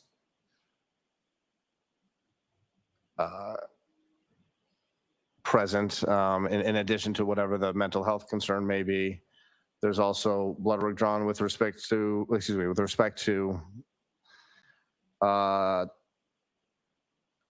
disposition, as far as some people, for example, it would be inappropriate to have a mental health evaluation if, for example, I were intoxicated on alcohol and my alcohol level were elevated, because I think the idea is that you're not getting, a true representation maybe of what's going on. So am I correct in that someone presents and then there's like sort of you medically clear that person as far as any sort of injuries or anything like that first? I wouldn't say first necessarily. I think a lot of times these processes happen in parallel. So in parallel, you have the medical clearance and then sort of psychological clearance as well? Sometimes, yes. And then sort of involved in both of those, there would be blood drawn and reference to a section 12 as far as a typical one would be looking for sort of alcohol and drugs of abuse, things of that nature. I mean, I'm hesitant to answer yes because of the word typical, because I wouldn't say there's really a typical presentation with respect to mental health presentations in the ER. And from your memory and or your review of the chart, was that done as far as the blood work done with regard to Ms. Reed on this day? You're asking me if blood work was drawn? Yes. I believe so. I have to double check. So yes, it looks like there was blood work drawn. And among the things that were tested within the facility within Good Samaritan was the alcohol screen. Is that correct? Yes. And what is the result of that alcohol screen that's contained within those records?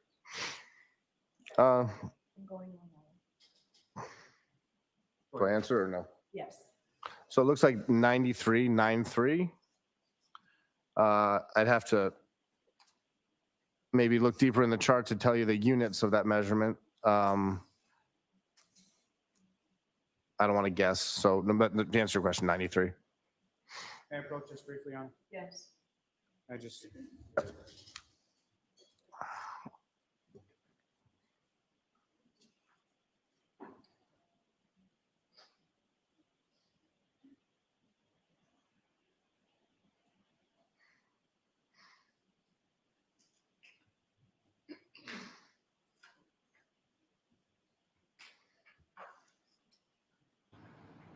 So they're trying to prove right here that she was drunk, and this whole, what was it, chapter 12 or something, section 12, that she was detained for mental illness, that she was detained like the police suggested she should be detained involuntarily. Sure. Is there any truth to that? That sounds like bullshit to me. See the units that 93 pertains to? You can. It's a 72-hour So mental yes, it hold. looks like it's milligrams per deciliter. But if you were trying to cover it up because they were all at the table while she's at the hospital, that'd be a great way to just to get her off of your lawn, right?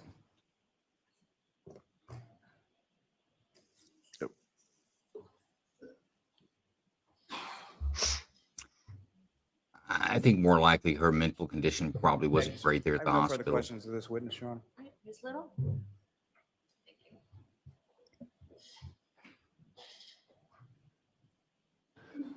Especially if she's screaming, thank you, sweetheart. She's screaming in the front yard. I'm sure you're like, hey, let's take her, make sure she's okay.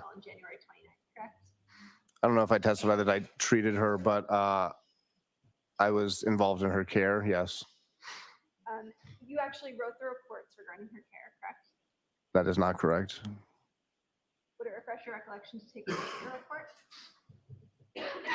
The report, I believe we're talking about the note, the emergency room note was written by a nurse practitioner. would refresh your recollection to take a look at some additional reports from January 29th. Sounds like you want to show me some reports, so sure. Thank you. I hope she doesn't fumble the ball. I hope she has a convincing argument, because she's like the third stringer that you're interviewing this doctor. You have the third stringer doing it. It's like, come on, man. You don't know that she could be a crack in medical records, and maybe that's the whole reason she's there today. I hope so, man. I hope so. I really do. She's like the medical Although professional. Lisa thinks the defense is dropping the ball on some objections on some of that testimony there about Karen Reed. Yeah, and she just said they messed up with the doc not knowing the percentage of alcohol. Yep. Okay. I'm surprised they're able to bring in a medical test for blood alcohol. Is your recollection refreshed? It's not a Do you forensic recall test. treating this Normally video can't be January used in 29th? court. I do not. Do you recall writing a report that has your name, Justin Rice, on it from January 29th? No, it depends what you define report as. To best answer do I recall writing this note? No. Was that what your question was? So is it your testimony that do you recall treating Ms. Reed at all? No, I don't. Do you recall actually ordering her blood in this case? No. Do you recall sending it out to the labs at all? No. As you sit here today, you don't know who collected the blood? That's correct. You don't know who packaged the blood? That would also be a fair assessment, yes. And you don't know who submitted that to the lab? Correct. And it wasn't you, correct? I can confidently say that I did not collect blood work. Yeah, I did not do that. Okay. That's beneath him. I agree. I think the doc thinks this is a normal case where the defense is just trying to ask some dumb questions, but I don't think that's what's going on here. But the doc is getting defensive. That's a great assessment, Lisa. Treated Mr. O'Keefe as unreliable on It's always a tell when they get defensive Yes. with the defense. Did a firefighter ever approach you on the morning of January 29th and tell you that he had information suggesting that the victim had been struck by a vehicle? Objection. Do you remember that? I do not.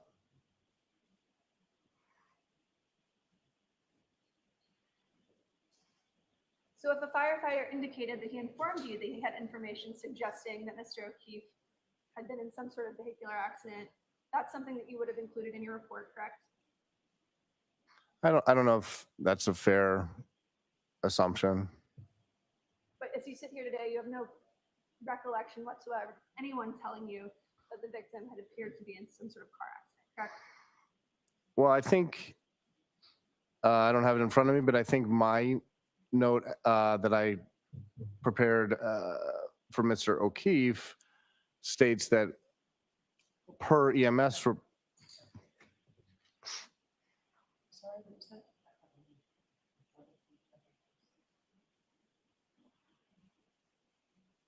Dr. Rice, you have no record. Apologies. I agree with Lisa. The doctor does seem to have a stake in the outcome of this. That's really weird. So I don't think he finished his answer.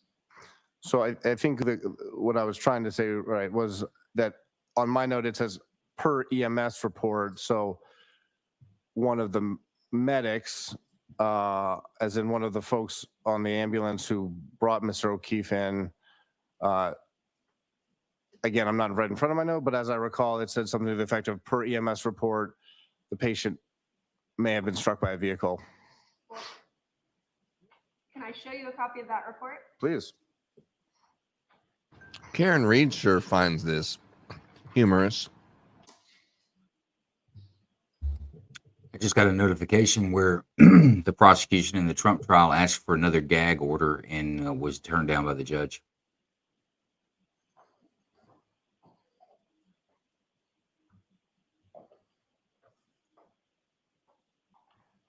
Oh, after the closing arguments, now that it's over, they still want to gag him about it?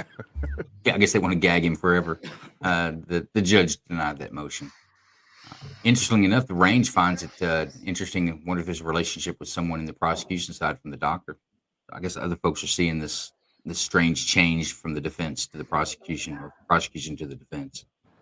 But everyone knows the Range Minded All right, podcast. so, He's always about conspiracy Is theory. your recollection course. refreshed? Yes. Is there anywhere on that report that says that the patient came in and there was a statement by EMS that the victim appeared to have been struck by a vehicle? Just give me a moment to read through the. That was a joke, by the way.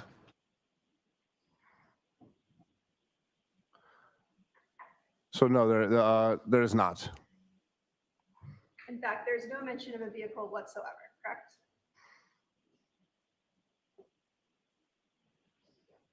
Let me look on the back page. Maybe it's mentioned back there, but no, I don't see it. Let me That's look at correct. the prosecutor and see if he's going to give me a nod saying I should say yes here. Dr. Rice, did you observe Mr. O'Keefe's injuries when he arrived at the hospital that morning? I guess you'd have to define what observe injuries means. Well, during the Wow. treatment, did you inspect him for injuries? So, yes, You testified that you observed certain abrasions and scratches on his right arm, correct? yes, Aside from his injuries to his right arm, and I believe you described sort of a laceration above his eye, hmm John O'Keefe did not have a single other injury on his body from the neck down, correct? I don't know if that's fair to say. Well, you didn't report a single injury to his shoulders, correct?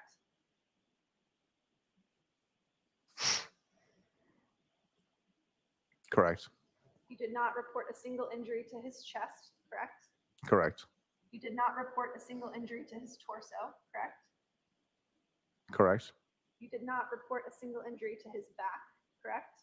correct, You also did not report a single injury to his ribs, correct? correct, No injury to his hips, right? correct, You observed no injury to his knees, correct? I reported no injuries to his knees. Correct, No injuries to his shins, correct? correct, No injuries to his ankles, right? correct, And no injuries to his feet. correct. From the neck down, he did not have a single broken bone, right? I don't know if that's a fair assessment or a statement. You certainly didn't notate in your report that he had any broken bones from the neck down, correct? No, I did not. I'd happy to explain that, but to answer your question, no, I did not. You did not report a single fracture from the neck down, correct? I did not report a single fracture. Correct. The injuries that you testified to today were that he had sort of a laceration above his eyelid, correct? The injuries that I testified to today, correct, yes. And the scratches on his right arm. On the right forearm, yes.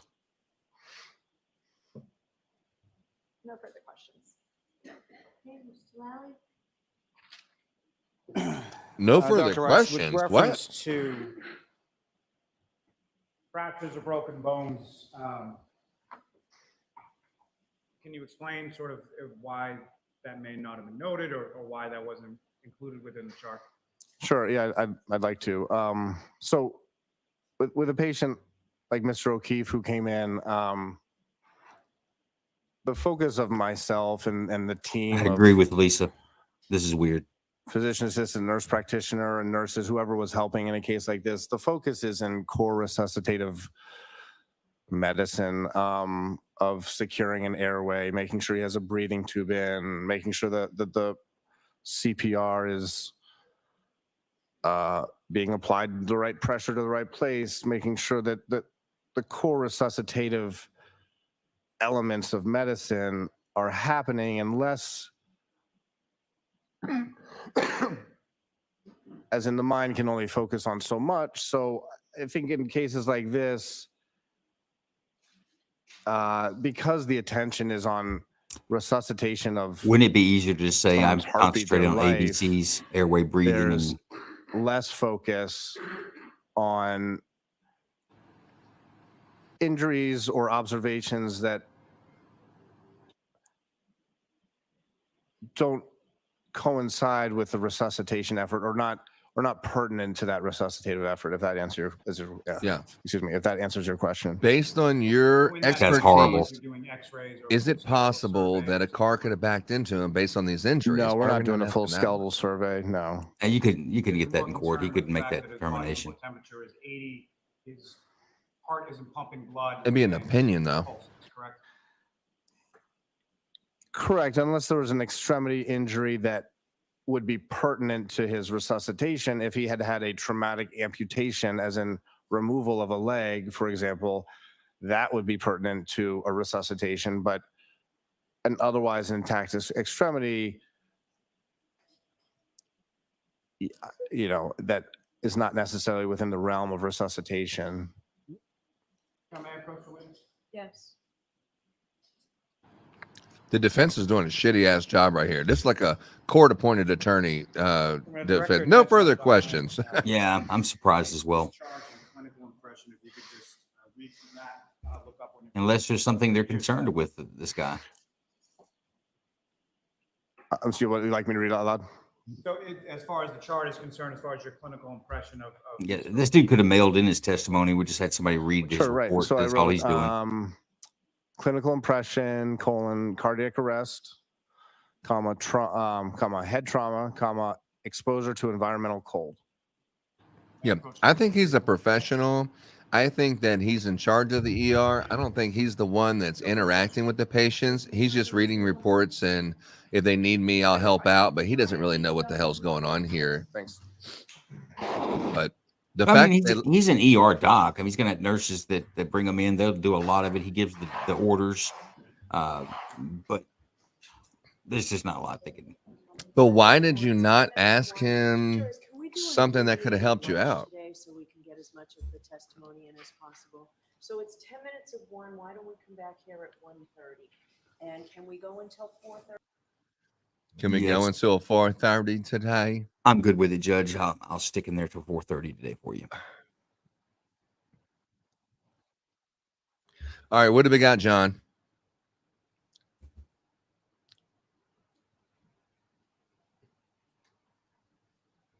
John's muted. Let's unmute John. We've got John on mute for sure. Yeah.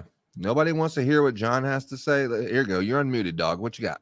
Yeah, thank you. On what subject? We just watched 2 hours. Pick one.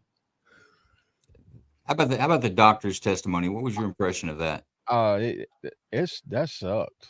I mean,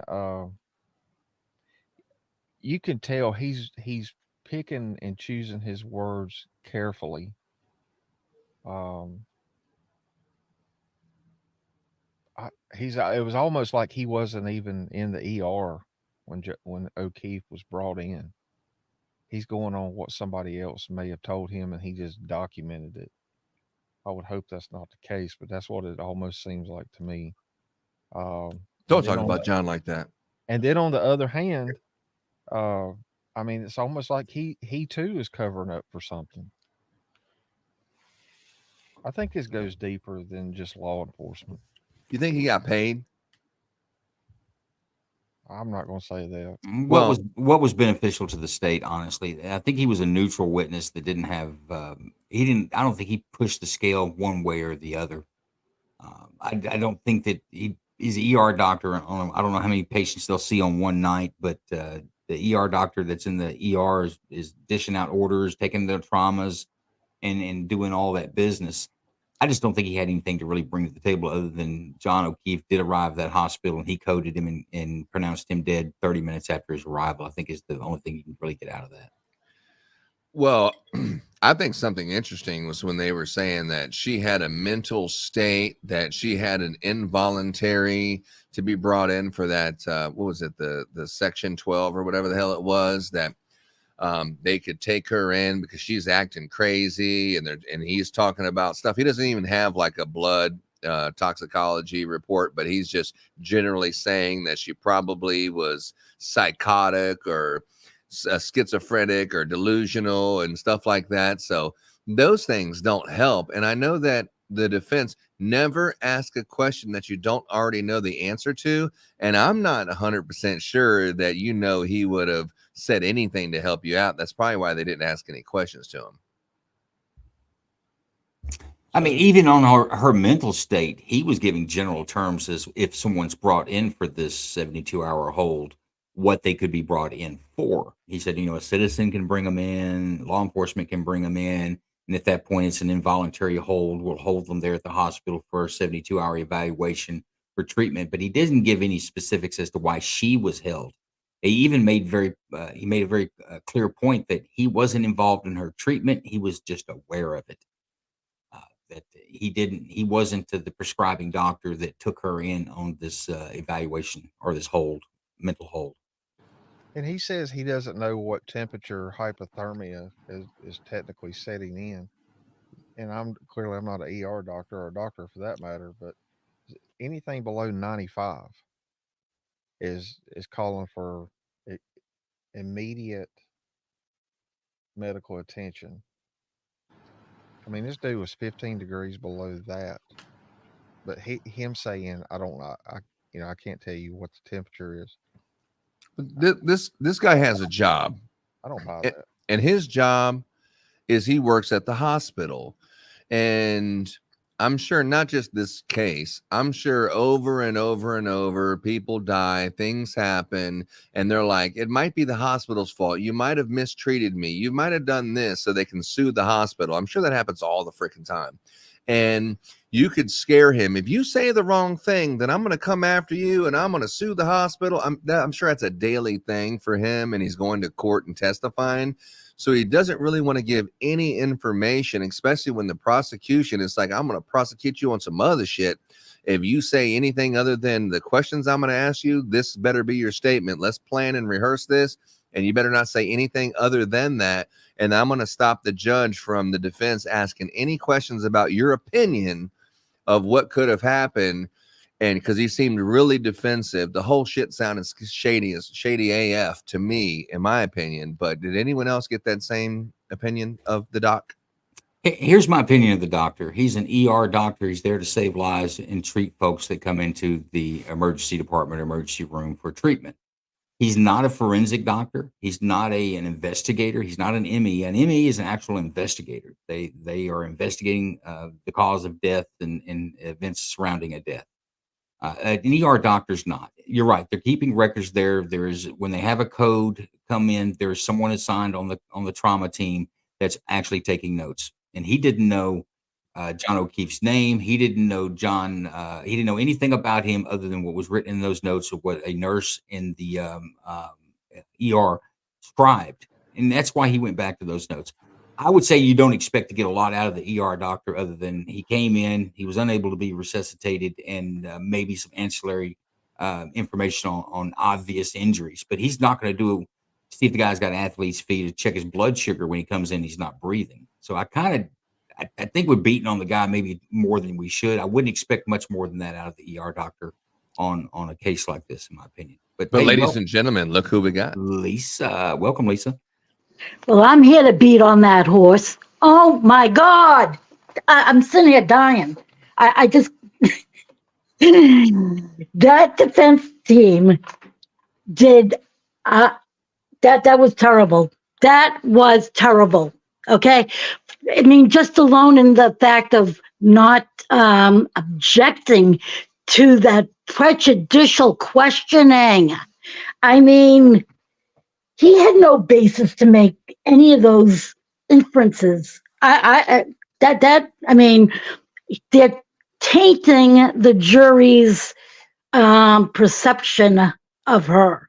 I mean, hopefully, the jury's smart enough, and common sense to know that it's, just a bunch of nonsense. But the fact that the defense, just let it go, I don't know. And the fact that if you notice the very last part where it says where it said cold to exposure, notice it did not say hypothermia. Okay, that's huge. And the fact that they didn't go there, I don't know. They could have really chewed on that bone right there and hit him over the head. I don't know. That guy he was really weird. Very, very weird. And defense counsel should have said, just let him read the notes into the record. Because seriously, I mean, you go through that whole thing, he had no knowledge of anything. And they allowed him to make statements as if he did know. I don't know. I'm lit. No, I agree with you that I think there should have been some objections by the defense on how he was able, especially when he talks about, well, it was in the EMS notes that he was struck by a vehicle, because he made mention of that, but there is no mention of that in the notes. So I do think there's some objections should be done, but I just don't know how much we expect to get out of an ER doctor who treats somebody who comes in on trauma and they do a code performance on them, trying to resuscitate their life, and then he pronounces them dead. I think it's about all we can really expect out of an ER doctor in a testimony like this. They're not an officer in the court. They're not an investigator. They're not even running anything forensic. They're doing it for saving someone's life. But I think he could have negated the significance of the hypothermia narrative. Because that's everything they hinge on. That's the entire, really, the prosecution's case is basically that he died of hypothermia. And of course, I know the blunt force, but mostly the hypothermia because he was left there all that time. And I think that from the competence of an ER doctor, he would have probably been able to show that quote hypothermia wasn't necessarily a true diagnosis. I mean, they would have put on that thing hypothermia, not exposure to cold. That is such a minimal statement. I don't know. I'm sorry. I just think that was such a huge opportunity to be able to negate that hypothermia aspect. Yeah, Lisa, I agree. Like, what questions would you ask? Because real quick before you say, I was thinking, like, let me show you a picture of his arm. When you're calling these scratches, you said scratches. Those aren't fucking scratches, but you said scratches. Is it possible that these wounds could have came from a dog? I mean, I would have asked them a bunch of different questions. What foundation does this ER doctor have that he could be an expert to make a determination of what caused the wound? That falls back on a medical examiner. That's what I want to hear from a medical examiner. I don't want to hear that from an ER doctor. It's going to be just as much conjecture as I think he might have been hit with a vehicle. No, but I'll tell you where that comes into play. In fact, I put that in the chat there saying for the defense counsel to show those pictures to the doc, because the way he described them as being like minimal, like you skin your freaking knee. Do those look like minor abrasions? I mean, he doesn't have to necessarily say what the actual cost was, but he could show that it was significant. Yeah, I'm sure he's seen a bunch of dog bites in his time as an ER doctor. Well, you establish that he's a professional, that he's a doctor. He knows what the hell he's doing. He's been doing it for a long time, and he's the head guy. Then you say, just based on your experience, is this possible that this could be this? Why the hell wouldn't you at least get him to say yes, even though it could be anything, whatever? But why not let him say, yeah, it could be that too? Why not ask him those questions? That didn't make any sense. I want to know, why was he so confident about the fact that the guy was struck by a motor vehicle? How did he get that into his brain? Is that a Mandela moment? I don't know. Well, we don't know, because he couldn't establish it in the written report where he claimed that it came from in the EMS report. And in fact, I'll give the defense that. I think that was a win on them on the cross-examination, pending that it's not mentioned.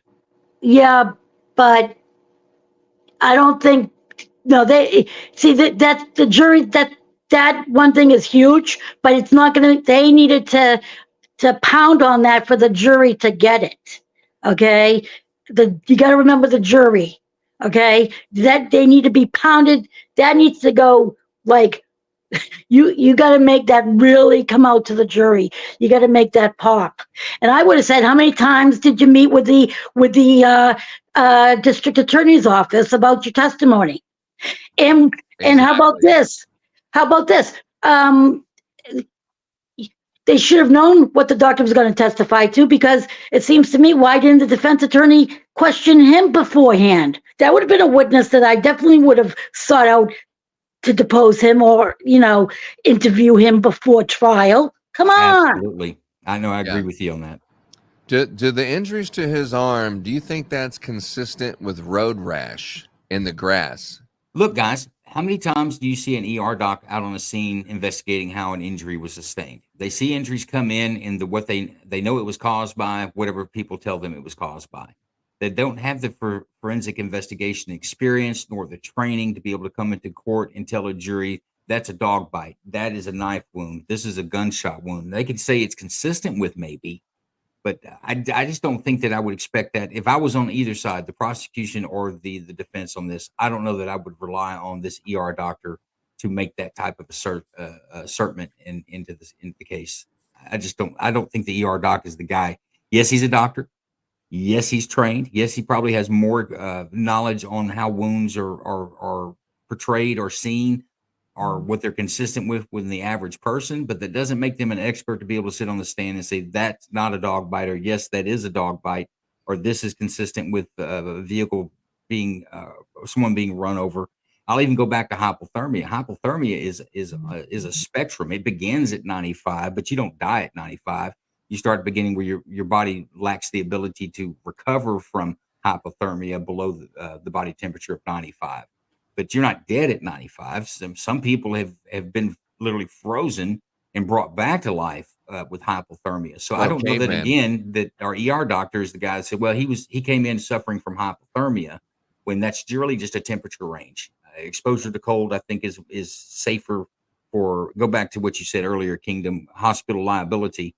They are probably prohibited from making those type of claims in those reports. Joe, that would have been great questioning by the defense counsel. What you just did, that would have gone great. Let me throw this out at you, Joe.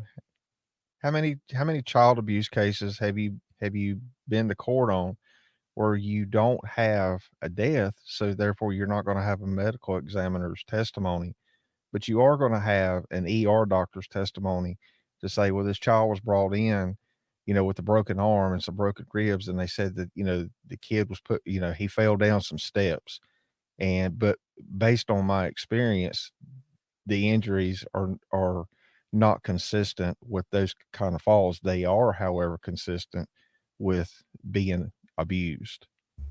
Well, once again, if you have that testimony on the stand, if the state's going to have to back that up with taking those medical records, going to an expert that can essentially articulate or forensically evaluate the medical records to be the testimony there, that doctor's testimony is just not that strong. It's just not. In fact, I wouldn't want that doctor's testimony to be that strong. His experience with those injuries are inside of an ER. He's not even on the ambulance. He's not there on the scene to see how things are put together and how things happened. And to say something, well, that's consistent with abuse. What is abuse? There's so many legal issues there that you drill down to. I've not seen a medical doctor come in and provide any more testimony other than treatment received or treatment given and the way patients have presented themselves upon getting to the ER or brought in by an ambulance. It's always got to be somebody that's got a more forensic. Even when you talk about child abuse cases, even there's a forensic interview. There's also some things that a doctor may do, and special nurses that have special training on sexual assault. When someone presents themselves at the ER, says claims of sexual assault, they go into a certain protocol just so that the forensic chain of custody and the forensic evidence that's going to be obtained from that examination can be used in court. Blood alcohol. If somebody goes into the hospital and after they've had an accident and the hospital does their blood alcohol concentration, you can't use that for a DWI because that lab is not a forensic lab that's making that determination. That's why there's a special kit that's comes down that we're going to draw that blood and send it to a forensic lab. So that's what's going to be the official, whatever that forensic lab comes back and says your blood alcohol concentration was at the time it was taken, 100% that's what it is, and that's what will be said in court. If you try to come in with me with, I'm a defense attorney, you're going to try to come in at my client with some hospital blood alcohol, I'm going to tear your lab apart. I'm going to show you certification. I'm going to show you're not. How do you know that the blood tested was a blood that was drawn? Where's your chain of custody? They don't have any of that. So none of that stuff. It's cursory information. It sounds good. but in the end of the day, it's not real evidence that I think that should be stood up in court from an ER doctor. Two words. Reasonable doubt. I'm all with you. I'm all with you, Lisa, on some reasonable doubt. I'm with you, but I'm saying when it comes down to real evidence, I don't think that ER doctor can present it. I don't know that it meets the standard for what factual scientific evidence or forensic evidence would be. Well, I don't know. I mean, I'm listening to you say all this stuff, and yeah, I guess normal this and normal that. But at the end of the day, you had a great opportunity for someone that the prosecution put up there as an expert. And you don't talk about the wounds on his hand. You don't talk about the black and blue eyes. You don't talk more about the abrasion on the back of his head. I know you never seen it. I know that blah, blah, blah, blah, blah. But the fact is he had that. I don't know why they didn't show him pictures of this and got him to really talk more into this, because there's no way that came from the car. Why didn't you just have him talk more? Whether it's not the jury's listening to this, why would you not at least make a good reasonable doubt case with this guy? You just didn't ask him any questions. There had to have been something that happened behind the scenes, said you can only ask him a question about hypothermia and nothing else. I will strike it and remove the witness. Or I mean, there's a reason why Alan Jackson ain't there today. There's a reason why he's not there. And that lady didn't ask any questions. The whole thing was weird on the defense. They had to have their hands tied or something. That shit was weird. Because I would have said, look at these wounds on his hand, sir. And I look at the contusion on his head. What do you think? I mean, I would have asked him some kind of questions, even though he's not an expert. I would have asked him something. The state would have objected all over that, and the judge would have admonished the defense to say, "What do you think caused these wounds?" You know what? He has no basis in. I'm going with Kingdom. I'm going to tell you something. You can call this sexist or whatever you want, but I'm going to tell you they specifically used that woman, that female attorney, to blow it. I'm telling you right now. I can smell it. They used her to take the fall for such a shitty, such a poor cross-examination. And I agree, it was a poor cross-examination. I'm not cutting for the defense on this. I'm just saying that there's only so far you're going to be able to go with you can't. An expert witness has to have some foundation to be an expert, and I think we about run the gamut on what an ER doctor can do. But you know what? Range Minded podcast has a good question. He says, "What would the repercussions be? What would be the repercussions if the defense finds out the ER doctor was compromised by the prosecution?" So I don't know what level of compromise, but if there was some collusion between the prosecutor and the doctor to fabricate or direct his testimony more than embellish. Lisa, what do you think the remedy for that could be? Oh, the remedy? There never seems to be a remedy for the corruption that happens around here. And I don't know if I would use the witness corruption, but that is business as usual in this Commonwealth. But where it is most important is getting that acquittal. Okay, that's the biggest thing. Well, from what you've seen this far, Lisa, where do you think the defense stands if they ask for a summary judgment or it went to jury tomorrow? What does your gut tell you the jury would come back at? Oh man,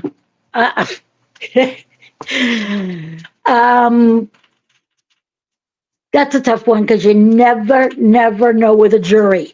I don't think the judge would do a take it, because I'm telling you, she's protecting the prosecutor. I mean, I'm sitting here, there is not one objection that she ever asked the basis for. I've never seen anything like it. What courtroom is this that the prosecutor never has to say why they're objecting? Like, it's almost like telepathic. They are, I mean, to me, it seems to me the judge is bending over backwards to be more favorable to the prosecution. And that's pretty normal, isn't it? Yeah. I mean, isn't it? Yeah, it is. As far as the jury goes, I would have to say that there's a good chance if we have just regular, everyday people in there that they would go with not guilty. But what really keeps on drawing my attention is the significant support, thankfully, that that Karen Reed has been getting from the public. Can you imagine if, we, the non-celebs, ever had that kind of support for our cases? I mean, that plays a huge part. Yeah. Here's another thing I think is interesting, and not to bring this up on a conspiracy, but if you have the sergeant and the police chief and the judge, apparently everyone's like, oh my gosh, I think she's in on it and blah, blah, blah. What is the chances of connecting the dots that they have someone that's in that jury that has been threatened, or they feel like they have to give, what do they own somebody on that jury? What's the chances? I think it's halfway decent. What were the chances that they were going to go so incredibly after Turtle Boy there? I mean, to go after him with indictments of that magnitude, something is happening from the very top. Okay, I'm telling you, that was huge. The way that they're going after him. Yeah, he said he had multiple felonies for witness intimidation because he was going out there. Why did you cover it up? Why did you text, house long to die in cold at 2:27? Well, and you're like, oh, I'm going to call and get this guy arrested and remove him. It's like at some point you're going to face the music, and that time is now. But yeah, the defense and having that, I was sitting there saying, oh, why'd you put the third stringer on this and not get him to say something like Alan Jackson every single time? When's the last time you talked to someone about this case? Did you not talk to the prosecution in the preparation? Where did that take place? Blah, blah, blah, blah, blah. Not one thing that Alan Jackson has asked every single witness. Not one of those questions was asked to this guy. Seems it's kind of fishy, like they were told not to ask him anything.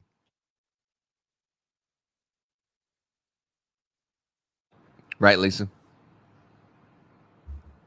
I think anything that would be brought up would have foundation issues, whether this guy could actually testify to forensic evidence, is my opinion. But I'm sorry, I stepped away for a second. What was the question? Well, it's really talking about the credibility of the doctor, and did he have, like you had mentioned earlier, did he have a conversation with the prosecution in preparation for his testimony? Did he tell you what questions he was going to ask? Oh, yeah. Well, what questions did he say he was going to ask you? Did he tell you what answers he wanted you to give? That's what Alan Jackson asked every single witness. I Absolutely. Thought some of that. Well, it was only because of why I think that stands out is particularly because he didn't. There were so many answers that he knew that he didn't know, which isn't out of the ordinary because so many people, whatever. So that's not strange. But what's strange is that the one important thing is he was struck by a motor vehicle. He knew that for sure, though. Everything else is I don't know. I don't recall. Damn straight that and I definitely said it, that he should have been asked, how many, have you been interviewed by the ADA's office, and how many times? Absolutely. That would, Kingdom, you're right on the money.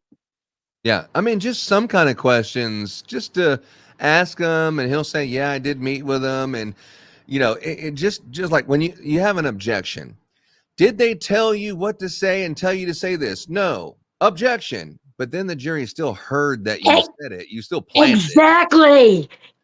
Exactly. The jury, that's right. You let them come to their own conclusion.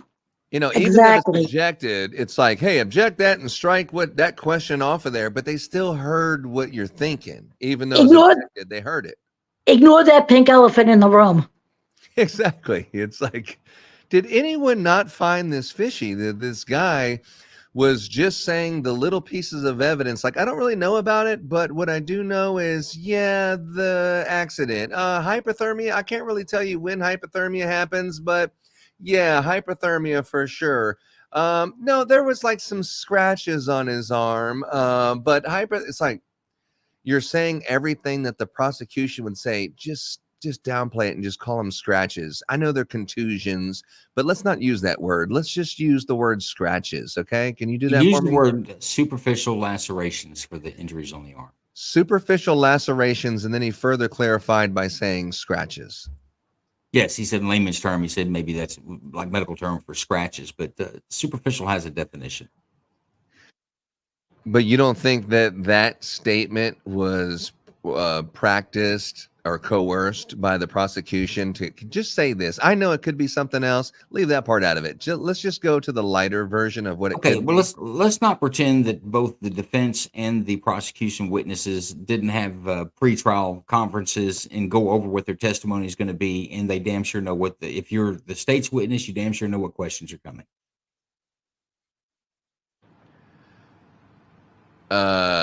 Same with the defense. You're not going to put your witness on the stand and not prep them prior to putting them on the stand, because you want to know what the answer is going to be so you can formulate the question to evoke the exact answer that you want in court. Well, like you were saying earlier, like the defense has been just tearing apart every single person on there. They're not putting those people on there because they know they're going to get killed. They're putting them on there because they have to. You have to put that doctor or someone from that hospital on the stand because you have to present that. That's part of the case. You have to. And then you're like, damn, oh my God, he's going to get killed. But this is the first person that I've personally heard that went on the stand that they just gave him a get out of jail free card and gave him a free pass and said, okay, sounds good. Anyway, next, let's just move him out of here. She did a shitty job on defense. The fact that she was doing the talking and not this high paid person, Plebetti or Yannetti, he wasn't doing it. Like when he was asking Higgins, hey, I mean, he was really getting aggressive and asking questions on the doctor. They give the softball and let the chick, she didn't even object or nothing. That shit was totally weird. Totally weird. Something happened over the weekend. There may be a reason why I forget the main attorney that wasn't there. Alan Jackson. I think there's a reason why he's not there. I expect to see Higgins to come back under the defense case, because even the question on Higgins I thought was non-aggressive. He might have sounded aggressive when he asked a question, but it wasn't aggressive. They didn't really go after Higgins this morning. I was surprised. I figured Higgins would be on the stand all day under cross. I wouldn't have let him get up, but unless they have a plan to bring him back later, I don't think that the ER's doctor is makes or breaks the defense case, in my opinion. But something's going on the defense side with attorneys. They may have taken a break to sit on the bench to wait for the defense case to really start laying in again. That's my opinion. What do you think, Lisa? I think that they purposely put her in there to sandbag her. I'm sorry, but I do. I think they purposely used her. I'm just, there's nothing specific that I can, point to, but it's more like a gut thing. What you mean to sandbag the defense? The defense for some reason what didn't want to go strong on this particular witness, and it's just weird.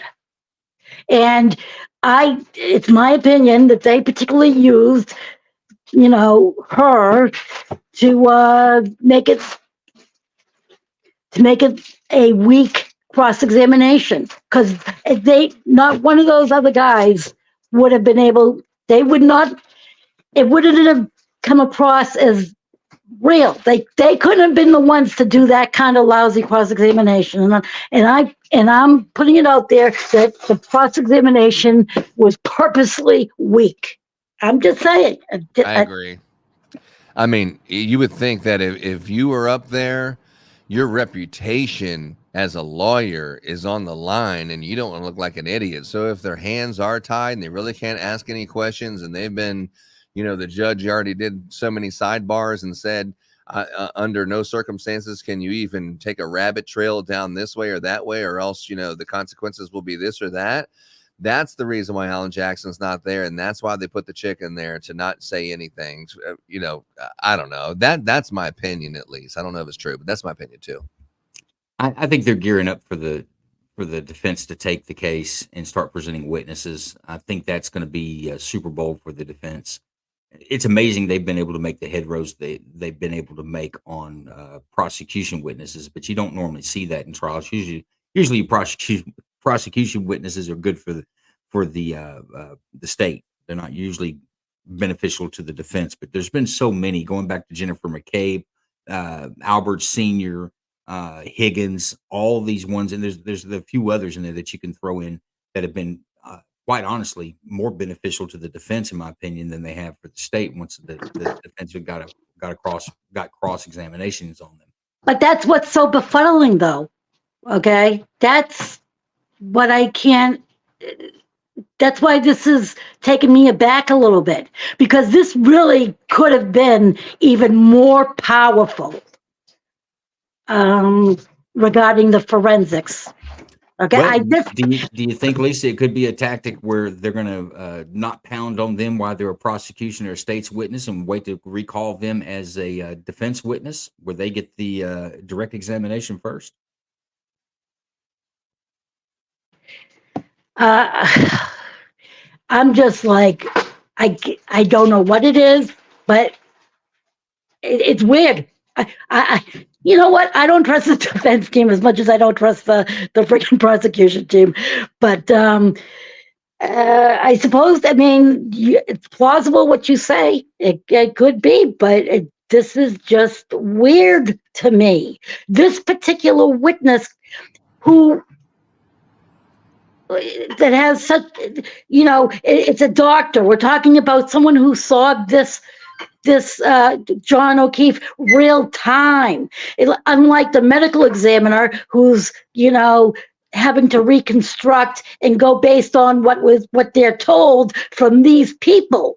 So it's concerning to me that this particular witness would just let go like that, when there could have been so many other details that could have been brought out. Yeah. I hope I articulated that okay. Yeah, and I had the same thought that you have. I know Joe's pushing on the other side there, but I had the same. It's like, if you're saying, hey, I'm just going to let everyone go until I wait my case, there would be a history of that. There would be some kind of track record of that. But every single person every single person, 100% of the time, they have just made a reasonable doubt and made a very good case and articulated some good points that you would say, I don't think she's guilty. But for the very first time with this guy, they don't. They did with every other person. But this one time, they don't make a case with just this one person for the first time. That's what makes it weird. And the one person who painted a picture of her being like mentally ill or something. And you don't drive that point home a little bit, at least try to drive it home. There hasn't been a reason behind that. There's no way to let it go. What if it's even Joe, you brought out a great point. Being able, the defense attorney could have been saying, and wouldn't it be, reasonable to say that the state that she was in, because she's having been in having subjected to this situation, that her emotions could be because she's just upset, not because she is psychotic. A psychopath killer. No, exactly. And if I was the defense, I would have witnesses that are going to come to the stand and articulate that and more. You got to remember now, if it's the state's witness, the defense is restricted to the scope of the questioning that the direct examination brought up. There may be things outside the scope that the defense wants to get into, and the way to get to that is you call them as a witness. That way you establish the scope, and then it also restricts the state as to what scope their questioning can be. Except that they brought up hypothermia. Right? They brought up hypothermia, which is like one of the the main focal points of the entire case. And that was, I mean, the prosecutor went extensively on that. I mean, they opened up the door. And the And, abrasions man. on the head, and there was nothing on his abdomen, right? Oh, no, I'm not saying that, sir. There was no damages, nothing happened to his neck, right? Nothing to his shoulders, nothing to his abdomen, nothing to his waist, his hip, his bone is connected to his knee bone, nothing, none on his shin. There's nothing there. You thought they were going to keep on going, like, okay, and then it's like, okay, we rest. It's like, what? You rest? Well, let me ask you this, folks. What is the significance of him not detailing injuries on anything below the head and the arm? What's the significance of that? The significance, in my opinion, is because there was not injuries that are consistent with getting hit by a bumper or in a car and a taillight. That is the only evidence that has her charged with manslaughter that's upgraded to murder.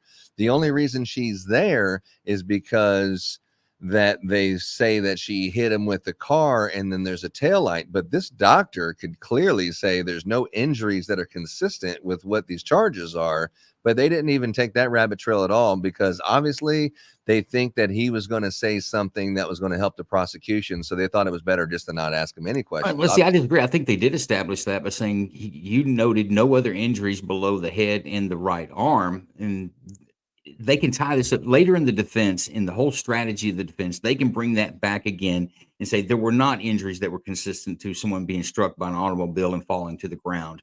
There wasn't an elbow. There wasn't a knee, things that normally would be scraped, injured when someone takes a fall to the ground. We didn't see that. And this is going to go back to the defense, in my opinion. They're going to be able to paint a picture, even with medical examiner's report and whatever testimony this doctor provided, by saying his injuries were consistent with a fight. His injuries were not consistent with being struck by a vehicle and taking a tumble onto the ground, in my opinion. You know what? The defense needs their own forensic expert to be able to go over that now. That'll be later, though, right? Don't you think we're going to see that? If we don't, then something really stinks. We'll be back in here talking some crap about the defense, whether we think is doing a pretty decent job now. We won't think so if they don't bring something to bear on this defense. But I think we're about to go. We got a ceiling fan picture again, don't we? We do have a ceiling fan right now. We are live with sound. There's nothing going at this moment, and I will tell you that you're not going to miss a moment of the actual court case. But right now, there's just a ceiling fan going, so we can continue commentary. But it's Okay, one more thought. yeah. I'm not sure, but I even think that the ADA was kind of surprised that the doctor didn't know what percent of alcohol 93 means. Now, I'm a little concerned that it's now left in the juror's mind that 93 has some kind of meaning, like, oh, yes, she was intoxicated, when in reality, that was entirely left open as to what the 93 means, and leaving it to the imagination of the jury.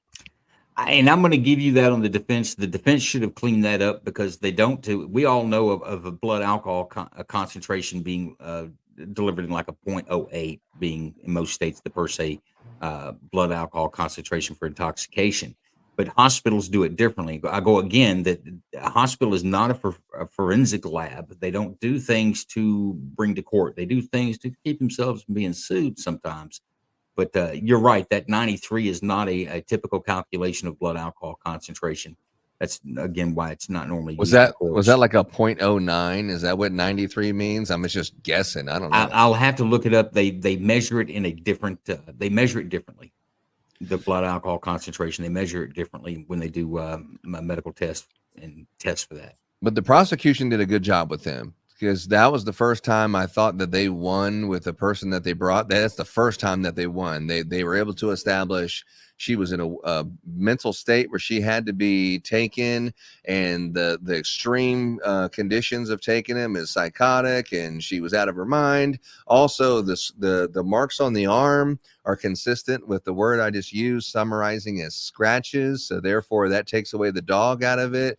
I mean, he did a good job of having this guy have a word track that really reinforced their narrative, and the defense did a bad job of having reasonable doubt of, when you say scratches, isn't that, I mean, with these kind of contusions, is it possible that you could have got these scratches in this manner or this? I mean, they were just like, I don't even want to ask them any questions. Let's just get them off the stand. Man, I think if you were trying to prosecute Joe Lanouf for putting his trash out on the curb, I think you had the trash man on the stand, and he said for sure there was a can in front of my house. Not how it got there, whether I put it there or anything else. I really don't think that testimony established anything other than John O'Keefe died at the hospital. Yeah, but it did take away the dog from the arm and said scratches, which the defense, the prosecution. Yeah, but your medical examiner's already done that. Your medical examiner's done that, and that's the person who's in charge of making these forensic investigations. So that testimony holds more weight in my mind than this ER doctor saying that there were some scratches. In fact, what he described could be consistent with dog scratches. Yeah, maybe. And you know where that Section 12 tie goes to circle back with is Jennifer McCabe's testimony trying to paint Karen Reed as being psychotic. and that intent to want to do John in, right? Exactly. Yeah, I could see that inference. The whole thing reinforced the prosecution. There was definitely saying, well, based on what he said, it does align very well with the narrative that the prosecution said. She did it. She was mad at him. She was out of her mind. It was a moment of her being mad. They had an argument in the morning, so she purposely backed into him. Everything he said aligned up with that in some way.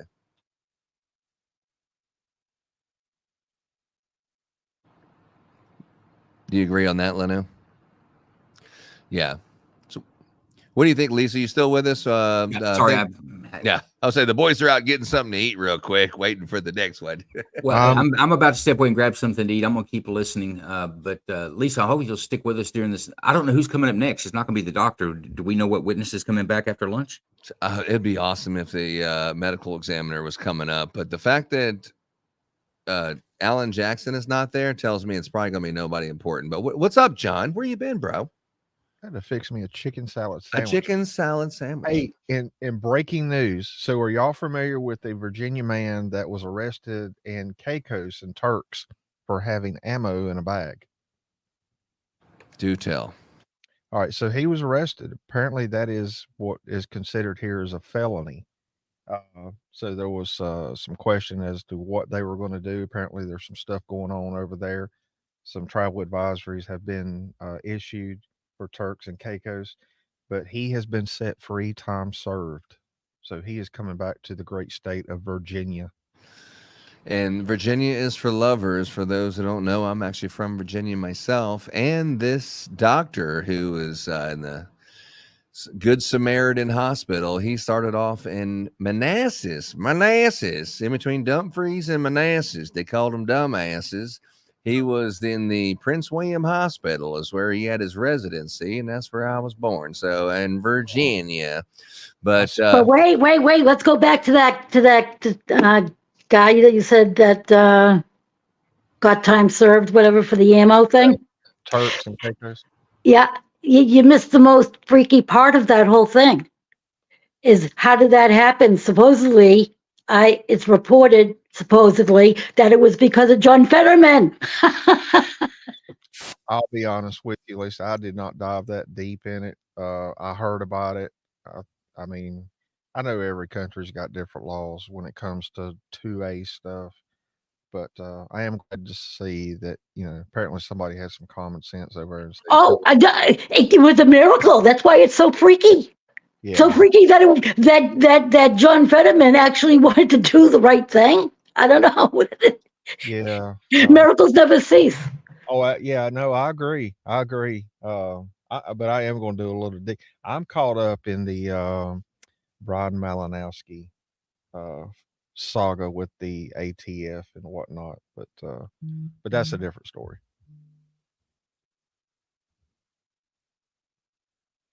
So where are we at, John? Did you see any of the doctor that had his testimony? Did you see any of that? What's your thoughts on that one as far as with the prosecution and with the defense, the case that they did? Yeah. What was your opinion of that? No, I did. And that's what I was saying a while ago. Foundation here. I hate being accused of something I didn't do, so I try not to do it to other people, and I try not to judge people on what they say, how they act, and whatnot. However, this guy, there's something going on. He, as a professional ER doctor, and I don't know. I will assume that he has testified in court before. That being said, if that is in fact true, he hesitated a lot. Like he really gave his answers a lot of thought, as if he either was either trying to hide something or there was something, a conversation or a meeting happened before the trial and said, these are the questions I'm going to ask you. And I can see that happening because I've been on that side of it before. Before I was in law enforcement, I got caught up in a murder trial, and I had to, talk to the ADA, and the ADA says these are the questions we're going to ask you. So I know that happens. But he just seemed like he was very cautious in what he said, and knowing, and it's hard for me to say this, but knowing, what happened Friday. I mean, I smelled a rat Friday. Now I smell a bigger rat. It goes deeper than just Higgins. I'm sorry. I've got my own personal reasons. All right, here we go. Go ahead. No, I've got my own personal reasons why I turn an eye at, a medical examiner changing their initial report. I understand that, things happen, things come up. I get that. That's why I said I would like to see it, to see how much different it is. Are they going to let this so your lady next say witness, anything Mr. Riley? else? I would. Yes, Your Honor, the Commonwealth called Dr. Gary Fowler to the stand. Gary Fowler. This must be the actual doctor that was the actual doctor, not the supervisor. So is that who the other doctor was? The other doctor was the main doctor in the ER. This guy is a doctor. And when Joe Lanou comes back, So was he the attending doctor? I don't know. We'll find out. Hey, if you can also have this live feed preloaded. I got a bad thunderstorm over here in Houston, Texas. So if you can have this live feed preloaded just in case mine comes out. Whenever you're ready, Mr. Lally. Thank you, Your Honor. Good afternoon, sir. Good afternoon. Could you please state your name and spell your last name? Gary Fowler, F as in Frank, Aller. And sir, that microphone in front of you, you can move that any way you wish. So if you want to bring it up or down, just the wand itself. Okay. And what do you do for work, sir? I'm a pathologist. And where is it that you work? I work at Good Samaritan Medical Center. And how long have you been working as a pathologist at Good Samaritan? Since November of 2015. Now, if I could ask you just a few questions about sort of your educational background, starting with your undergrad, where did you go to school and what, if anything, did you receive a degree in? My undergraduate education, I went to Tufts University. All right, so doctor, I'm going to ask you to put the microphone perhaps underneath your mouth and speak into it, because in order to keep this room cool, we need to have these fans going. If they can't compete with you, we'll have to turn them off, and I think everybody would prefer to have them on. So please speak loudly. How am I now? Okay. Okay. So Tufts University, undergraduate. I have a degree in biology. That was.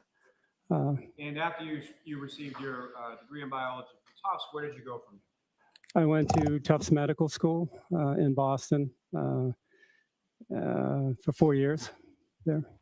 And after you graduated from medical school, where did you go from I went to a residency in pathology, anatomic and clinical pathology at Tufts Medical Center.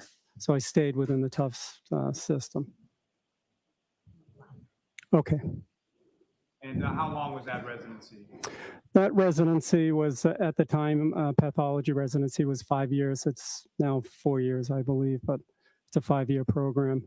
I finished the residency with the chief of resident in pathology in my 5th year. And then following your residency, where did you go for work from there? In 1996, I finished residency, and my first job was at Kearney Hospital, beginning the end of June of 1996. And how long did you work at the Kearney? I'm still on medical staff at Kearney. So ever since, I was transferred to help Good Samaritan Medical Center in 2015. My full-time job is at Good Samaritan now since 2015, but I still cover Kearney Hospital every now and then. And are you board certified? I am board certified in both anatomic and clinical pathology. You've used that term, and just if you could explain to the jury what your understanding of that term is as far as pathology and sort of the difference between anatomic pathology and clinical pathology. Sure.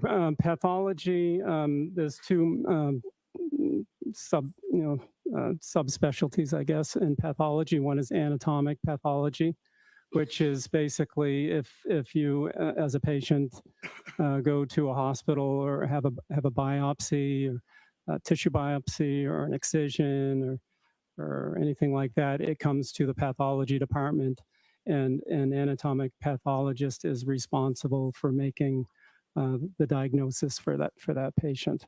So we abbreviate that as an AP, anatomic pathologist. So in residency, you can also train to become a clinical pathologist. And clinical pathologist is a pathologist who basically deals with, to put it simply, if you have a blood test that goes to that gets sent to the lab, we are essentially responsible for the quality and the safety of that blood test to help ensure the lab tests that are done on the specimens are accurate. Now, with regard to your position at Good Samaritan, what is it that you do at Good Samaritan? What are your sort of duties and responsibilities in relation to that hospital? So, I am the chief of pathologist at Good Samaritan Medical Center. I'm also the laboratory medical director. So my job at Good Samaritan is to ensure, quality of both the anatomic pathology side of things, as well as the clinical pathology side of things. Ultimately, my job is to help ensure that any laboratory report coming from Good Samaritan is accurate. Now, the lab at Good Samaritan where the testing is done, is that accredited? Yes, it is. And can you explain to the jury sort of what that accreditation means, who it's by, and sort of what goes into that accreditation process? We are accredited by the College of American Pathologists. We abbreviate that as CAP, if I mention that later, just so you know. And the accreditation process, the CAP has been in business for 75 years or so. They, according to their website, are the preeminent accrediting body for medical laboratories. So what that means is every 2 years, we have an in-depth laboratory survey. That's every 2 years. And there are over maybe 3,000 elements or checklist requirements that the CAP will look at in our lab, which ranges from anywhere, for quality, mainly quality control, making sure that we have enough staff members, just about anything that can affect a laboratory result. There is essentially a checklist requirement that we need to fulfill and pass. So that's every 2 years. And is that accreditation, is that up to date as of now? Yes, it is. We will be having another inspection. Our window opens in July, so it's coming up. We have a 3-month window with it where the CIP can come anytime unannounced. So. And was that accreditation up to date prior to January 29th, 2022? Now, as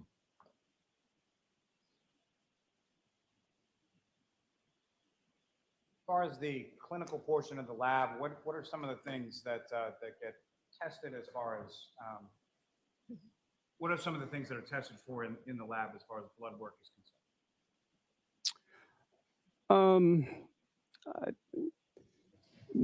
Many different things.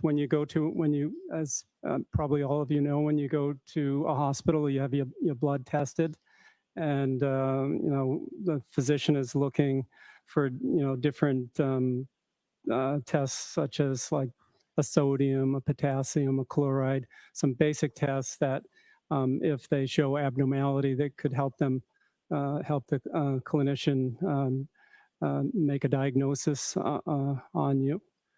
So the most common things would be like a glucose, sodium, potassium, chloride, stuff like that. Now, is there's some sort of like standard algorithm for things that are tested, or does it sort of dependent on the patient's presentation? I think it's depends on the patient's presentation. There's no standard ordering test that one can order. So it depends mainly on what the doctor is thinking and his differential diagnosis. He will order, a variety of different tests. Some tests are pretty standard. When you go to a hospital, they might order, the test that I just talked about, a CBC. They want to look at your complete blood count.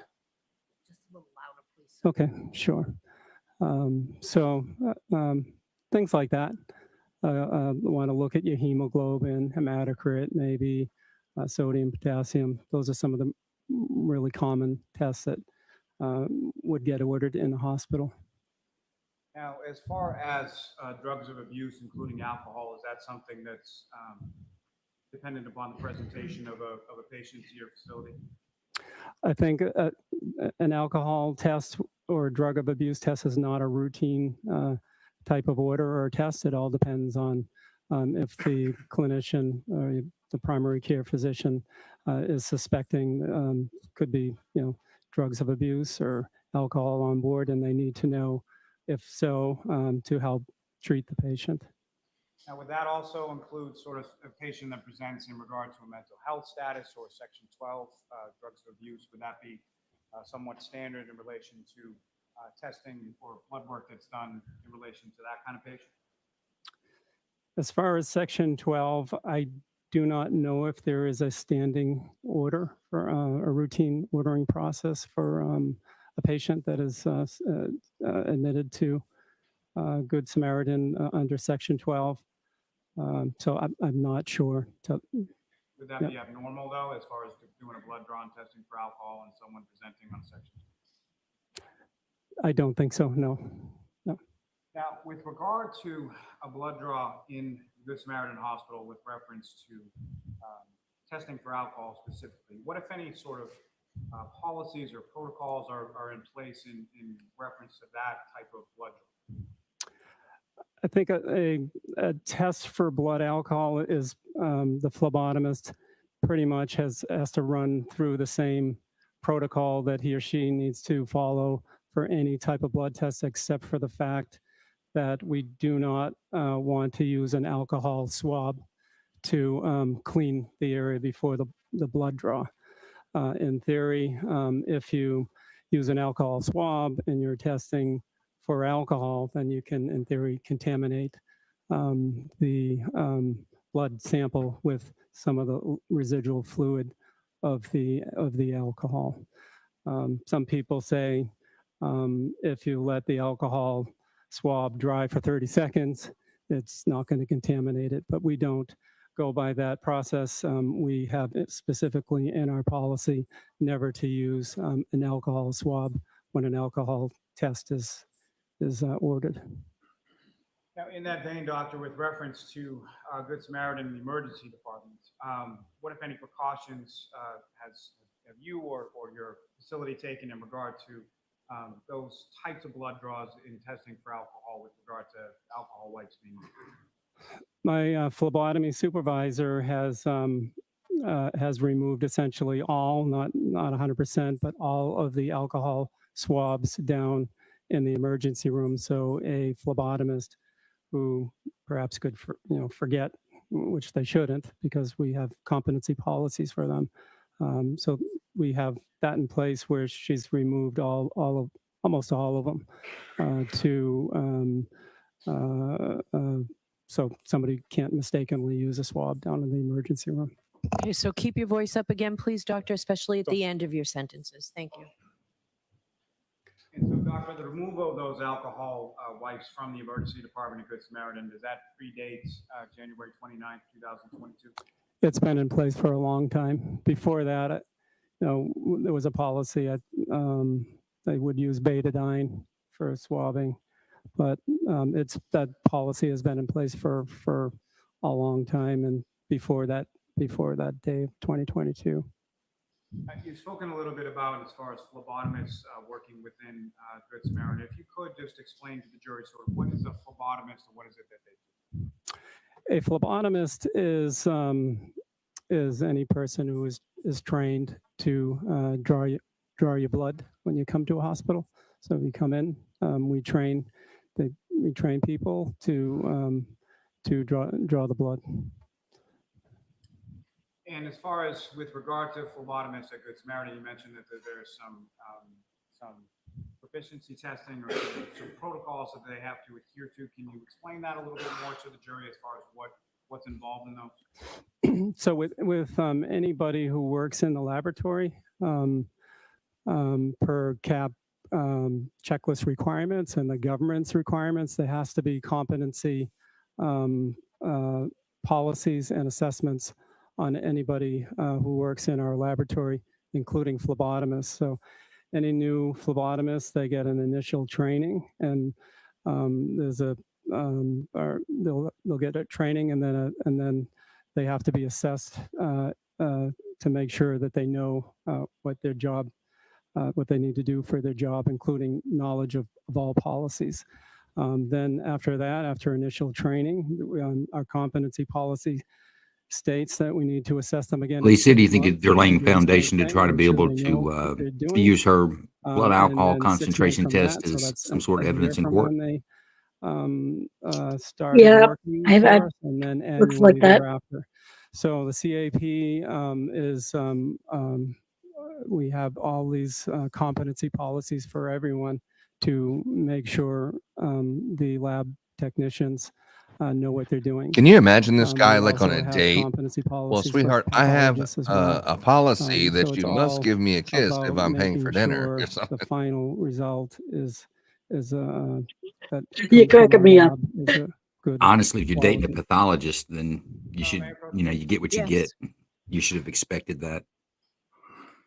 It's like, sweetheart, while you're talking about your policies, can you please just let me hang on to your wallet so I can go shopping, and then we'll finish later. Showing you two sets of documents.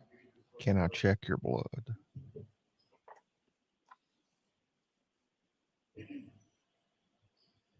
I wonder what his Apple Watch would say about his heart rate. I bet he's a little drove up. He's a little nervous. It's understandable if nobody's ever sat on a witness stand. And just Be in intimidating. general, do you recognize what those are? Yes. And what do you recognize those to be? There are two of our policies that we have for Good Samaritan Medical Center, one for the phlebotomists, one for our laboratory technicians. The first one is a patient preparation for specimen collection policy, which defines our policy for drawing the blood for the phlebotomist. The second is an alcohol policy which is one of, I don't know, thousands of policies that we have in the lab to describe how our policy for alcohol testing. Every laboratory test in our hospital has a separate policy. Well, everything from hematocrit to sodium to potassium chloride has its own policy. Is that correct? Correct. And the policy you have before you, that's for alcohol testing? Correct. And those two policies that you have before you, were those policies what was in place on January 29th, 2022? Correct. Yes. May I approach again? Okay. I would bet $1 million that this guy has a prenup. 100%. Any objection? No objection. All right. There has to be a So, policy in place just in case it doesn't Madam work Court out, Reporter, right? I don't think we marked. I do know from experience, cash makes you more Did we- attractive. Do we have that ready to go into evidence? I don't believe so. I was referring to a prenup. All right. So these instead, Madam Court Reporter, will be the next two exhibits. Thank you. And what is 107, Madam Court Reporter?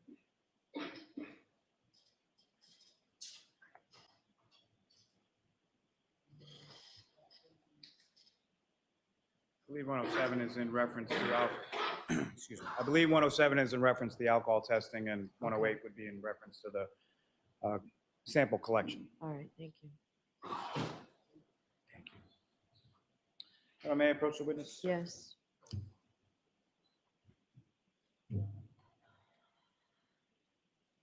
just showing you a document as far as some medical records. Are you familiar with those records?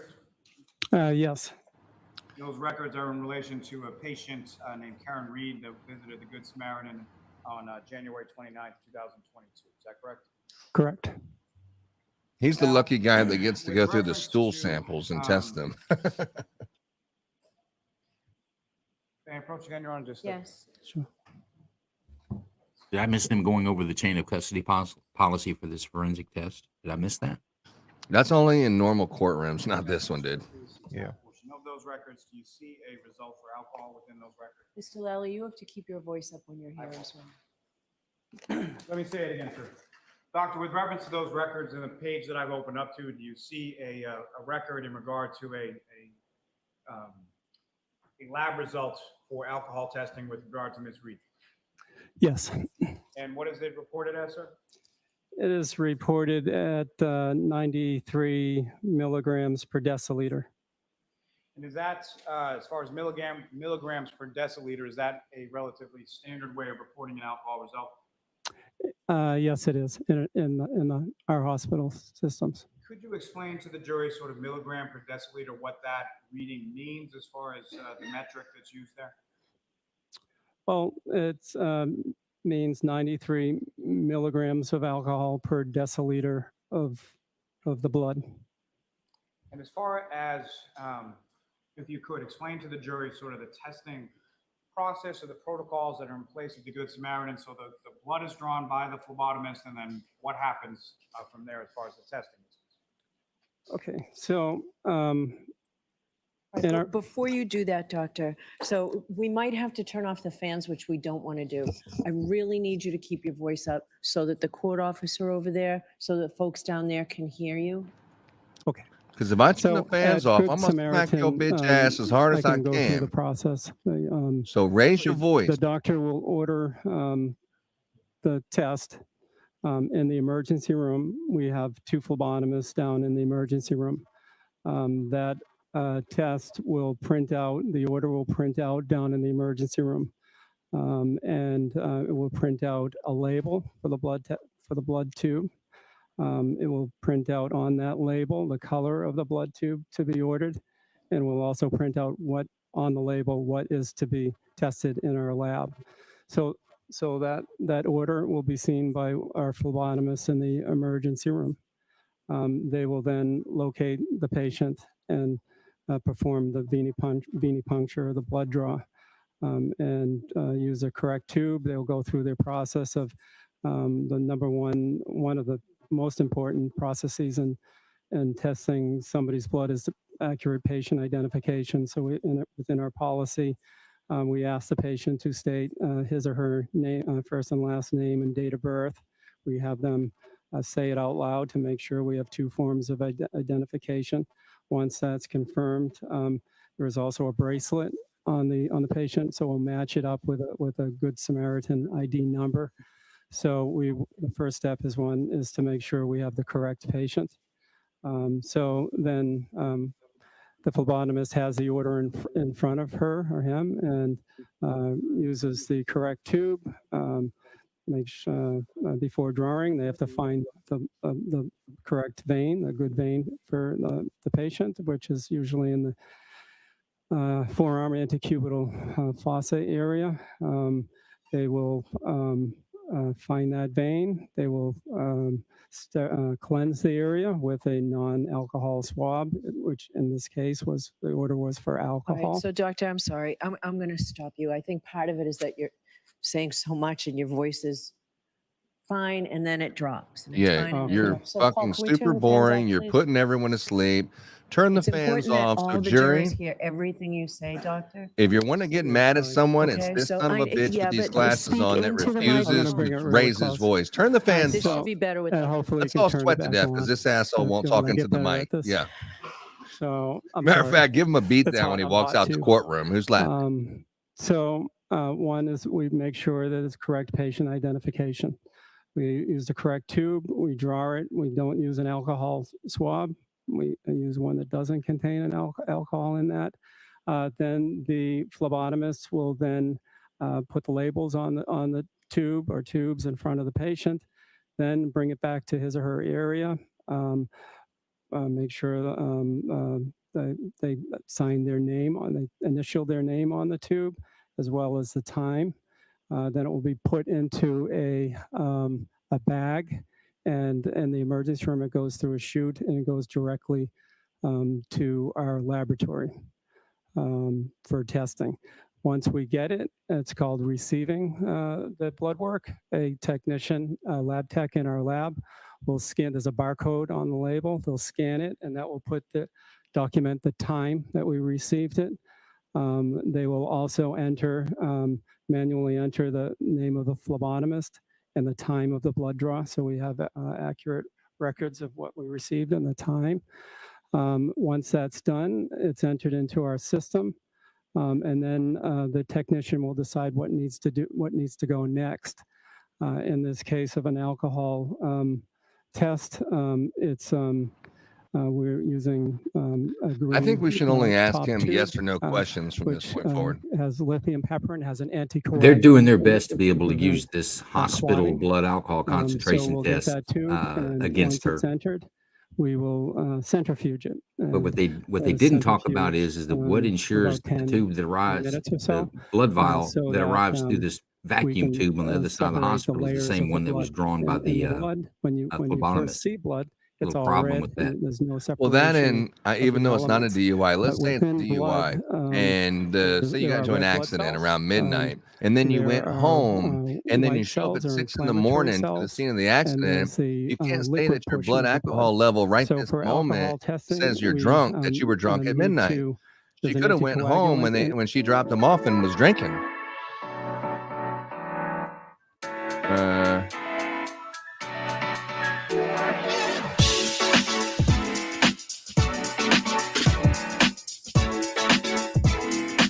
Plasma portion will go to the top. Good You know what I mean? advertisement for and Vega then protein test for cream. blood alcohol. But you know what I mean, though?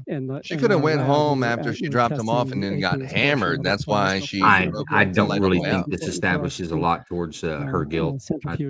I'm not sure why the prosecution's put Once so that much is effort done, into that it takes because this about guy 20 is minutes or so. a lot of maybe effort. A little bit longer. It looks like the Then jury's that getting tube will irritated be with brought him over to that he our won't speak machine, up, and they're about to turn the which is fans our off. Roche Cobas And you're like, machine. dude, And just it will stop be put talking, onto and the I'll machine, ask you some yes or no questions. and that Don't machine piss off will the jury test because for I the alcohol won't stop. or whatever else is ordered on the patient. But he is definitely fucking boring. I would just say, thank you, sir. Let me ask. I think I covered everything. Yeah, you did cover everything. Please With stop. regard to, you used the term a couple times as far as a centrifuge. Can you describe to the jury sort of what that is and Oh, this is going to be rough. Sure. So when the tube that we take is a blood tube, and we want to test the aqueous plasma portion of the blood. And the only way to get that plasma portion or the watery solution of the blood is we put it in a centrifuge, which will spin the blood at a rapid rate. Now I see why Alan something Jackson like didn't show up today. 3,300 RPMs or so. Yeah, he said, I ain't got no time for this kind of testimony. And I'll catch it you will on separate Wednesday. the blood into Yeah, those my three fee is layers. $15,000 Also, a day in is the what it tubes costs me that to we be in use that is a courtroom, gel if not that comes more. in the And tube. believe me, you don't and it need to waste nicely your money with these separates idiots. the red blood cell component. And I haven't from seen the female water or defense attorney. aqueous plasma She may component, be an which expert keeps those in two, just this type of portions of the blood examination. separate to make it easier Blood for work, us to test Lab on the machine. certifications, lab procedures, chain of custody stuff. There are attorneys and experts out there that are very particular to this type of stuff. well, she's not a very good attorney. for There is nothing a difference. so Whole blood. Our is batting basically average is the a whole little blood. bad there. If Yeah. Look. She let a ball go. as a Let's see what test she does on drawn, this Look. one. and if I'm we not throwing test her out something just on the yet. entire Lisa, blood don't without say anything separating bad it, about that the would be whole prosecution blood. around Joe Lanu. If You we know how say we're he's all testing pro on prosecution. plasma or serum, we're actually separating the I'm components of the talking about blood the defense. Oh, the defense. by the centrifuge process. I'm a pro fair is what I am. Yeah, I was gonna say the Bears. I was just gonna say that. Report as far as a higher percentage of alcohol in the testing? Alcohol, the answer would be plasma or serum would have a little bit higher blood alcohol content compared to whole blood. As far as the separation that you're talking about, is there a specific area as far as the separation is concerned where alcohol tends to concentrate within? Yes, alcohol tends to go into the more into the watery or the aqueous component of the blood. So when we Do you think the like defense serum is or going to ask this plasma guy any more has a questions, or just 98% way of no reportedly questions, Your Honor? 98% No questions. water component. I think if they at least Whole attack blood, the fact that it's not a forensic if you lab, look at the whole there's blood no chain of overall, custody. it has a Aside from that, I don't lesser know where they'll go with percentage. it, but And I so, expect to see that from the defense. if you at look least. in the literature, it can be 86% or there's a range. But so since alcohol tends to go to the watery components, if you measure alcohol like we do in hospitals on the serum or plasma, the value that we get will always be a little bit higher than total, than measuring on whole blood. Aware of through your training experience, sort of a conversion that can be done between sort of what's reported as the testing from serum plasma to a whole blood count? In the hospital, we're pretty much in the business of, reporting alcohol, in serum or plasma, and we're not in the business of the legal, I guess, the legal aspects of alcohol testing, because alcohol, what I understand is the alcohol legal limit in Massachusetts is 0.08 grams per deciliter. We don't make any conversions. Isn't it in the hospital. We're not 0.08? in that business to do that. We just report on the serum percentage or the plasma level, and we don't make any attempts to do any official conversion to a whole blood level. If we did, we'd have to validate, we'd have to do many studies, and we're just not in the business for that. And I understand that's not how it's reported within. Come on, get to the point, man. Get to the point. What the hell is the point of this guy? By which you can sort of then mathematically convert from milligrams per deciliter to a gram. I am aware of that. Recently, I had to read about it, but up until recently, I was not aware. I'm not in that. We're not in the business for whole blood. But there is a formula. I do know about it, and it's there is a if one wants to convert a whole a serum or a plasma level to a whole blood, there are formulas that basically you need to It's a simple formula, but there's varying opinions on which formula can be used. Now, as far as this specific Hey, John. patient, the defendant, Ms. Reed, Have you fallen that asleep or are you sense still from watching? the chart in front of you as far as sort of the timeline of when the blood was drawn to when it was tested and reported and What was that? I had you muted. What'd you say? I think it was the order looking at the was probably 9:03 in the morning. 5 minutes later, the phlebotomist, it happened pretty fast. 5 minutes later, the phlebotomist got the labels printed. Then 5 minutes after that, they went in and drew it. It was very quickly. I don't have the numbers in front of me, but ultimately, Joe, what's the point here? It was That received in our lab. They I took the think, blood and 10 there was minutes alcohol after the found in order, it. the blood. Is that Very what quickly. this is? And then the final result, when the alcohol level was reported in the computer system, was, I think, 50 minutes from the time of the order.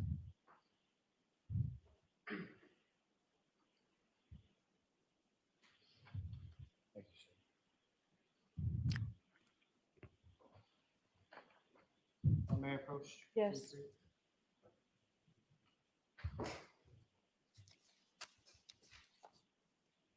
Okay. I mean, if he's an expert witness, I don't know why they're going all into that.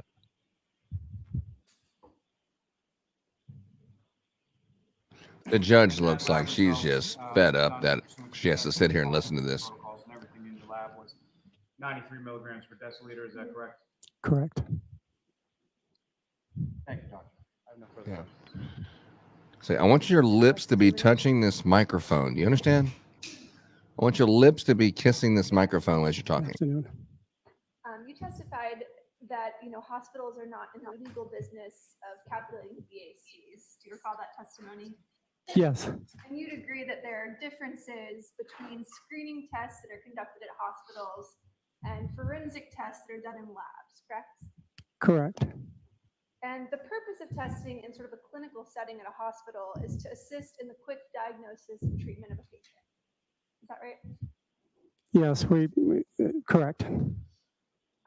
And so your priorities may be different than those if you're at a forensic lab where the goal is to ensure accuracy and reliability at all costs, correct? I don't agree. Not correct. Well, hospitals use serum tests to screen for the presence of alcohol, correct? Correct. And you'd agree that serum testing does not measure alcohol directly, but it actually measures the presence of. He's breathing pretty heavy on the mic. Correct. And NADH is the byproduct that's created when the body breaks down alcohol. Correct. And the reason hospitals use a serum test rather than a whole blood test is because it's quick and efficient and you can get test results within 20-ish minutes. Does that sound about right? Correct. And you'd agree that NADH, which is what serum essentially tests for, can also be elevated by factors other than alcohol in the blood.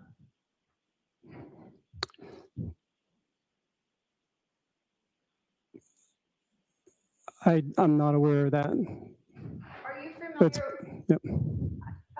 Are you familiar with any medical literature that has found that NADH is created when the body has elevated either lactate or LDH in the system? Correct. There are some issues, in our policy.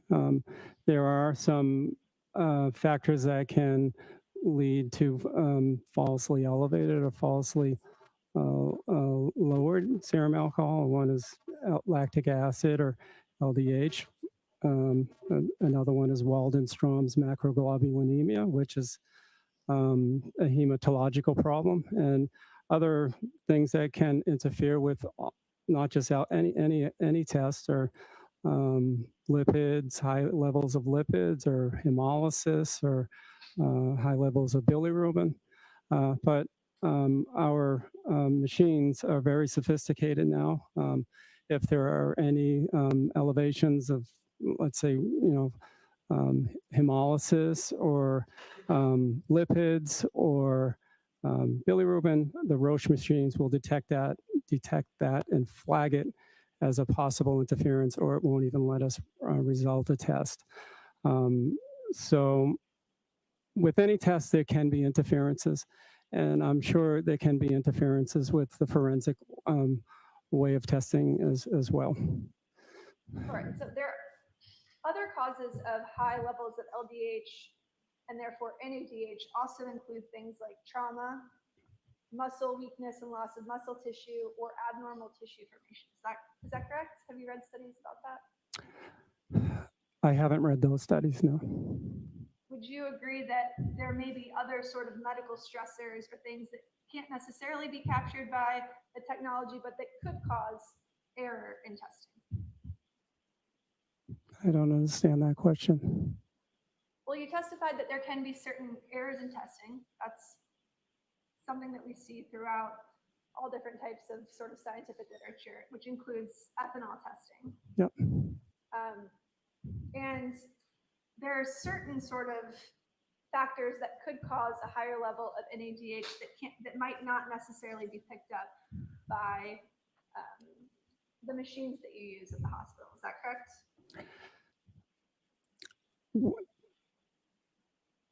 I am not familiar. I mean, if there is, it's not not a common phenomenon. Our methodology for doing many tests are based on this NADH enzyme methodology. And this is where the defense takes apart their intoxication theory. I read a lot. I haven't read about major faults of our methodology for testing.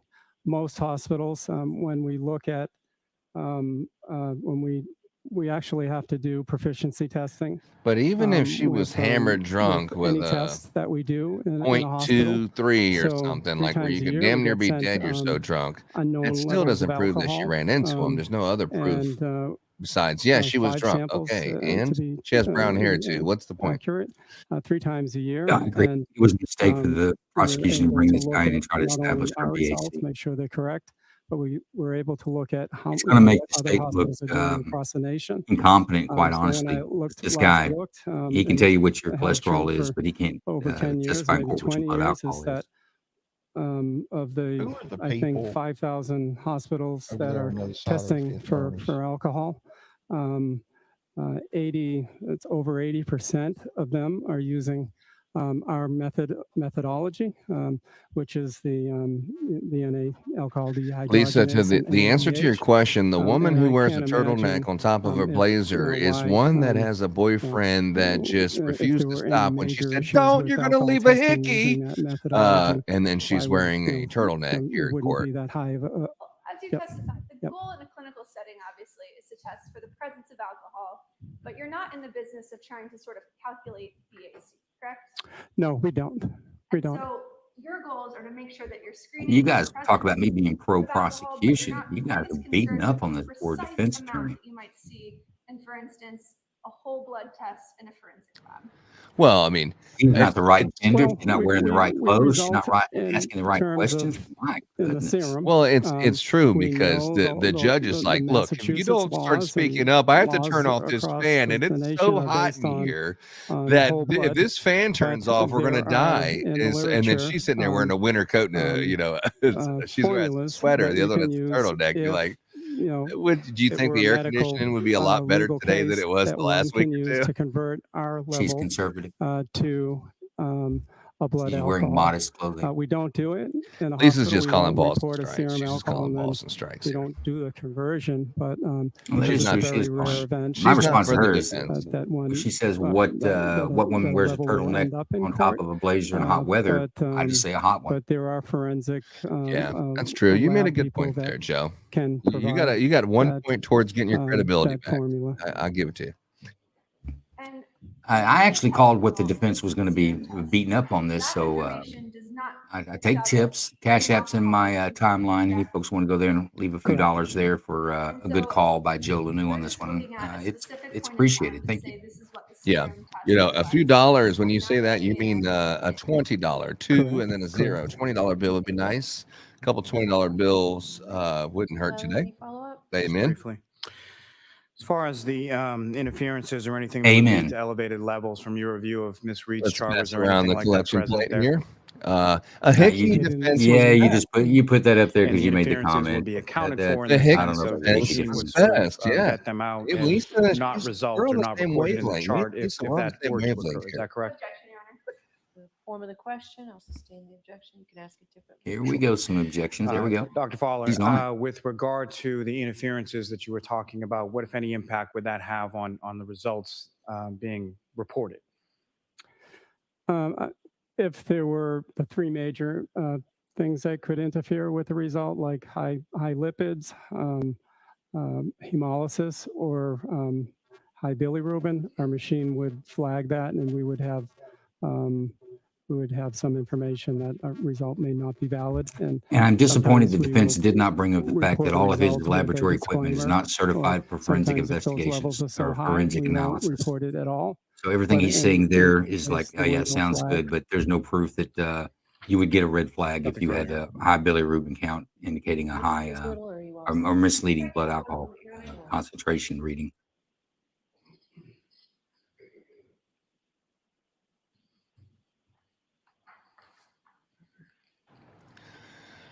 Poor thing is just no Alan Jackson. If I was sitting there and I was Karen Reed and I looked over just knowing how much she charges per day or for whatever her service is, I'd be wanting to dispute those credit card charges on that one.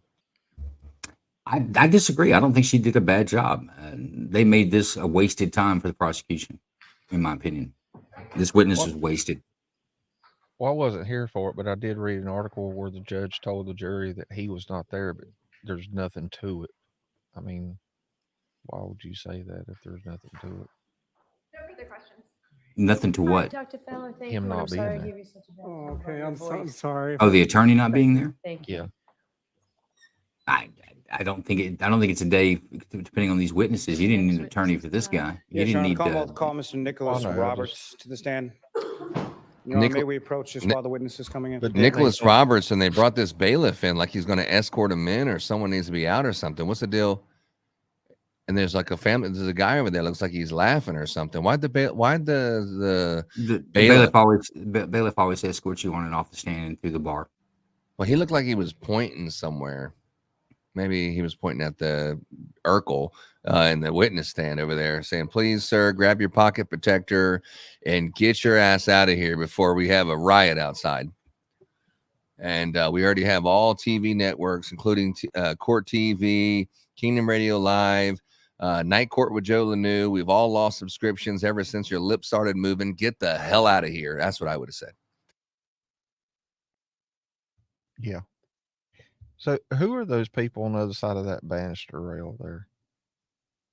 That's the family. Oh, okay. The bald-headed guy that's right there where you can kind of see his pants, as the best way I'll describe it, next to Karen Reed, that's actually John O'Keefe's brother, and he testified like in day 2 or 3. That's John O'Keefe's brother, and I think the lady on the left might be his mom and the dad. So this is I don't know if you would call that the victims, but that would be like I got you. Okay. the family. Yeah. The people who don't need to wait in line outside for position, the ones that get a seat no matter what. We know who this guy is? No. I just need you to keep your voice up really loud. If you're too soft, we're going to have to turn off the air conditioning. Everyone's going to get mad at you. You don't need to tell this guy that. The Urkel, he's off the show. Yeah, this guy's good. All right, Mr. Lally. Thank you, Your Honor. Good afternoon, sir. Good afternoon. Would you please state your name and spell your last name for the jury, sir? Sure, my name is Nicholas Roberts, Roberts. And what is it that you do for work, sir? I'm currently employed with a company called Thermo Fisher as a field service engineer And how long have you been doing that? since November of last year. And so prior to that, or prior to November of last year, 2023, where did you work before that? I was in the Massachusetts State Police Crime Lab in the toxicology unit. And how long did you work in the toxicology unit at the Massachusetts State Police Crime Lab? Since October of 2014. Now, if I could turn your attention to prior to joining the lab for the Massachusetts State Police. Okay, they're gonna double down on this blood alcohol concentration test out of the hospital. Where did you go to school and what did you go to school for? Sure. I have a bachelor's degree in applied forensic science with a concentration in chemistry and toxicology. The problem is, from as soon as Mercer he said he University. works for That's the in Erie, Pennsylvania. Boston or And then I also Massachusetts have a State master's Police, degree or in anytime he forensic says the word toxicology, police, from the automatically you University of can't believe the Glasgow fucking in word he Scotland. says, because it's so much corruption from the chief of police down and everything else. You work for the police, you're I not even returned home to like the a big British Virgin person. Islands, You can't believe where the word I he says. taught at a community college. And what did you teach? Yes, Mainly chemistry and a term or two of physics. And then following your teaching in the Virgin Islands, where did you go from? I was hired then at the Mass State Police Crime Lab. Were you threatened to be fired if you didn't say something today? You're working initially specifically. as a forensic scientist 1, is that correct? Correct. And can you explain to the jury sort of what your duties and responsibilities are, what your work looks like as a forensic scientist 1? So a forensic scientist 1, you're essentially going through all the trainings that they provide at the lab. We do a number of different testing, mainly on blood and urine, looking for the presence of drugs and alcohol. We also do serum conversions and retrogrades. So during your training period, I started as a FS1, so that went up until I was fully signed off to actually write reports that would be issued to ADAs across the whole of Massachusetts, in which I became a forensic scientist 2. And so what are the difference, sir, between sort of your work Oh, he's as a scientist, one forensic versus scientist. forensic scientist? So essentially, as a 2, you're essentially fully trained, and you're able to do all the testing that we do in house. You also are able to go and give testimony based on the reports that you write. Whereas in a forensic scientist 1, you're still in that training process. And did you work essentially as a forensic scientist 2 from that point in time till the time that you left the lab in November of 23? Yes. When he's calling himself a scientist, we're talking about forensic science, and since you're a forensic science person, you're a forensic scientist. Yeah, so we would It's like Dr. habitually Pepper, receive Dr. Dre, a doctor. articles going based here? on Yeah, what he is different is discoveries a within the forensic field. a So different laboratory ways they would scientist that find conduct certain these types of tests drugs for in different forensic bodily protocol. fluids. It's always a revolving door when it comes But to he's drugs not a being scientist discovered like as well a as being doctor manufactured, or Albert what's Einstein. illicit Like on the he's been to street, 4 et years cetera, of et cetera. college, and he's referring to We himself as a would, scientist. Now, he doesn't have often a get doctorate, different I articles, agree, but just he is research papers considered a based on scientist. what they're doing to Because he discover works in the these things within forensic the science matrices that we are labs, looking and at. he's on level 2, addition not to level that, while 1, you right? worked at the lab, what if any sort of I'm not sure about their levels, but what he's saying is correct. In order for you to testify, you have to reach a certain level to be So we considered a receive both forensic in-house scientist. and external proficiency tests. Essentially, the process would be just the same. The only difference would be we'd have internal people sending us samples as if it came from an external source, and They then definitely the told him, external "Hey, proficiency testing that we receive is actually part of our Nick, accreditation." do me a favor and So it wear came in wear a just like shirt that regular says samples, scientific on it when you and we come would in test here. it It makes it more accordingly believable. per our protocols. And as far as the proficiency testing that you undertook over the course of your time at the lab, did you pass each of those tests? Yes. Now, you mentioned a little bit as far as accreditation with regard to the lab. What, if any, accreditation did the State Police Crime Lab have? We had accreditation. It's a internationally accreditation board for forensics scientists, as well as Now, any I kind wonder, of did they lab in pull this particular. guy And in? the Does anybody know if branch they that pulled, our lab would did a fall blood draw fall on under. Karen Reed and Um, send it off for forensic testing? we have a certain set of rules that we have to adhere to. I'm sure mainly this it's guy a will standard say known whatever as the a hell you ISO want, so they don't 17025. fire his ass But and we have make up some additional story. accreditation I think you're board, reading way and too much they into that. have It doesn't necessarily narrower work that way. I'm trying to figure out why requirements they've got because of him the up. type of Is he lab going that to we are. testify for forensic analysis It may be that pretty was done at the state well lab? understood, but Because he that, left as there in far as the 23, so accreditation it sounds like he concerned, was that's at done the through an external entity, the is that state correct? lab Yes. when any samples might have been sent to there. I was talking about his credibility. Obviously, they have him on there to help prove their case against Karen Reed. He's going to say something about she was drunk and he agrees and blah, blah, blah, something like that. His LinkedIn says field service engineer from November 23 to present. Within the lab in your Thermo By the time that I left, Yes. So within the toxicology unit, there was one more when at the time that I left. I would definitely ask him a question like, there was some suspect stuff happening with the place that you worked, and damn near half the police force resigned. Is that why you left work? That's what I would ask him. As it related to your work in the toxicology.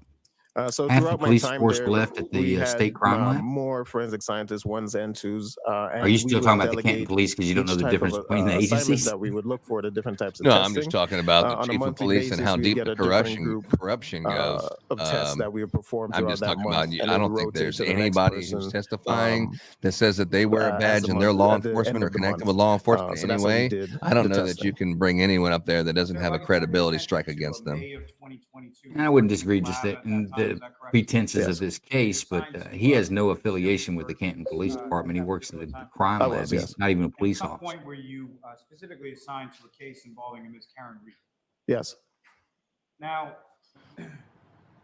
as far as Does the police department get to choose what lab they use? if you could explain to the jury sort of what goes into that They're usually process and contracted. what is it that you're reviewing? Or They have to use a how- forensic lab, how and is this here typically states conversion? use What is or it? agencies How is use their state Sure. crime lab. So with serum conversions, usually what happens is that we get hospital results. So that would be the police or the ADAs would get results from the hospitals that whoever was attended. I think what to. he's We testifying get the to is results, undisputed. I and mean, usually it's not hospital in alcohol dispute. results. She was drunk. They use serum. She in had order a to whatever blood test alcohol content. I don't think anyone's serum is disputing essentially that. the liquid So portion of blood.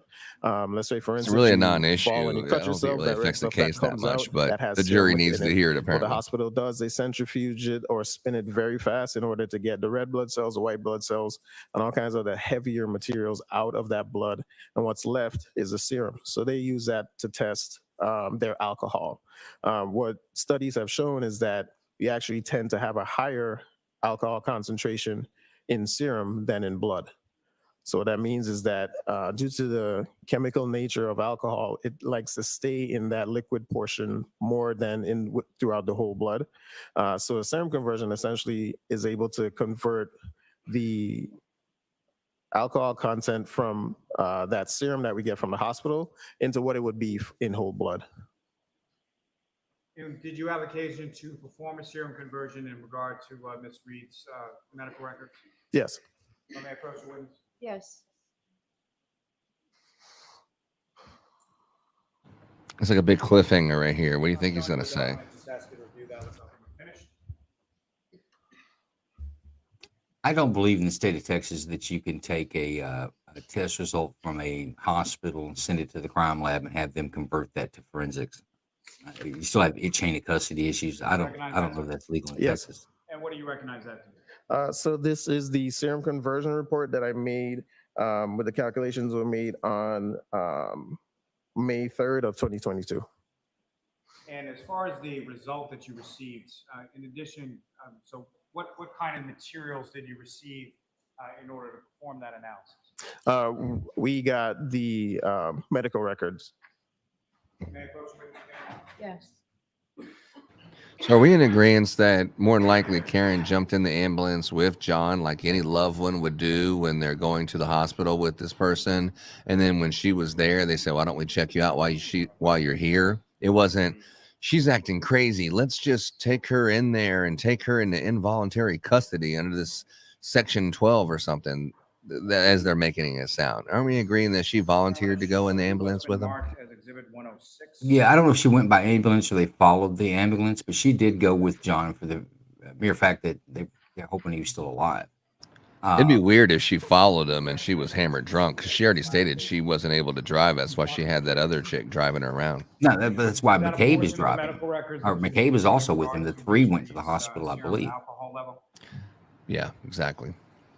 And I'm sure she was distraught after finding out that he's definitely a DRT dead right there, and probably wasn't in the best emotional state for sure. It's not uncommon for people to be seen by medical professionals when the loss of a loved one like that. I don't think McCabe went to the hospital because she testified while Karen was in the hospital. You guys were putting together your story at the table. I don't think she was at the hospital. I'm sorry. Was there also a, I may be wrong. It seemed like there was some testimony where she was saying, "Is he still alive?" And she was telling her, "Well, they're working on him, so he must Yes. be still alive." and what was that time, sir? On the way to It the was hospital. at 9 in the morning, Oh, I 9:08. see. Yeah, they were worried, like, as oh far shit, is as, he alive? Is he going to tell the story about what really happened? No, good. in I terms mean, of the she made so general many term for mistakes and forensic panic. She science, really kind of waved the red flag herself at this, what was can you going on explain with the what that cover up. term means or how, what you did in relation to What do you mean that? specifically? That was very poorly phrased. Let me try to restate that a bit. What is your understanding of forensic science? And can you explain that? Oh, forensic science is essentially a scientific study based on anything dealing with the law. So whether it comes to ballistics or DNA analysis or toxicology, like I did, anything focused or based on the law or for legal purposes, essentially that's what forensic science kind of encapsulates. And forensic toxicology, would that sort of be a subset of forensic science? Yes. And can you explain to the jury sort of what your understanding based on your training and experience? What is forensic toxicology? So toxicology in general is essentially just a study of poisons, plainly speaking. So anything that'd be harmful to the body, essentially that would be toxicology, because you also not only have forensic toxicology, but you also have like environmental. And the forensic toxicology is just, like I said, again, with the forensic science, it's just basing it on things for legal purposes. Now, through your training experience, are you familiar with sort of the difference between a serum plasma level versus a whole blood level? Yes. And can you explain to the jury sort of what your understanding is of each and what, if any, differences there are between the two? So just plainly your serum plasma level, or the serum plasma is what it's called. It could be referred to as either or one or the other. So that is just the alcohol level in your serum, whereas your whole blood is your alcohol content or regular BAC in the whole blood. This difference between the two is, like I said previously, in your serum or plasma, that alcohol content would be higher as it would have been in the whole blood. Because it's concentrated. Now, as far as the milligrams per deciliter, how that's reported in the Good Samaritan medical records referencing Ms. Reed that you reviewed in this case, is that typical as far as how hospitals would report sort of the serum plasma levels? Yeah, per my experience and all the times that I've seen serum conversions come to the lab, milligram per deciliters are the units that they use from the hospital. Yeah. Now, as far as that 93 milligrams per deciliter, what, if anything, with regard to serum conversion, what, if anything, are you then able to do to convert that to a BAC or a blood alcohol concentration? So based on some studies, they came up with a few different conversion factors, knowing that the blood alcohol content would be higher than the serum plasma content. They're able to apply different conversion factors to the numbers that we would get in serum. And we usually get, excuse me, we usually give a low, an average, and a high, being that it's kind of hard to say what one particular person's conversion factor would be between the two of them, since it's dependent upon like age, sex, the water content, what you had to eat that day. So it's harder to pinpoint. Therefore, we give a good range as what it could possibly be pertaining, just in case a person converts or their conversion would be a lot lower or higher. So we give a good range. As far as those, Yeah, that's precise evidence. I want that to hold me either It's based on some in studies. jail or let me I be don't free remember on the a actual good wide names of the range. papers that Appreciate were that. thing, but they are based on studies throughout the forensic world when it comes to looking at specifically testing blood and serum to find that conversion factor. and as far as those studies are concerned, do they come from sort of different population bases? Is that correct? Yeah, so that's how they were able to get the range of conversion factors that they use.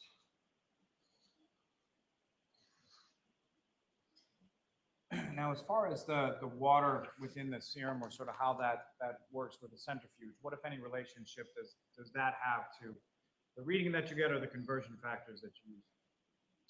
So the water content, essentially, if the serum being the liquid portion of the blood, water is also liquid. It makes up some of that serum that you get from it. Therefore, your higher water content more essentially the lower the concentration could be of that, or lower or It just aggravates me. Played a stupid game, and now they're winning stupid prizes. This is Gojo and Golic. any of this has 2 carbons. That one is the common one that is in our alcoholic beverages. And so the different Actually prevent us from having commercials. The low, the average, and the high. What are those conversions? What the delay? So the low is a 1.18, with the average being a 1.14, and then the high being a 1.12. So based on your analysis, as far as the medical records, what was reported to you, using those 3 conversion factors, what if anything? I was talking about the feed from CBS News Boston. I threw up. Oh, they don't. So the thing about the values CBS that were Boston, calculated they're like for the 15 low seconds was a ahead. 0.078 gram percent. The high was a 0.083 gram percent, with the average being a 0.081. But I wouldn't be mad if we missed 15 seconds of this. With reference to the alcohol that's reported in the records, are you familiar with, are there different types of alcohol? Yes. And can you explain sort of what those types are and what the differences are or where they come from? Sure. So there are multiple different types of alcohol, mainly based on the number of carbons that are within that molecule. You start off with methanol, which is 1 carbon. Methanol you can find in like some rubbing alcohols. You can find them in many different labs. We have big, large vials of them. Ethanol, which has 2 carbons. That one is the common one that is in our alcoholic beverages, and it goes all the way up isopropanol, octanol, etc. It all depends on the number of carbons in the chain of it. And the type that's reported within. John, what point are they trying to make here? She was drunk, and they have her red-handed. I don't know. I think they established that 2 hours ago. Known as a central nervous system depressant. Yes. And can you explain to the jury what that term means and how it relates to alcohol? Sure. So alcohol is what is classified as a central nervous system depressant, and essentially the name kind of gives it away as They're to what trying it to does. establish her blood The alcohol central nervous content system at is the morning of the responsible for hospital. I essentially think all to your be able to back movements, in that both she did this involuntary and made involuntary. believe that she So the didn't way do you it move your because she head, was the way you drunk. blink, I the way you believe is what they're breathe. trying to The establish central here. nervous But system is responsible for all it's of a that. weak attempt, in my opinion. With a depressant introduced into the body, Well, I it think it's a affects really that important central nervous factor that system, they established causing that things to slow down. she So was that's drunk essentially what depressant because means. It's going to she wouldn't have slow run down into him and certain killed processes him that a if she central nervous wasn't system drunk. would be That's why she in didn't charge know of. So or you can have something. I don't know. But delayed they're saying Well, that the state times. alleges there's 2 It scenarios. can One cause for murder, that drowsiness. she did it intentionally and she knew what she did, and ask that was the another purpose of her doing it. And the other is that she was drunk, vehicular assault, or vehicular manslaughter, I'm going to allow. or intoxication manslaughter may be the charge. But this may be for the underlying there are charge. That if you many don't believe she did it different, on purpose, then believe she was drunk and she didn't effects know that she you did can it, but see, she did it. or oh, you think they're already punting and going for side plan B effects from here? having a central nervous Well, you only have one chance. You have 2 charges, a higher and a lower. You only have one opportunity to prove both. So you lay foundation for both. Drowsiness, unable to walk properly, any kind of any one of those tests that you see on TV from the police when they try to get your horizontal gaze, and They're asking him try to make questions sure outside of you're his professional coordinated. purview. He It doesn't can know affect what all those things. signs and symptoms of alcoholism. He can tell you how much alcohol is in specific gravities in blood. It's another weak one. Yep. Yeah, it's like, look, all the witnesses So a retrograde are the extrapolation is one essentially said another that she calculation. wasn't driving But erratically. it She dropped allows him off at you this to be police able to officer, Brian calculate what the Albert's house. She possible comes back blood and he's alcohol dead. content would have been She's at a panicking. time What the prior hell does to this when have the to blood do with was drawn. anything? Say, for instance, blood was drawn at 2. You could essentially figure out what the blood alcohol content would have been at 10 in the morning prior to it. And that's done with the calculation as well, is that correct? Yes. Now, what are some of the types of information that you would need to know or that you would want to know in order to perform a retrograde extrapolation? We need to know, one, for sure what the alcohol content would have been. We also need to know the time that the blood was drawn, as well as the time of the last alcohol consumption. Now, in regard to timing, as far as what, if any, limitations are there in regard to performing retrograde extrapolation as it pertains to timing is concerned? So when we do these calculations, anything that's shorter than 2 hours, we usually don't do that conversion. And why is that? Because we're built in within our calculations, we allow for 2 hours. That has to do with the way that alcohol leaves the body. If the alcohol is still being absorbed by the body, we want to give it enough time to get to a point where it's coming out of the body as opposed to increasing in the body. So that 2 hours puts the person at a point in which that alcohol be coming out as opposed to it being absorbed. So there are essentially 3 different sort of phases as far as intake of the alcohol into the body through dissipation. Is that correct? Yeah, we have usually there's a well-known kind of metabolism route to which they alcohol metabolizes out of the body. Yes. And so can you describe to the jury sort of that metabolism process as far as how it starts to its end? Sure. So with having, let's say, 1 drink, what the body begins to do at that point is absorb. Today's one of the those days alcohol. that you definitely tell the jury, Usually you get thank like you for a your steady service. line Thank that you for increases coming with in time. here and doing your So if duty you as a think of juror. regular Because this ain't chart interesting where at you all, have, man. Well, once the again, that's level of why alcohol your in the Johnny body Cochran wannabe is not versus in time, court. which would be on There's the just no y-axis reason or for him to be there the today with his x-axis witness at the list. bottom. As time goes along, after your first drink, the What do body you mean, starts to my absorb Johnny the Cochran alcohol. wannabe? What's If that that mean? was your only drink and that was it, the body then at a certain point it stops absorbing it because there's no more to absorb, and it plateaus. So essentially, the line goes Because you straight. haven't stopped talking about him since you After learned his that name. point, the body starts to eliminate it at this point. I think and he's doing a then, great job. Alan Jackson's been doing a your great job, I level or your, think, concentration considering of all alcohol within the what body he's up against. decreases with No, time. as I it's don't getting rid of dispute it. that. I'm just saying that's why he's not here. You don't need him here today to run down technical specs on machines and Yes. certifications for forensic labs. I think the female attorney that's going to be there is going to do a good job at it.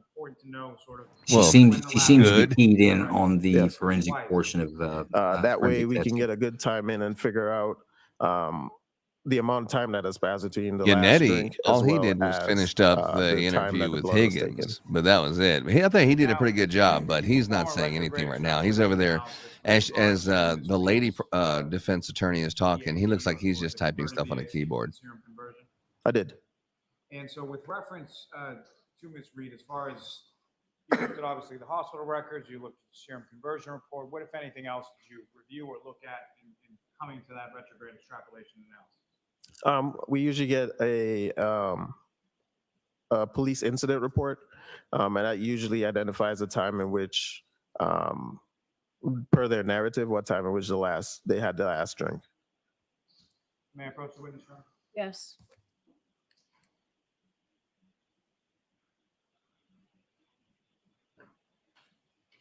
So again, presenting you with the document, if you could just look at that and look up and finish.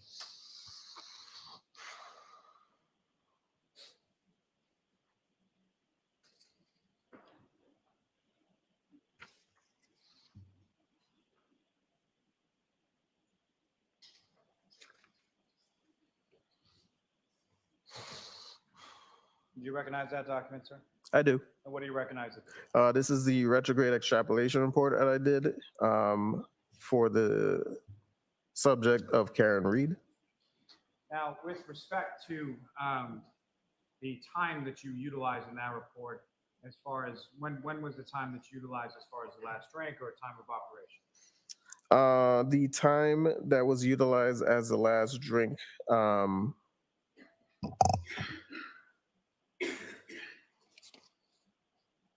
it was at 12:45. That'd be 12:45 a.m. Is that correct? Correct. And so you're using that to sort of extrapolate from 9:08 a.m. when the 93 milligram per deciliter is reported from Good Samaritan to 12:45 a.m. Correct? Correct.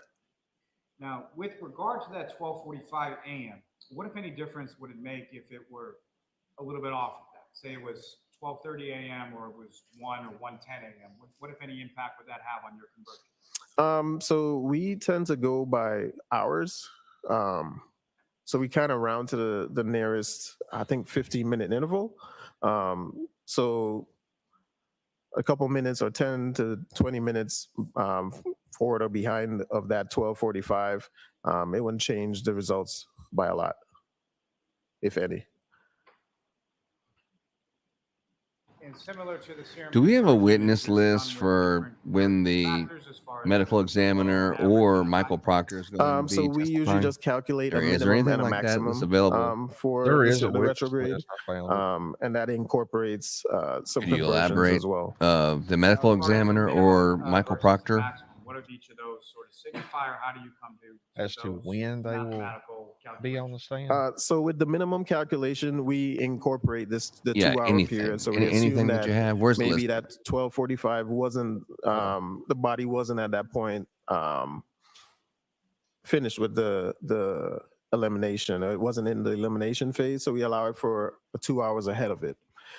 We also have a conversion factor. Once again, this is a study that was done to see the elimination rate of different people within a population, what rate they would get alcohol out of their system per hour. So we implied the lower limit, which was a 0.1 gram % per hour, with that 2-hour allotted Opposed to time the interval, from and then we use the lower serum conversion number, the one that was converted on the lower end. We use all of that in the calculation in order to come up with the minimum.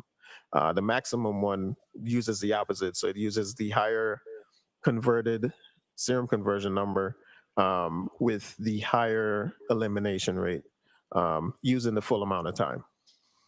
And these calculations or these conversion factors are all based on sort of medical. So Lanu, so Trooper Michael Proctor, Massachusetts State Police. All of it was part of the training. I and they know came up with the those numbers, prosecution probably prior does to even not when I want to was, call him, but he hired has there. to, or what do you think But about it is that? based on multiple different Ask me your studies question in again. that, looking at that Does the elimination rate. prosecution have to call Trooper Michael Proctor to the stand? He has to, right?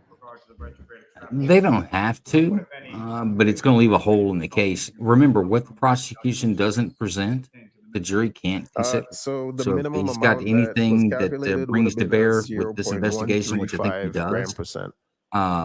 they're going to have to bring him forward. Otherwise, the jury couldn't consider it. Correct. But take this So into like account. Even the if, broken even tail if, light. hang on, even Proctor in particular in this case, even if the prosecution doesn't put him on, The the result defense will was 100%, I believe. 0.292 gram He's %. on the defense list.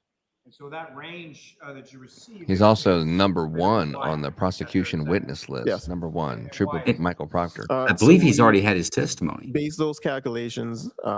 They're based on that conversion. Yeah, you that go back and we watch did, it, trying to find a from the chronological hospital results hit from on all the serum, days of giving us testimony. It's two, kind of hard to find at the very giving beginning. us a Day good 5 on range seems to be of, pretty good, but values in the first place. I believe that But then we he's already incorporate testified. the retrograde let's extrapolation one, which his uses a wife. time factor, and that 2-hour difference using two different elimination rates that causes When you got to a go through this wider, much span of explaining to trying to values. figure out And whether it's somebody was just so drunk or that not, it can you've lost encompass us the state. essentially anybody within the general population, who that is they would Elizabeth be Proctor somewhere in and Courtney between Proctor? that lower limit and that upper limit. You're real low, Joe, but I think that is Proctor's wife. She had some sort of little meeting in a car with McCabe and another lady shortly after this incident. Correct. And then there's a Courtney Proctor.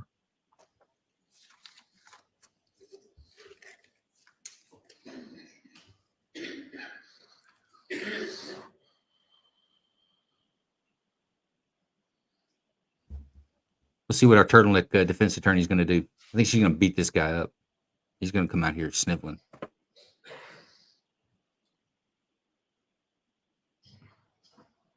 Can I have one moment, Charles? Yes.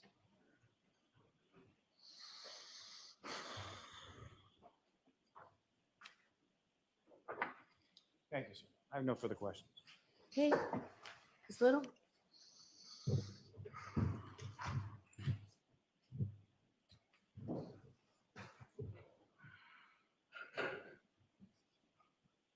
Good afternoon. Good afternoon. You used a method called retrograde extrapolation to reach your sort of opinions and conclusions in this case, correct? Yeah, it was a calculation. And that means that you rely on an assumption that a trend will continue beyond sort of observable data. So the metabolism is actually pretty well studied. So we know that that elimination rate, unless you introduce more alcohol into the system, it declines at that rate, and it's pretty linear. Exactly. So in other words, certain assumptions are incredibly important for you to reach your analysis. Sure. And that includes sort of the timing of the very last drink that the individual had. Is that right? Yes. If your drinking pattern is sort of different than what you assume for purposes of your calculation, then you'd agree that your entire extrapolation would be incorrect. Is that right? Yes, it could be. And again, those assumptions sort of included the time of the incident, right? Yes. And importantly, the time of the last drink. So those two will be what we use. It's the time of the blood draw as well as the time of the incident or last drink. And your report acknowledges that the testing that was used to obtain ethanol results in this case was not performed by the Massachusetts State Police Crime Lab. Correct. And for that reason, the report and those results do not fall under your forensic lab accreditation standards. Correct. The Massachusetts State Police, Damn. as you testified, is an accredited forensic lab. Yes. And so you're required to meet certain minimum standards in order to uphold that. Yes. And you'd agree that those accreditation standards are different from accreditation standards that, say, a hospital lab might have. They can be. And do you ever work on testing within the Massachusetts State Police Lab for serum tests or whole blood tests? So we did test the blood and serum for alcohol content at the Massachusetts State Police Crime Lab. Yes. And their typical protocols are to use whole blood tests. We use whole blood or serum. In terms of the machinery that's used with the Massachusetts State Police Crime Lab, you'd agree that the gold standard is gas chromatography and mass spectrometry machines. Usually with a headspace detector. I'll let it, go ahead, you can Sorry. answer that. Usually with a headspace detector, yes. And That that is would correct. detect whole blood rather than serum. No, it just detects any volatile substance. But you'd agree that a serum test usually, as you testified, has a much higher level than whole blood. Yeah, due to the nature of the substance itself. And so you kind of have to go through this extra step of trying to extrapolate, okay, how do I convert this to get to whole blood? So what we incorporated anytime we had a serum sample submitted to the lab for alcohol testing, we actually did the same serum conversion in order to figure out what the blood alcohol concentration would have been. You guys notice how he talks to the jury on every one of his answers? He looks to the that's a attorney, calculation. but then he answers to the jury. That's good, good witness training. Yeah. You're like, you believe me, don't you? Yeah, so we get the serum level and then we convert it via calculation. He's been trained. And typically in the Massachusetts State Police Crime Lab, you would do what's called confirmatory testing. Yeah, so we have a screening method as well as a confirmatory test, correct? And confirmatory testing means that you take two separate samples and you test both of those. Essentially, well, our protocol involved testing in duplicate, but that's not always the case for the other drugs that we tested. We essentially have a screening test, which is one type of test, and then the confirmatory test would be a separate test, or sometimes even the same test, just rerun the sample again. And the reason you typically would do two tests is to ensure that there's no error in the testing. Correct. And that acts as a fail-safe against false positives. You agree Yes. with that? And it also ensures that you're testing the correct sample. Correct.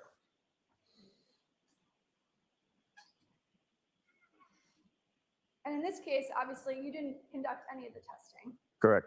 You're just assuming the accuracy of a single test that was performed by a hospital. Action. I'll allow it. Yeah. And so if the clinical results are invalid, then your extrapolation is going to be invalid. Yes.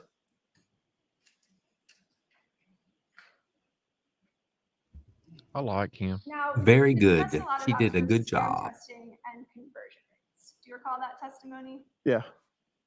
And you'd agree that the precise conversion rate between serum ethanol levels and whole blood ethanol levels is almost impossible to accurately predict. For each individual person, it would be difficult. Yes. And that's because the amount of water in our blood is scientifically impossible to predict with accuracy. I know this is dull, but this can't go on much longer. They're about run out I'm of not things they could aware talk of any about. kind of test that would do that. So, yeah. Because individuals are different, right? Yes. And so the conversions that you use are based on averages from scientific studies. Yes. But you'd agree that in certain instances, people can fall outside of that average range. Yeah. In fact, a comparison of, hospital serum alcohol levels, they range quite wildly. You'd agree with that. Yeah. I wanted to point out, you notice how this gentleman's testifying, his demeanor with the prosecution is the same as his demeanor with the defense. 1.59%. And we didn't see that with the ER I wasn't doctor. aware of Very those numbers, surprised, but by the way. yeah, Usually it could range. That's why we you give don't a see a wide change in range, demeanor and you could in lie on the third-party outskirts of uninterested either side. people. But So this that this would guy mean is actually very good on the the witness stand. I'm actual impressed by him. blood alcohol content, True. once it's goes Hey, through look in the private conversion chat and rate, look what I would be just sent you much, that much link. lower Look, tell me if you than think sort that's of the Michael Proctor. average conversion rate that you relied on. Yeah, it could be both higher and lower. And that includes that range that you gave, right? Yeah, it could fall outside the range.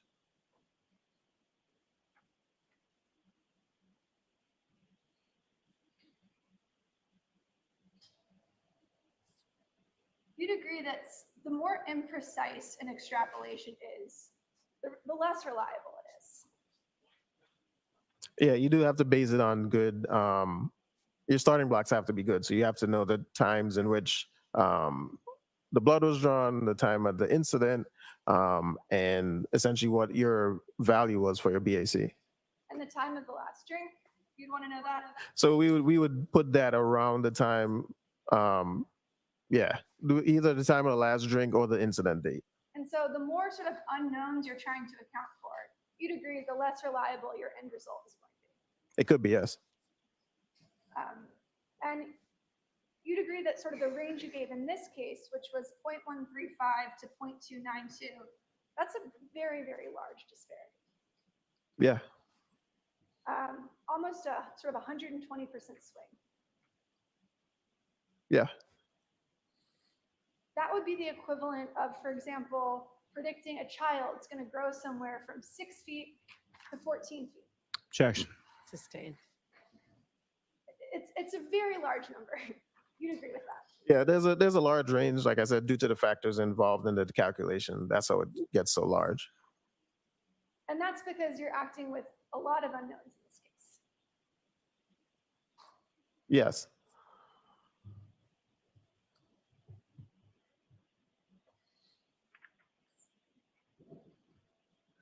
Now, you testified that your retrograde extrapolation assumes that Ms. Reed reached the elimination phase of processing alcohol at or before sort of 12:45 a.m.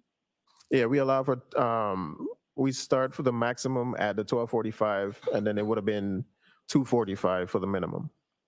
And so for purposes of your calculation, if Ms. Reed drank alcohol after 12:45 a.m. and before her blood was drawn at 9:08 a.m., your entire calculation would be invalid. Yeah.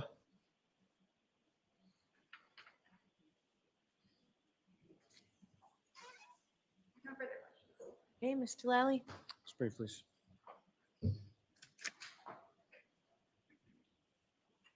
So in this instance, Mr. Roberts, you're dealing with a time of incident that was known, correct? Yes, it was given to me that it was at 12:45.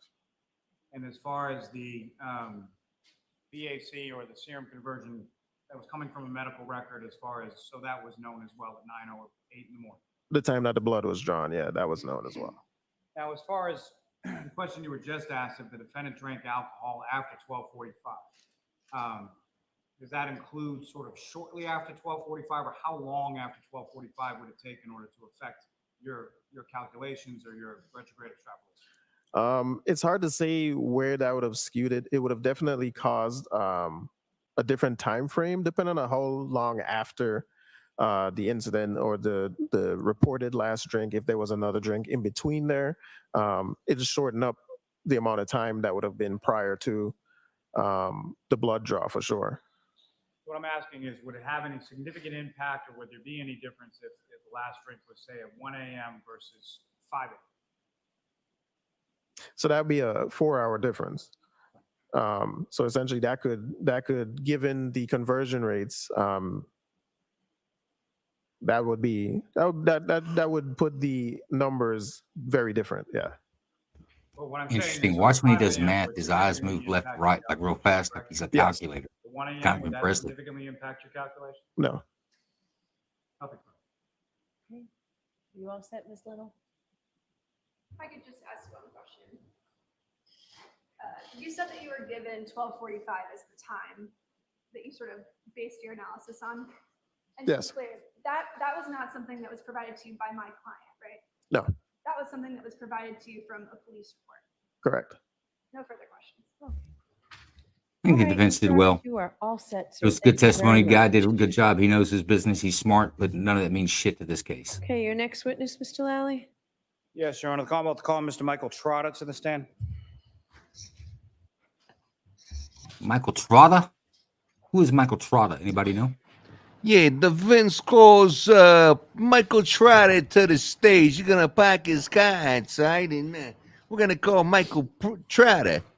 He'll be here in a minute, Your Honor. He's getting out of his car. Yeah, he's framing some other schmuck for something else. He'll be right here. And we know he only had one beer at lunch. Well, he's gonna be fine, Mr. Trotter. Yeah. What did Higgins say? I went over to the party, but as soon as I noticed that they didn't have any whiskey, I knew I wasn't going to be staying very long. Yeah, so I'm not drinking no beer. Yeah, they only had beer, and I don't really Drink like no beer, beer. so I knew it would be an early night. I can't break no controllers without no whiskey. Yeah, no shit, dude. I can't take a kid's video game and smash it without liquor. All right, Mr. Lally, whenever you're ready. Good afternoon, sir. Could you please state your name and spell your last name for the jury? Michael Trotta, Trotta. And where do you live, sir? Sharon, Mass. How long have you lived in Sharon? How long in Sharon? Since I think he's 82. the snowplow Where do you driver. work, sir?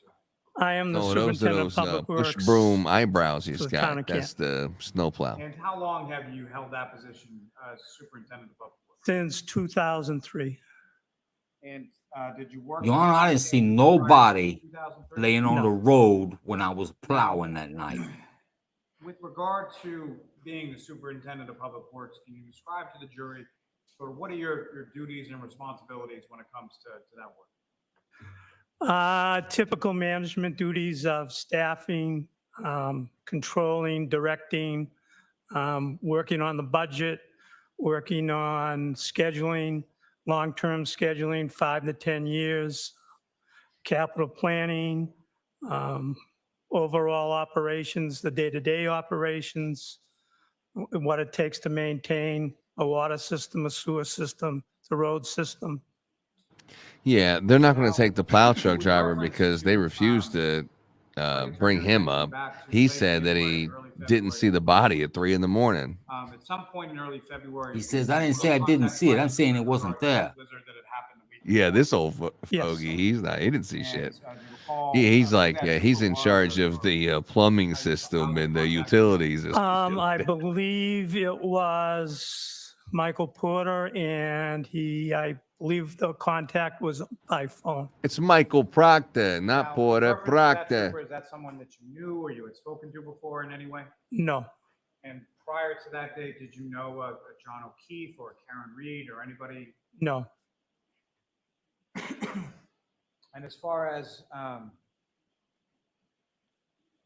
As far as anybody within an Albert family within the town of Canton, were you familiar with them? Did you know them at the time? No. Now, when you were contacted in that early February of 2022, with regard to the blizzard the week before, what if anything was the trooper asking you? What kind of information were they looking He wanted to know what the procedure was when we prepare and staff a snowstorm. And if you could explain to the jury sort of what is the procedure, or what at that time, what was the procedure, and what was sort of the makeup of what Canton DPW would do with regard to a snowstorm? Well, we have the town is divided up into, I believe, 29 plow routes, several main routes, and side routes. The routes are generally somewhere between 3 miles and 3.5 miles long. And we have 30, I think back then we had 39 pieces of our own and probably 30 something private plow trucks. We Oh, this tried guy very is the hard snow to plow have driver, huh? 2 trucks on a route, but we generally don't get enough. So if we try to have a town truck on a route with a private plow on a route. The private plow is procured through a bid process. They have to have a contract. They have to have insurance, liability insurance, and they have to show that they've paid their taxes to the state and that they have workers' comp. And they have a contract with the town. Then the operations manager is in charge of the on-site, boots on the ground, if you want to call it that. He'll assign the specific truck and the private contractor to a route. Generally, the day before, maybe 12, 18 hours before, the two of us talk. We try to schedule the overtime so that you're not going home at 3 o'clock and then you're getting woken up at 1 or 2 o'clock in the morning to come back. We like to schedule it so when the guys go home, they know when they're going to come back. To the best of our ability, that's what we'll do. We'll tell the contractors when they are expected.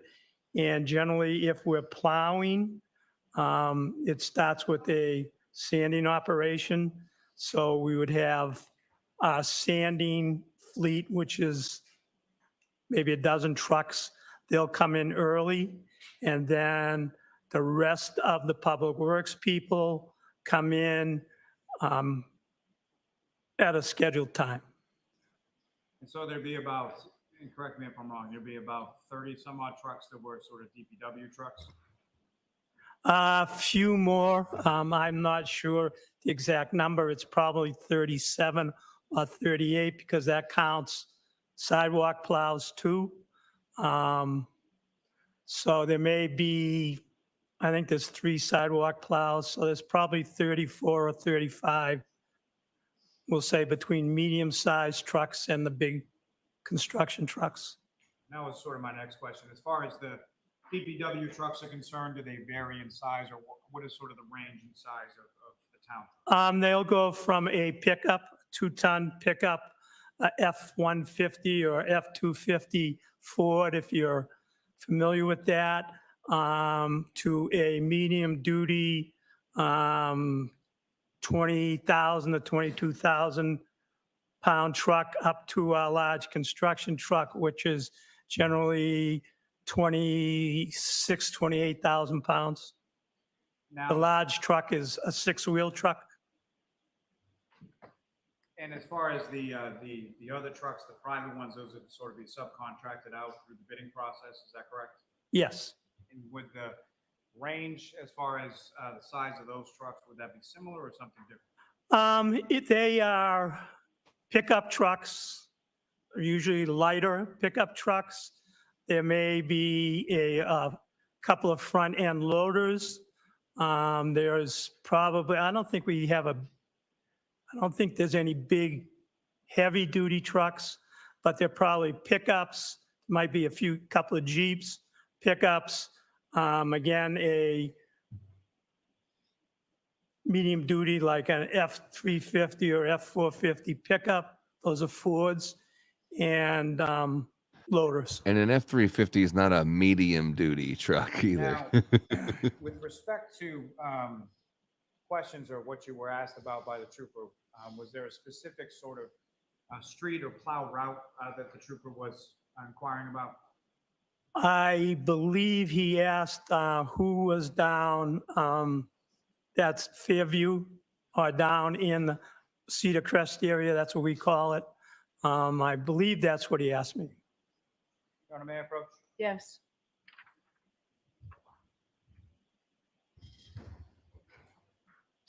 You think Grandpa is still working, or he's since retired?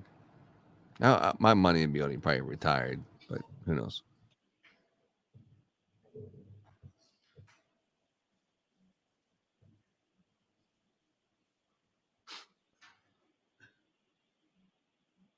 That's a great point, Range Minded Podcast.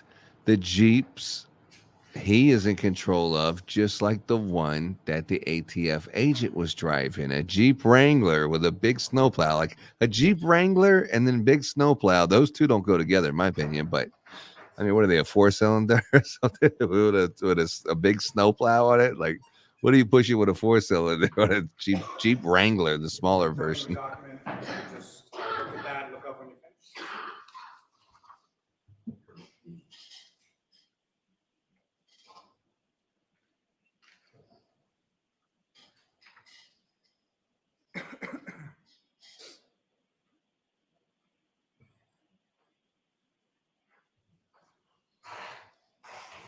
Do you recognize that, sir? Yes, sir. And what do you recognize it to be? This would be a plow plan for that day. It's a plow plan for the season, but it is particularly a plow plan for that storm of January 28th through January 29 of 2022. Thank you. May I approach again, Your Honor? Yes. I'm about to seek to introduce in a minute the next exhibit. Okay. I have no objection. Thank you.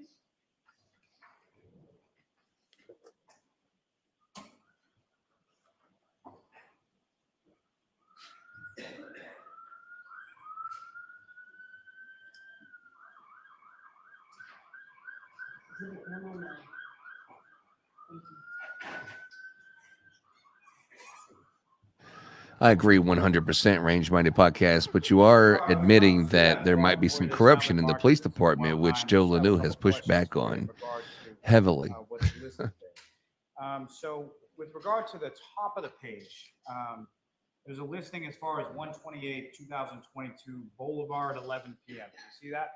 Yes, sir. And what does that mean, sir?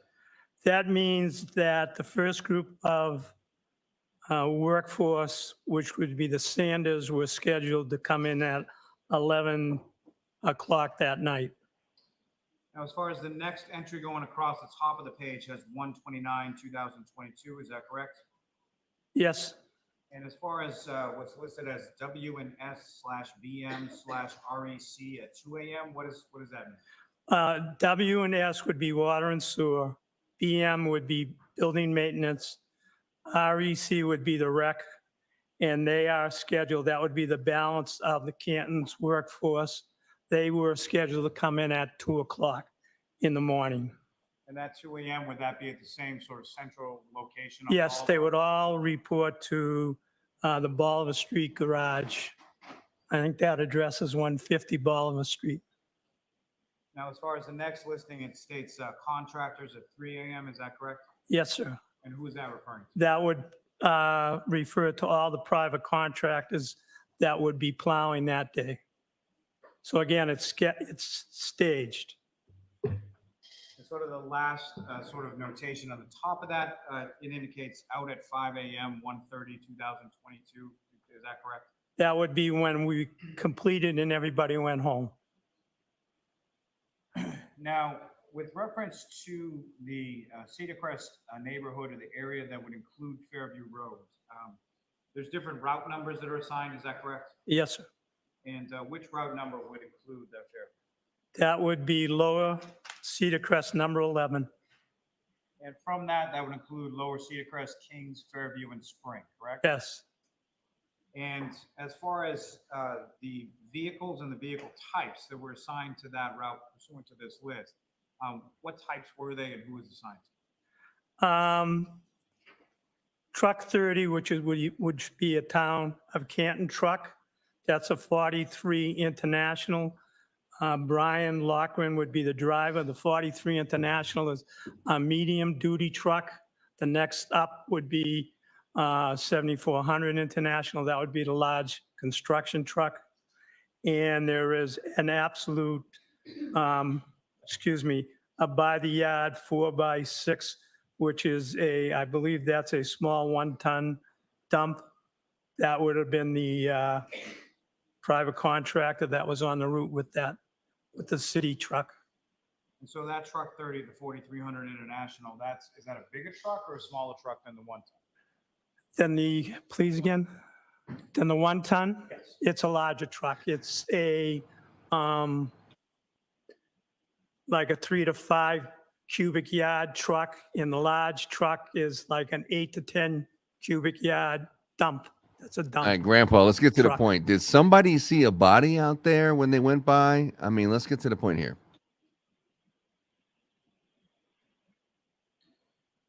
And as far as Come on, John, help me out here. That International, would that be, how much would it be, taller or shorter than say a 1-ton dump?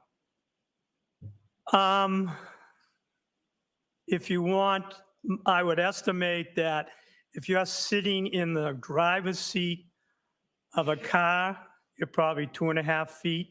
When you're sitting in the driver's seat of a 1-ton, you're somewhere around 3 feet.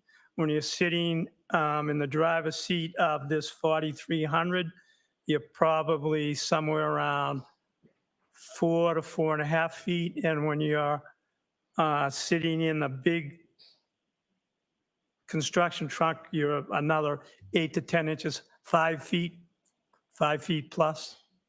Now, when you're driving or when the plow drivers are plowing the roads, what, if any, sort of instructions are they given as far as how to first start plowing the roads when they first come upon sort of dropping the plows and going? If we're in a plowable situation, which is kind of hard to define, it's generally when we feel that traffic is impeded or may not be able to safely get up and down the street. So that's probably anywhere around 2 inches. They're instructed, and we're expecting a heavy snow. They're instructed to plow the middle of the road, keep the middle of the road open. And as they make their way through the route, they're supposed to push back a little bit. If they try to clean a whole lane and then come back and do the lane again, generally they end up being in trouble and they can't keep up if it's a heavy snow. So they're instructed to plow the middle of the road to keep the roads open as much as they can before they do their finished cleanup. Can I have one moment, Sean? Yes.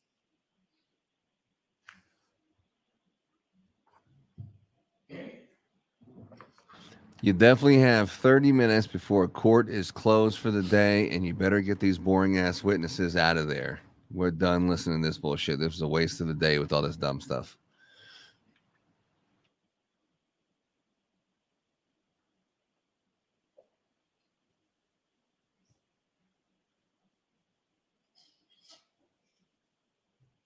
Thank you, sir. No further questions. All right, Mr. Yannetti. Come on, Yannetti. Jesus, you've been sitting on the sidelines too. Let's see something. Earn your freaking paycheck here. Ask this old man some tough questions. Sir, Michael Proctor called you on February 3rd of 2022. Does that sound right? It may be, I'm not sure of the date. It was within days of the big snowstorm, correct? Yes. You knew that he was investigating the death of John O'Keefe, which had occurred on January 29th, correct? I did not know that. Had you heard that there was a police officer who was found dead on the lawn of another police officer in Canton? Well, I knew, yes, I knew, It's fairly big news at the time, yes. correct? And were you aware that that was why Michael Proctor was calling you, related to that investigation? After he called and identified himself, he said that is why he was calling. Of course. Now, you spoke with him over the phone only, correct? Yes, He never came down to the DPW to meet you in person, correct? not me, no. And he never asked to interview any of your employees, correct? No,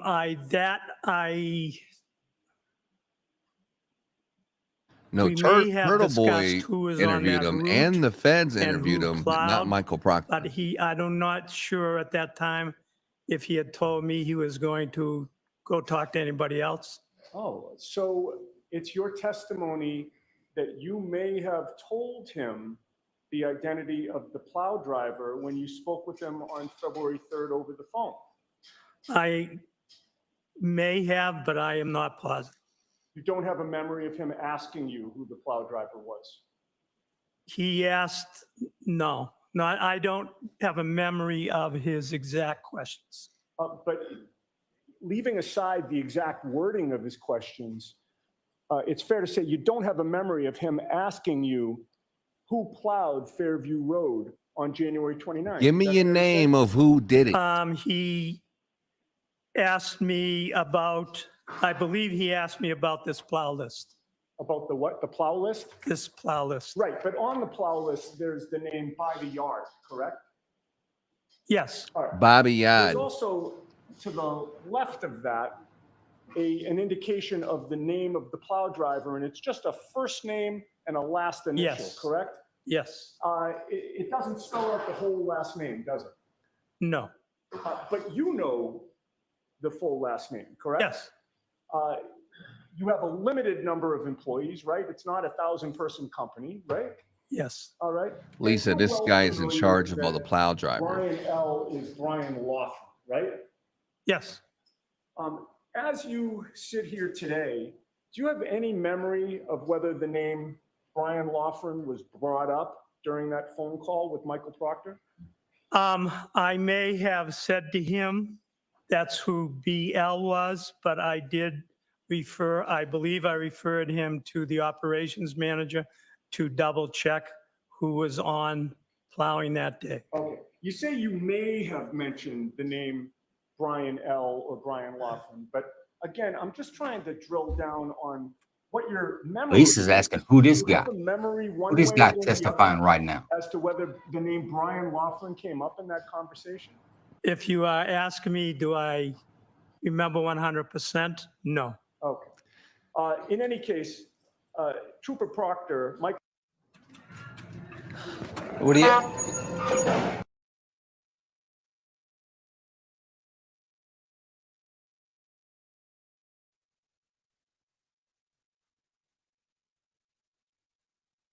Speaking to any investigator from the defense at any point within a couple of weeks after you spoke to Trooper Proctor? No. Do you deny telling Paul Makowski to call Bill Walsh? Objection. Sustained. Who is Bill Walsh? Billy Walsh is the operations manager for The Highway Department supervisor? Yes. We call Did the him name Billy. Bill Walsh ever come up in your conversation with Michael Proctor back on February 3rd? Objection. Did that name come up when you first spoke with Trooper Proctor? Again, I believe I mentioned it, but I am not positive. Michael Proctor disagrees with what I'm saying right here. I ain't trying to put no words in Mr. Is Proctor's it fair mouth. to say that the Canton DPW has their own plowing and sanding trucks? Yes. Does one of them in particular have a nickname? If they do, I don't know what they are. Have you heard one of your trucks being called Frankenstein? Objection. Sustained. You don't drive the trucks, Ain't correct? nobody call No, my I do trucks no Frankenstein. But Brian Laughlin does? Yes, he does. And Brian Laughlin was driving the truck that plowed Fairview on January 29th of 2022? Objection. Let me have a moment. Yes. Objection. It They makes don't- me they don't look stand guilty there, as they shit. stand Objection. still. Objection. I may just have a moment, please.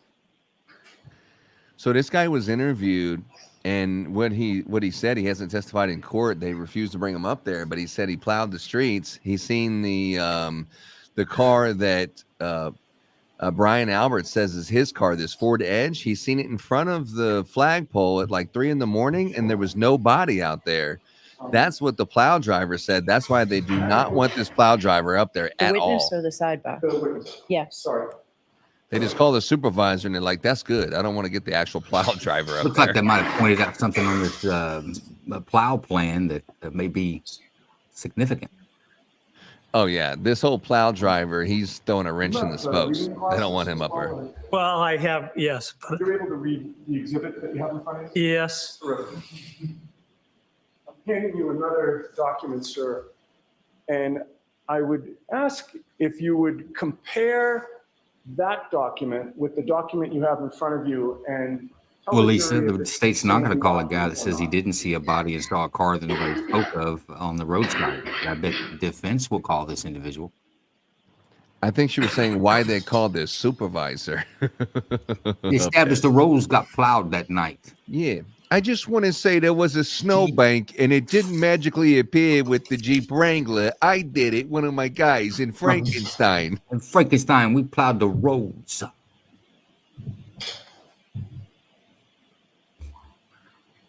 Otherwise, how the cars going to drive with the snow It on the appears road? to be, Does it appear to be identical? yes. I will take the one back that does not have the exhibit sticker on it. Thank you, sir. And I have no further questions. Thank you. Any follow-up, Mr. Lally? No, Your Honor, but may I just retrieve the exhibit? Yes. All right, What Mr. the hell Charter, is that you are about? all set, sir. Thank you very much. All right.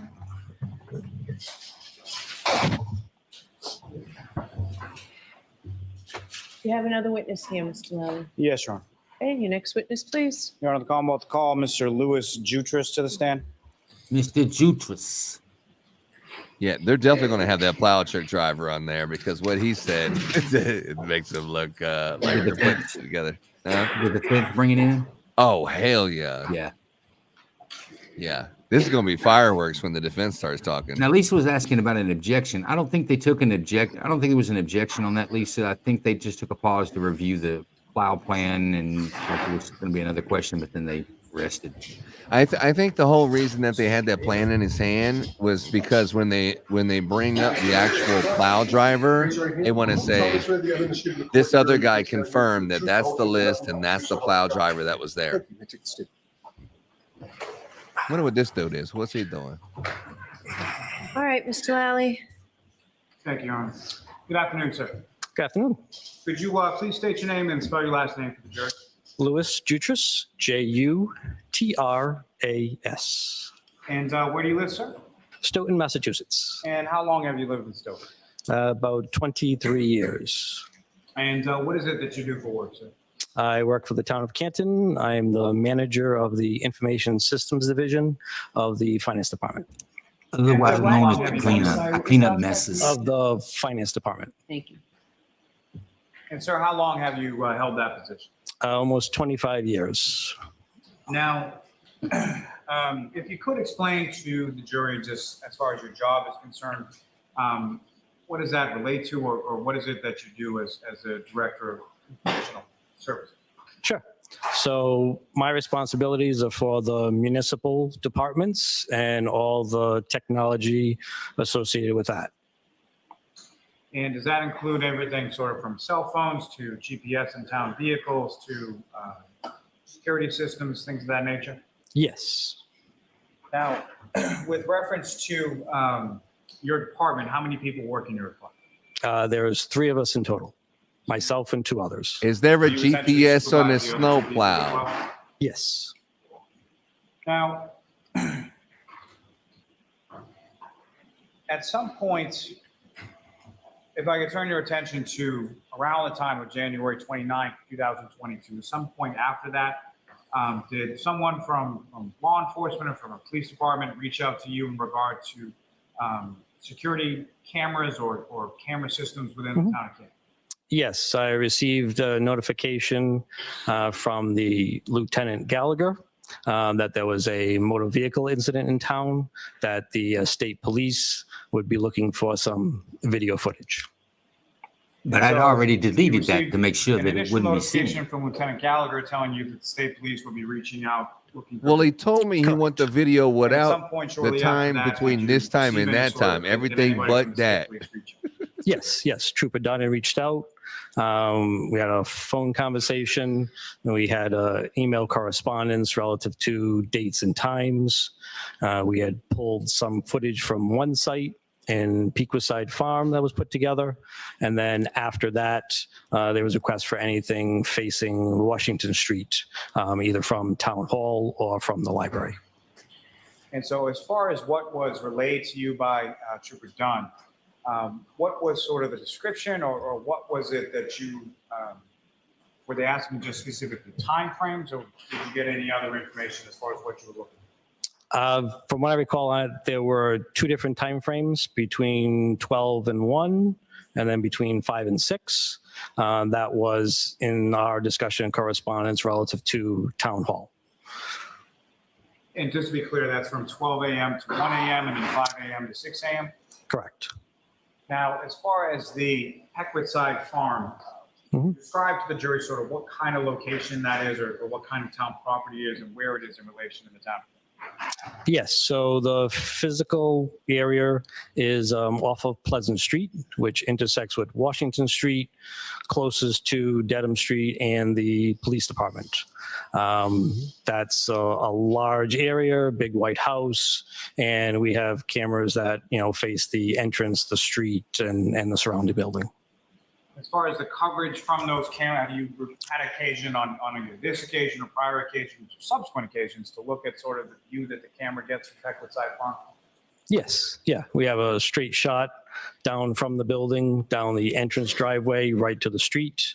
The other cameras that are around there's a couple of doorbell type cameras that physically focus on specific sections, and then other ones cover the general grounds around the building and the backside. All right. So can I interrupt for a minute, sir? Could you please spell the name of the firm? Yep, Pequiside, Pequitside. Thank you. Well, I'm glad they did that. I would have never got that. Sir, is it, Mr. Jutras, is it fair to say that the Pequiside Farm cameras cover more of the property and less of the street out in front? Is that correct? Yes. I'm a little concerned about that smile he has on it. That was the initial request, was in regard to Pequiside, is that correct? Correct. And so the subsequent request, what was that in regard to? That was for anything town hall or library that physically faced Washington Street.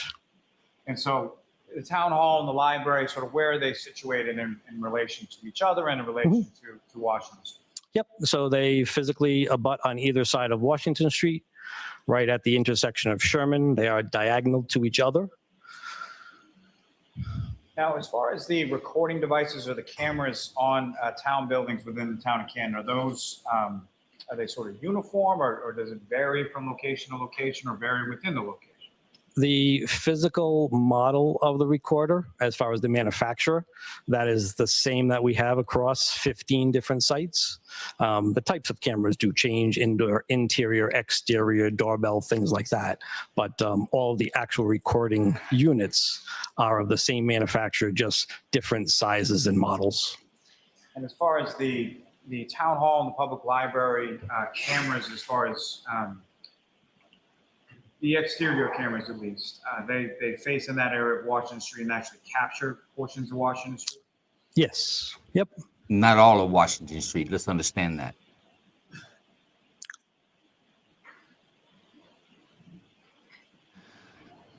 Now, as far as the cameras are concerned, particularly the exterior cameras that we're talking about, as far as the library and the town hall, how are they sort of set up to record? Is it one continuous recording? Are they motion activated? How are they? Yes, the cameras, based on size and so on, they are all set up for motion in pretty much all of our locations. Why far did as you the, delete the footage your of Karen's review car of coming by? Right. those cameras, is there any sort of indication on the footage as far Yeah, as Anna, date we and had us a timestamp or anything malfunction. like A that? malfunction of the camera. It's Yes, common. we usually have it happens, you in know. one of the corners or someplace along when we have the video saved off and exported. Her And when you tail were light able was to broken. pull the It video it that the triggered troopers a were requesting, malfunction. The date and timestamp affixed to those videos, was that accurate as to what the date and timestamp actually was at the time that it's recording? Yes, I would believe so.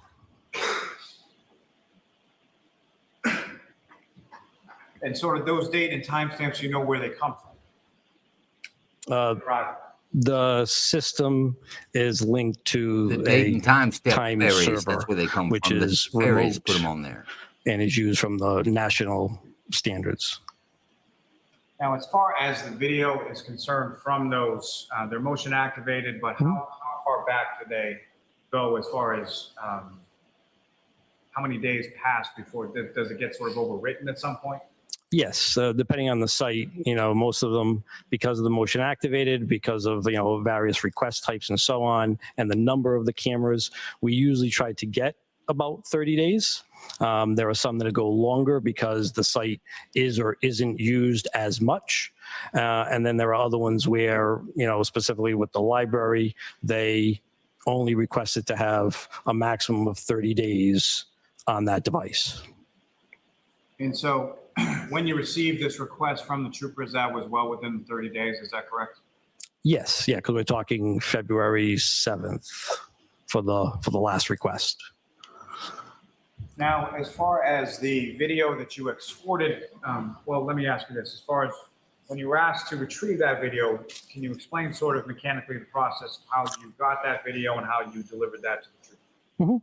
Yeah, so specifically for the town and the library one, that again, timeframe provided, using the manufacturer's software product, doing the search, picking the cameras that are facing the Washington Street side, and then having the time frame and exporting that out.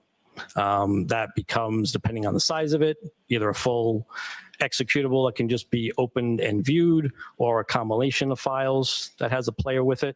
And then based on the fact that we had already put videos together and that material was picked up, I had sent a file share link for that information. You had sent that file share link to Trooper Dunn, is that correct? Correct. Now, as far as the video that you reviewed, were you sort of parsing, or were you looking for specific areas, or did you just sort of take the whole time period requested and send that off to the troopers? As far as I recall, it was the whole time frame, just because we only have 2 cameras or so that physically cover the area in question. And he had 2 separate hours in question as well. So they were able to be exported and sent. Now, as far as this particular video, this is video only, correct? There's no audio that's attached to these cameras? Correct, no audio. Now, as far as access to these cameras and the footage within the cameras, who, if anyone besides yourself, would have access to remove any sort of footage from the cameras? No one.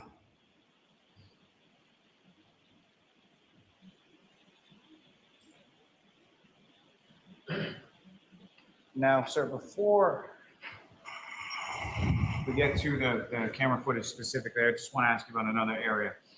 In relation to also within sort of the ambit of your duties and responsibilities would include GPS on town trucks, correct? Yes, Public Works has a setup via their radios for GPS information. And so with regard to that, specifically the DBW trucks, what, if any, information did you receive from anyone at the DBW in relation to those GPS devices within the trucks shortly after the snowstorm from the 28th and the 29th of January? Yep. So on February 1st, I received notification from the operations manager that the GPS information was not working. And so you received information after the snowstorm that it wasn't working during the snowstorm, is that correct? Correct. And as far as that, as far as GPS sort of going down in the DPW trucks, is that abnormal, or how often would that occur? Yes, it happens several times throughout the year for various reasons. They have a radio repeater. It's connected through a network. It runs software on a server that we have in-house. Server's rebooted, network goes down, things that, change for various reasons, and we need to reestablish connection to whatever recorder it is for that repeater, and then the information is then picked up. Now, taking you back to the Canton Public Library video that you provided to the trooper, were you told anything about sort of any type of vehicle or anything to be looking for within that particular video time frame that they were asking about? Not that I recall. Did you recall ever actually watching the video yourself as far as confirming sort of what it was? Yes, I watched it from the time frame to see that we had information, watched it just to move forward to the end to make sure there was information, and when the recording, was physically available. But what was in it, no. May I approach? Yes.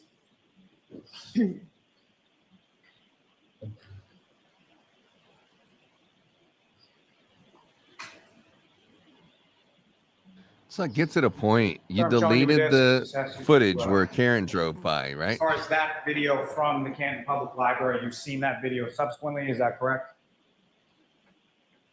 This disc with the wording on it? Yes.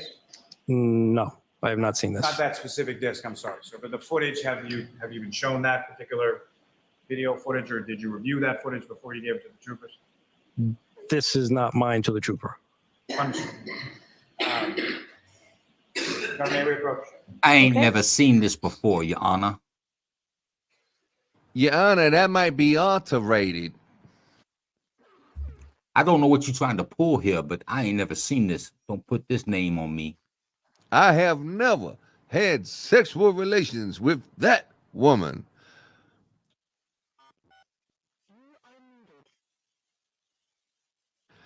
I don't know, man. From what I hear, they try to get the library because, what do you say, Kingdom hates for play, straight to the action. I know. I hate foreplay. That's what you're talking about? Okay, I'm with you. Get to the point. No shit, get to the point, because what I think happened here is what it was Turtle Boy was saying, is the only subpoenaed cameras that would prove that she did a 3-point turn. Anything that would suggest she made a 3-point turn is the only cameras that they try to prove. And the library shows her going by without a broken taillight, but they have this, out of all these fucking 30 days worth of camera, the 2 minutes of camera time where Karen Reed drives by the library, for some reason, that part's missing. And so they're trying to, I think they're bringing him up here, just trying to say like, well, sometimes there's a malfunction with the camera. But you did the best of your ability. I think it's something like that going on. Yeah, I think it's gonna be, well, Your Honor, this you have that with the electronics sometimes. What are you gonna do? Yeah, I know, exactly.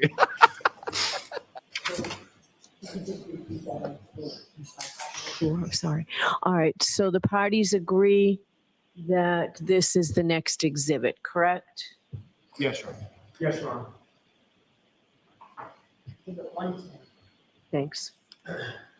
A little tug and tickle. I do like that. A little foreplay. Thanks, Vet. It must be some Idaho vernacular. Tug and tickle. Hold on.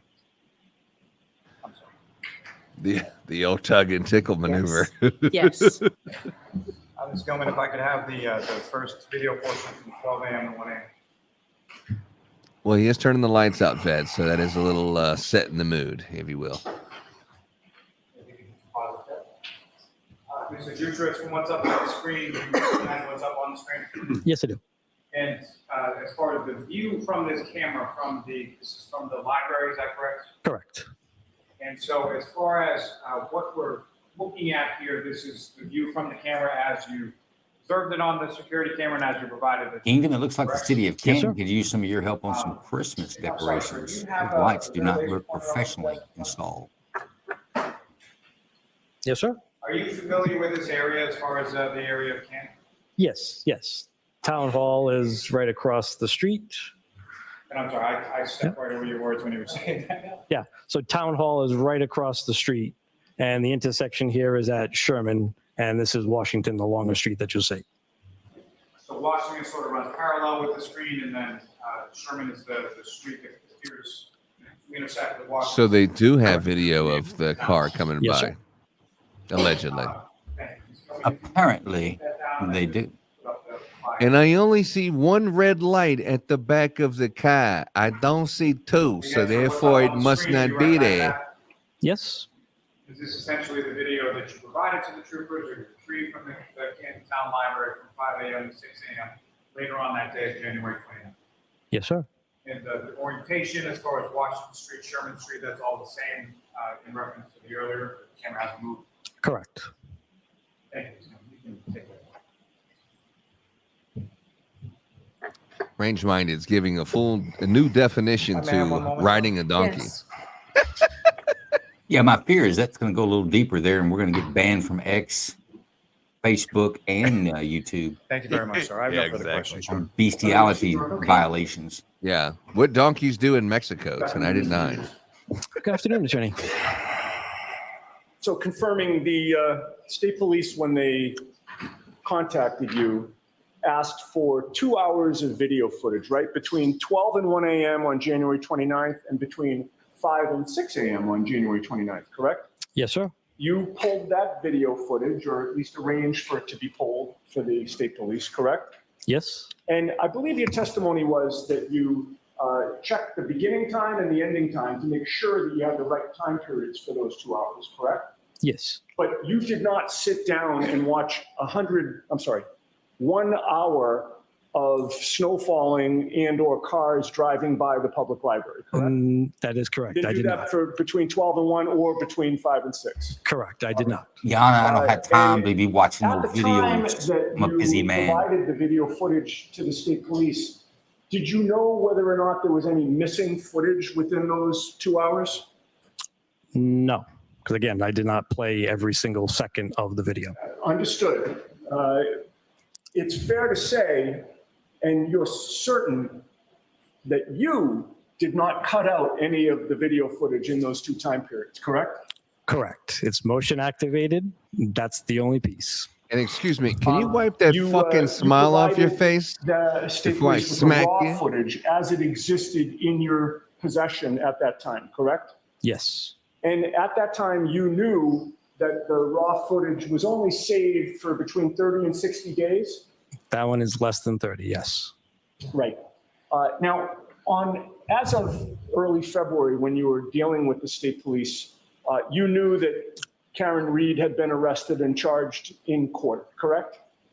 I do not recall if I had that information. You knew that there had been a police officer found dead on the lawn of another police officer in Canton? At that time in Allegedly. February, I believe so. And that likely would have been discussed when the state police called you? I do not recall the conversation other than asking for video footage for Washington Street. And I'm sorry, sir, if you could just keep if I can't hear you, I guarantee you that these last jurors can't hear you. Could you repeat that last question? Yep. Again, when in the conversation with it, we had the dates and the timeframes, and anything else relative to it, I do not recall specifically a conversation. Okay. So you don't have a memory of why you were being asked for this? Correct. I know it was for a motor vehicle accident. Who and what, I do not recall if that was ever mentioned specifically. Okay. And you would agree with me that as the IT director, you have the ability, if you wanted to download the footage onto some hard drive to preserve it, if you wanted to do that? Yes. Did any state trooper ever ask you to download and preserve that footage so that it would exist longer than that 30 to 60 day period? No. He asked me to delete it. And so it's fair to say you did not do that, correct? Correct. You complied with what they asked you to do. Yes. Now, skipping ahead to April 6th of 2023, you were contacted by Michael Proctor, a state trooper investigating this matter, correct?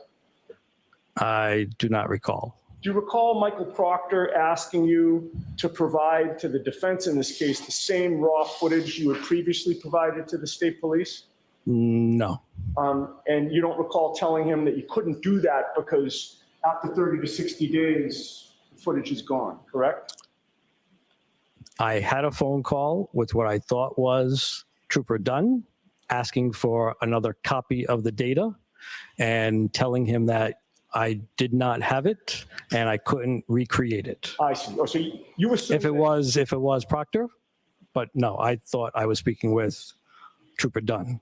Trooper Dunn was the name that you remembered from February. Correct. That was the first interaction I had. And when they mentioned state police, you assumed it was the same state police trooper, correct? Yes.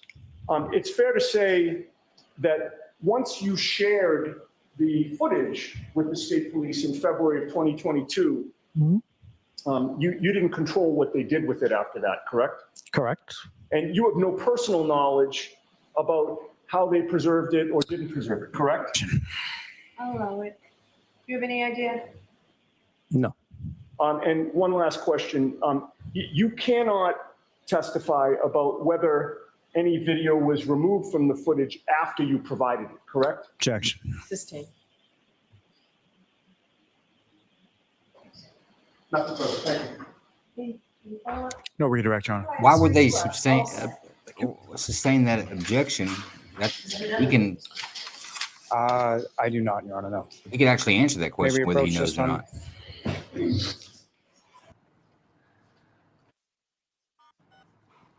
Yeah, it's like there was footage deleted from the file that you gave the police. Can you let us know that you gave them everything and there was nothing deleted when you gave it to them?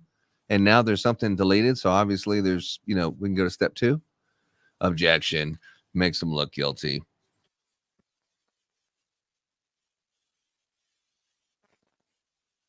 John, you still with us, buddy?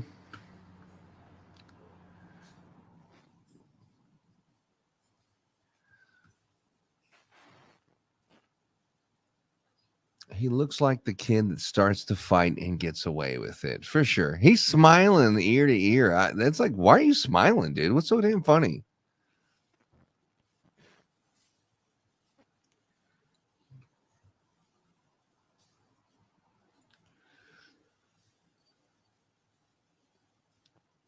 What you got, Lanu, on this guy? Does he look trustworthy? Is he trustworthy to you?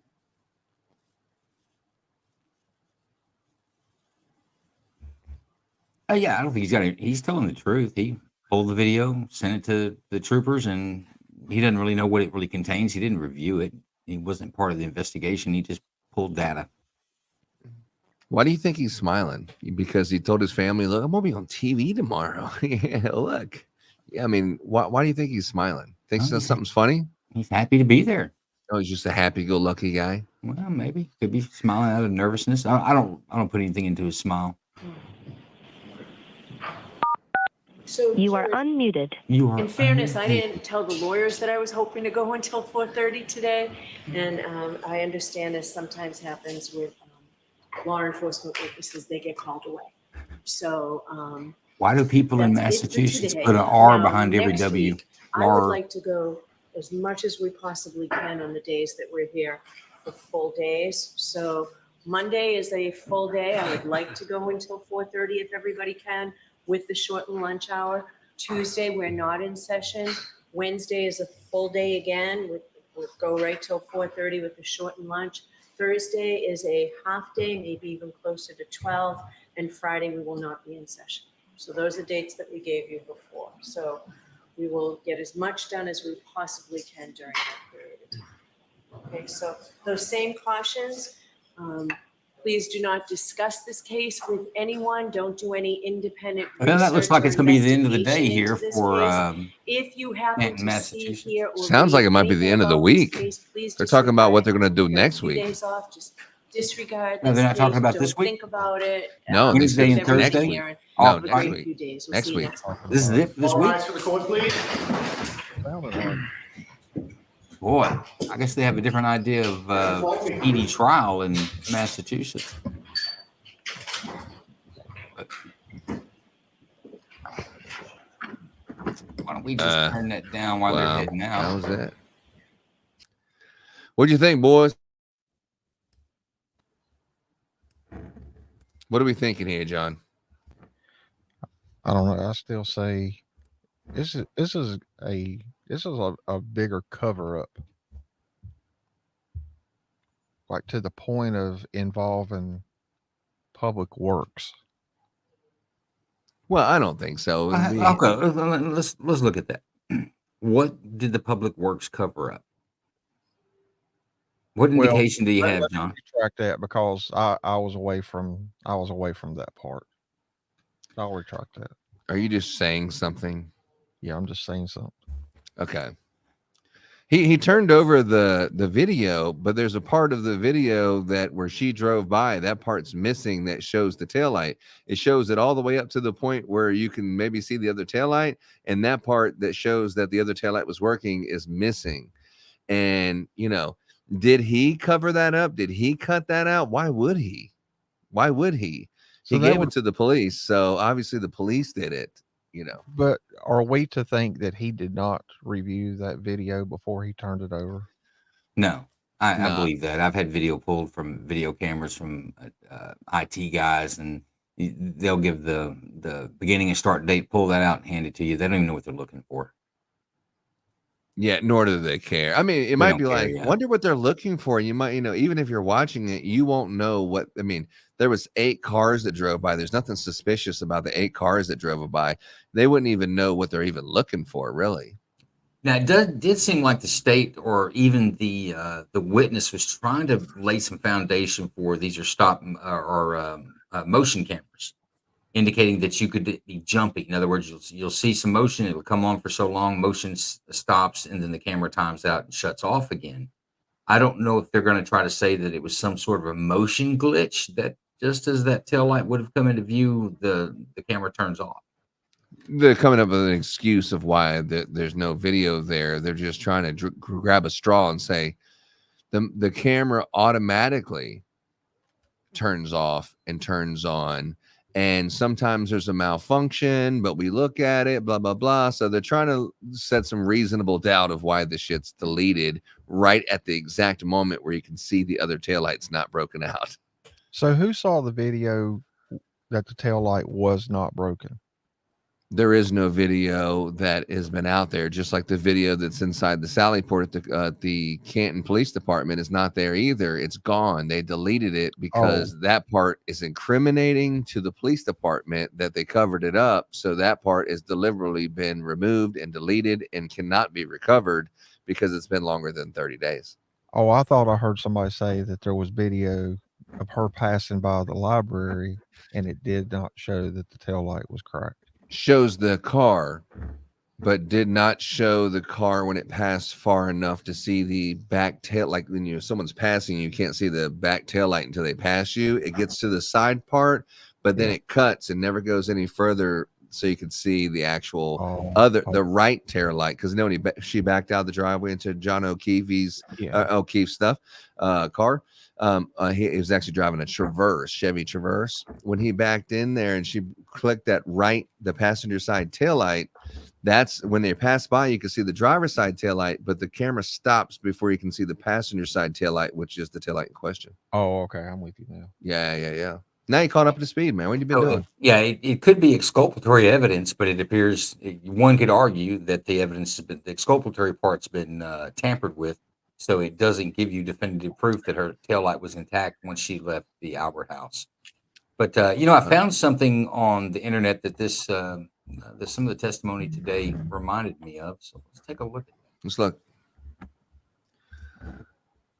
One lap of a distance of about 4 blocks. The yard is about, I say, 4 blocks. Maximize. Then I made another lap, and then I made another one, and then on my way back, I spot Joe Beck. Joe Beck. I could have spotted Mike Capola. I could have spotted any one of these guys. Wouldn't have made any difference. To No me. difference it would have made. Well, it happened to be near a construction. And as soon as I saw him, I don't know what I thought I found. Where were you on your way to at the time? I was plowing the snow, Your Honor. I thought I saw a booty tat. You found him in Vernon. in front of me. Yeah. And who was behind you? Well, he was walking with another guy. See? And right away, I saw the pipe. I grabbed the pipe and I went to wake on Joe Beck. Went to work At on least him. That's what I thought it was. You saw a man you thought was Joe Beck. Right. Right in front of you. Right. One of these that you understood were So anyway, that's what that testimony reminds me of today. We should see some more of that. Well, we need to confirm this one because from what I just heard, they were acting like today's the last day, and starting Monday that they're going to have this a longer schedule. When Tuesday they're not going to have court because Turtle Boy will be back in there Tuesday. On another hearing about he violated his restraining order because he was in the courtroom when someone else was in the courtroom. So just for that, he was less than 100 feet away from someone there was a restraining order against. So he'll be in there Tuesday. So there's no court on Tuesday. Wednesday's a half a day and no court on Friday. So she was talking about the schedule for next week, but it didn't sound like there was anything else for the rest of the week. I might be wrong, but we need to double check that one. Will there be court tomorrow, or are they done for the week? Why the hell would you come back just one day after Memorial Day? Yeah, I'm reading it now. It said today was the only day for this week. So this is it. There's no more shows until no more court until next week. My wife is going to love this. That's horrible. I know. So yeah, I guess the defense won't take up the end of this week. They may go another 2 weeks just because of the court schedule. They probably have got another hour's worth of testimony left to finish the state's case, but it'll take them 3 weeks to do it. And it also explains why Alan Jackson didn't fly back from LA just for this one little court date here. It's like, you can handle that. It's like, who you got? You got the tow truck, you got the plower, and the IT guy? Yeah, no. Yeah, the boring ass experts, the freaking doctor that we're not allowed to ask any questions, the pathologist is going to put me to sleep, the guy that works at the crime lab that he really looks a bit, there's no really questions to ask him. I mean, what are you guys getting paid for? Why don't y'all do something? I'm sitting at the beach with my family on a vacation. I'll see you on Monday. Yeah, Tuesday is the only day in court for this week. There was no testimony Monday due to Memorial Day, and Judge Beverly, however you pronounce her last name, said there will be not be any court for the remainder of this week. So all right. Well, I guess that's it, fellas. Range Minded, I'm surprised you didn't come on and hang out with us and talk with us live. He's cutting trim. Yeah, I think he's probably actually doing some real work today. No. You know what? We do have our boy Cash Loren put out a fresh show today. I've got that loaded up. We can go out with that. Sounds like an oxymoron, but let's do it. What's up, Cash? Cool, man. I enjoyed it, guys. I was hoping, me personally, I was hoping for a more exciting day. I was hoping for Brian Higgins to be on there, kind of when Alan Jackson was interviewing, or excuse me, they were doing the testimony of Brian Higgins, and you were hanging on to every word, and it was very exciting and intriguing. Today was not like a typical day in this courtroom. So if today's the first day that you're listening to this court case, this is not a normal day of what we've been hearing. Most of the days have been very exciting. This one, I'll agree, has not, but stay tuned. The next time that they have a court day, I will also be here with you. We'll look forward to catching up with you and sharing some commentary of the Karen Reed murder trial. Yeah, no, folks, it looks like they're going to delay it and push it out for us a little bit, but the best of this is still yet to come, and that's going to be the defense. The defense is, I think it's going to be epic to watch, but we'll keep you in the loop. Any news that's popping, I think Turtle Boy is going to be in court either this week or next week. We'll try to cover some of that because that's also attached and goes along with this whole Karen Reed thing. But quite honestly, everything I've heard this far it spouts filth and dirty and cover up and corruption in Canton, Massachusetts, and maybe even some in the Boston PD. The Massachusetts State Police. The Norfolk DA attorneys, the district, the Norfolk County DA's office. Hey, we do have a question from Lisa before we go. She's asking, are the jurors taking notes? Lisa, we do not know. They do not show the jurors, and we've seen no reports as to whether they're taking notes or not. So I I would do. say historically, jurors do take notes. Yeah, the jurors are not on the actual camera. You're just looking at the family and the victims or whatever on that one side that's near Karen Reed. However, the other side does have the jurors. When you see someone that's on the witness stand, they're looking to their left towards the camera. They're looking towards the jury. Now, Turtle Boy has been sitting in the jury many times, and then when he wasn't, he would have someone who actually is attending that are looking at the reactions of the jurors. Now, there are someone, the females are actually taking notes and things, but she says that there's a guy that's on the jury that's just looking out the window, completely disengaged, but he's a very nicely dressed man that carries himself. He looks like he's very intelligent, so they don't know why he's not taking this seriously when he looks like he's smart enough to know that this is very serious, but they just drawn the conclusion that he's has made up his mind on Karen Reed's innocent, and now he's just sitting in here from obligation. But there's like 4 women that are definitely taking notes. There's a guy that here and there does take notes. He was taking notes when they were talking about the timeline of House Long to Die in Cold.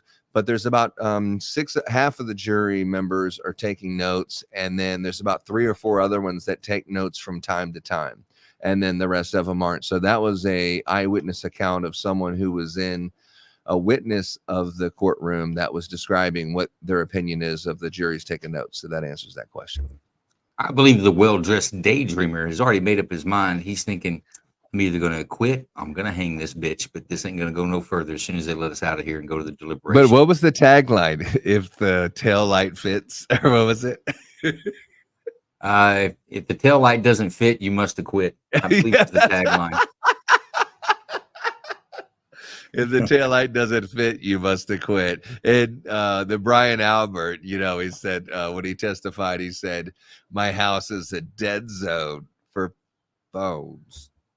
Or chose some words from Mr. Like, Albert. what? It's like you planned out that one? Your house is a dead zone? Not on cell phones for evidently other cops. Yeah, and he also said some others. He also said some other stuff about. He was talking about Colin Albert. He goes, no, he left when I came in the house. He left. Oh yeah, he left. Yeah, he wasn't there for the for the remainder of the things that happened that night. It's like he wasn't there for the things that happened. Like, go ahead, you can say it. He wasn't there for the murder. Go ahead. You see, Your Honor, he wasn't there when the allegedly assault occurred. If the light don't fit, you must have quit. We have to trademark and slogan that one, man. Hey, I'm putting some T-shirts together for the night court stuff. I may put that on one. And the mob doesn't take notes. I like that. All right, check it out, folks. We're about to go to Cash Loren. He's one of our contributors on We the People Live. His show got preempted for the court today. We apologize for that, but we're going to run it to you live here for you. And also tonight on Night Court, for you Night Court fans, give us a follow if you're not. If you haven't been to a night court, we suggest you do. We think you'll love it. It's 9 from 11 Eastern on X. It's a space show that we put on. But tonight we're going to do prepping, techniques for prepping and why one should prep, and some good tips on it from Untactical Texan, who has a great podcast on YouTube. Suggest following him as well. But thanks for joining us. And we're going to go in. We're going to go out with some Cash Loren, the Cash Loren Show. Yeah. And if you're prepping, make sure you have a gun, because if you have a gun, you can get the rest of the stuff, right?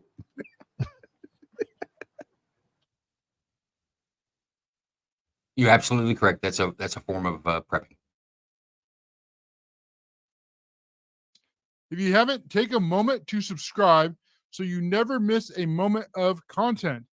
We start off today with Robert De Niro, who is most famous for being a tough guy on TV for films like Hey, Kingdom, can you drop that banner?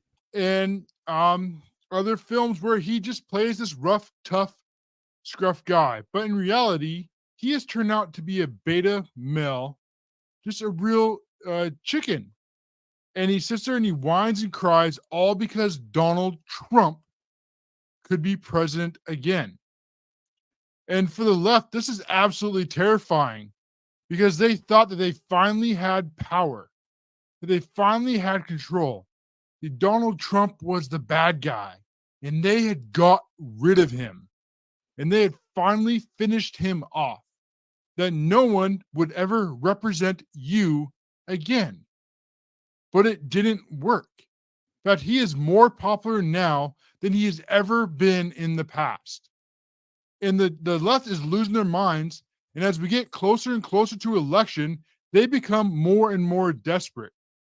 They tried this with impeachment hoax number 1, impeachment hoax number 2. They tried this with Russia for years. They tried with the Steele dossier. All this goes on. Donald Trump leaves office, and they still will not leave him alone. Now they're trying all these fake cases. They tried to wait till an election year and then stack them up all at once. However, it is not working. The only case that's going to get resolved before the election is the one that's happening in New York